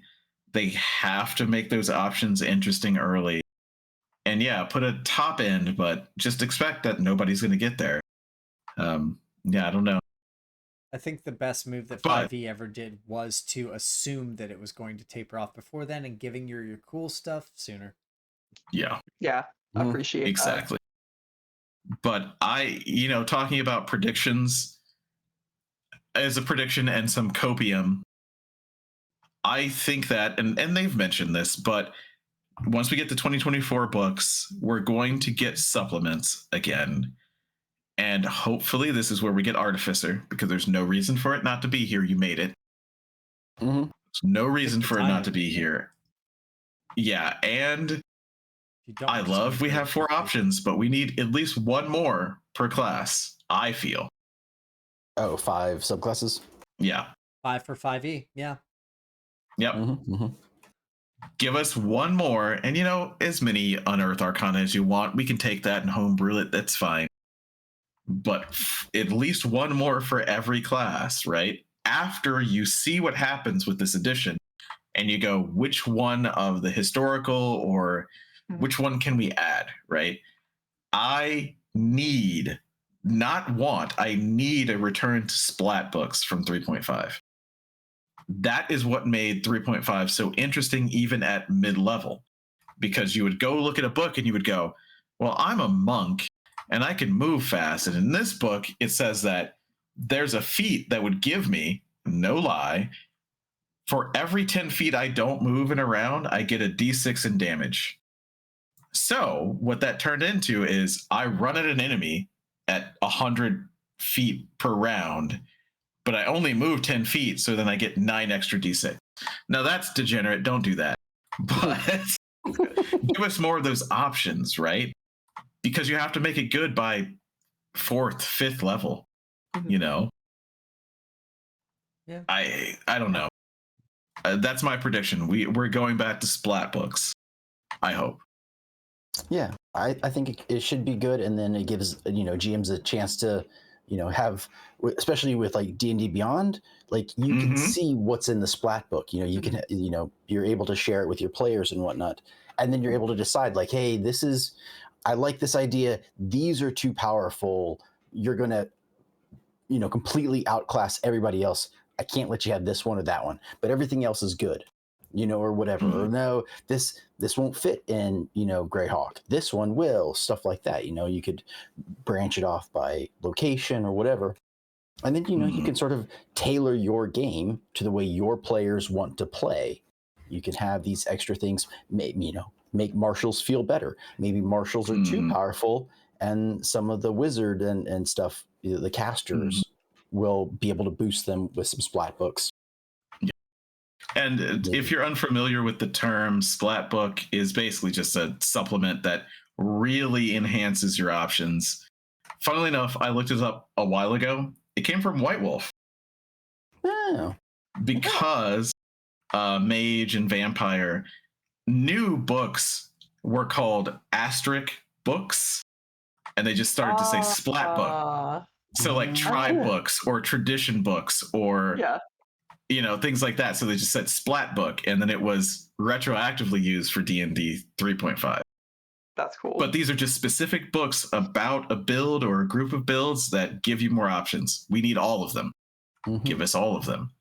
Sometimes options armor, are fun. Like Yes. the armory, which gives you different weapons and armor. And you know, like, good. Here's this thing made of this weird star crystal. It does this whenever you get hit by psionic powers. Oh, okay. Yep. I never thought about that, you know? Never thought I needed it. And then give it to them as random loot and have them do what they will. It's just, you have to go horizontal because vertical doesn't work. Yeah. That sounded weird. Yeah. No, that's right. Sometimes. Maybe. It's good. Yeah. The worst of ways, standing up in a hammock. Thank you. It is. I hate what you Thank you, Charles. Thank you for remembering. I say it all the time still, somehow. He does. I haven't said it in years, and it's disappointing. Tomato analogy. Oh, yeah, I didn't get to do my tomato analogy. It doesn't matter. It's a These game are we all all know. the same ones we know. Yeah, no. What, you don't know the tomato analogy? No, she does. Shut up. Okay. Look, here's the only thing I'll say. Okay. Oh my God, Charles, I don't know if I know it. You're going to have to say it. Okay, so when we're talking about systems and we're talking about abilities, like instead of strength, they have might or whatever.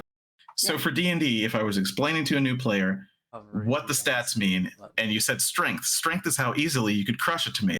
Dexterity is how easily you could dodge or hit someone with a tomato. And then I would go through the whole thing. We're not going to.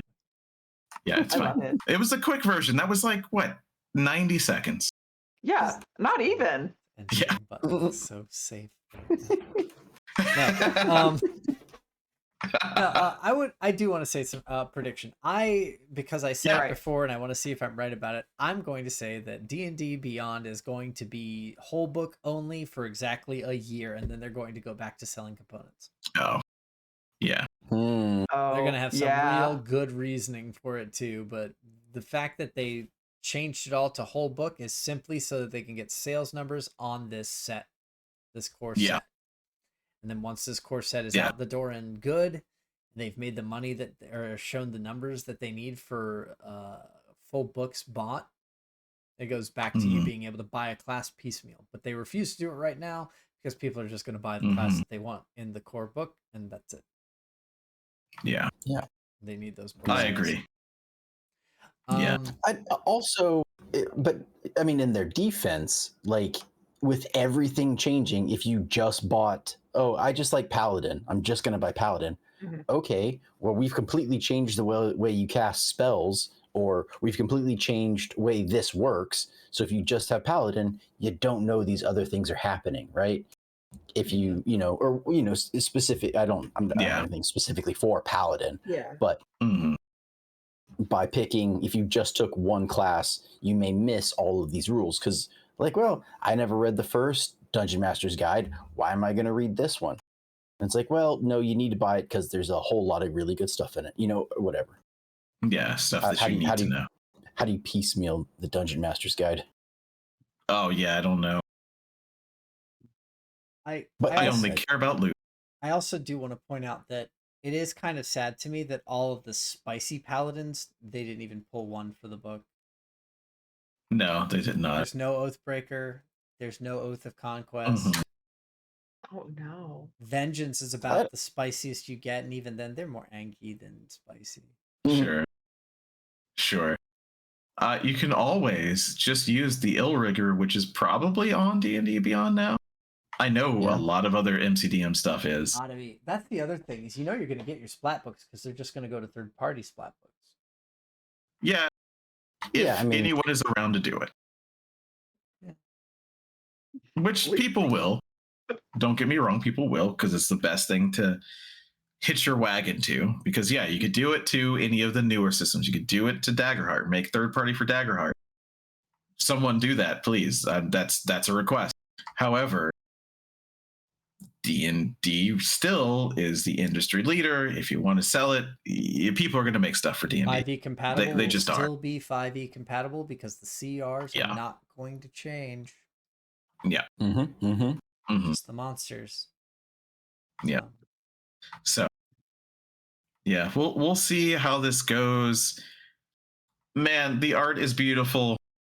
I like a lot of the ideas. Go look at all the art is people just go out into the world and just soak it all in. Every piece of art for this releases that they've done is gorgeous, and the layouts from what we should not have seen but have seen of them are gorgeous.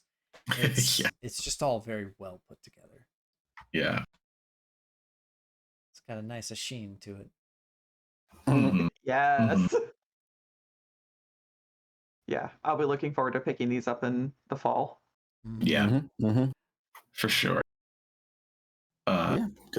If anybody's interested, please go buy it. You know, so support your hobby, support the people making this. Support your hobby. Or we've on Shoot the Shit, we've done a lot of videos explaining a lot more obscure games than D&D, and so we're talking about this because it's interesting to us, but also, hey, go check out Beacon, go check out Fabula Ultima, go check out any other number of other games that are very nice, City of Mist, etc., etc. So it's always good to support. Oh, Charles. Oh, it's getting clipped out. Can't even see it. Beacon. Very nice. There you go. Yeah, so this is a game we talked about that I finally got. I got my Kickstarter book for it, and it's beautiful. So it's beautiful. I've got Ryutama sitting over here that I need to finish reading. Yeah. Play tabletop games. Yeah. Play a lot of tabletop games. Enjoy. Play tabletop games. Yeah. And if you enjoy watching people play tabletop games, hey, next week, what do we have, Philip? Nice segue. So next week, some people here are going to be super busy with some game. It's an online game. It's critically acclaimed, clinically psychotic. Yeah. 14's got an expansion. Final Fantasy 14 has an expansion. So all of my friends are going to be doing that. So I'm completely free next weekend. But I don't know about anybody else. I also don't play 14, so we can go hang out. We can go hang out. We can go read it. I'm sorry. Yeah, we'll grab Lorelai. I don't think she's worried about it. Yeah, we'll grab Laura, and three of us can go figure out. We can go do a one shot. We'll do like Maze Rats or something. Yeah. So good. So yeah, that's next week, and then we have a bye weekend.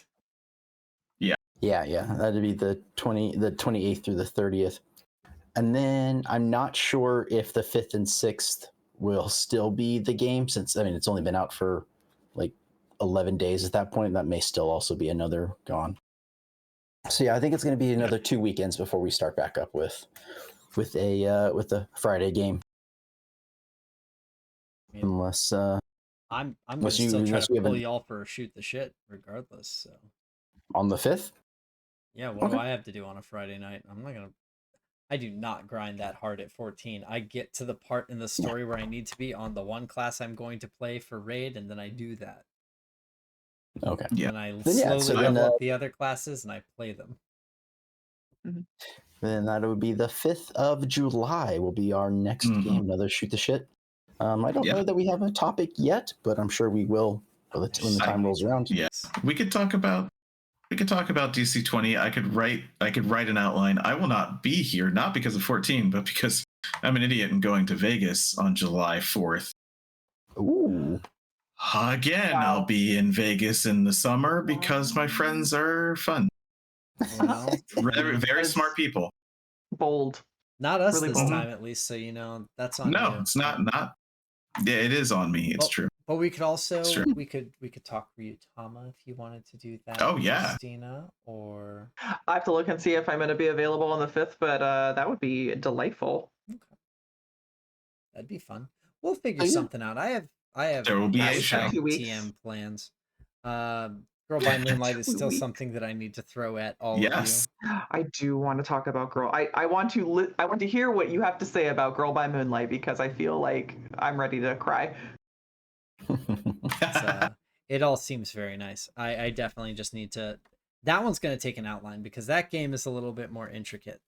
So, but yeah, no. So we'll be talking more stuff here in the future very shortly. I think we're not going to skip our 2 week 5th appointment unless I literally can't because I'm maybe down. Oh God, it's entirely possible that my niece drags me down for the 4th, but I don't think she keeps me for the 5th. I think I go back to work.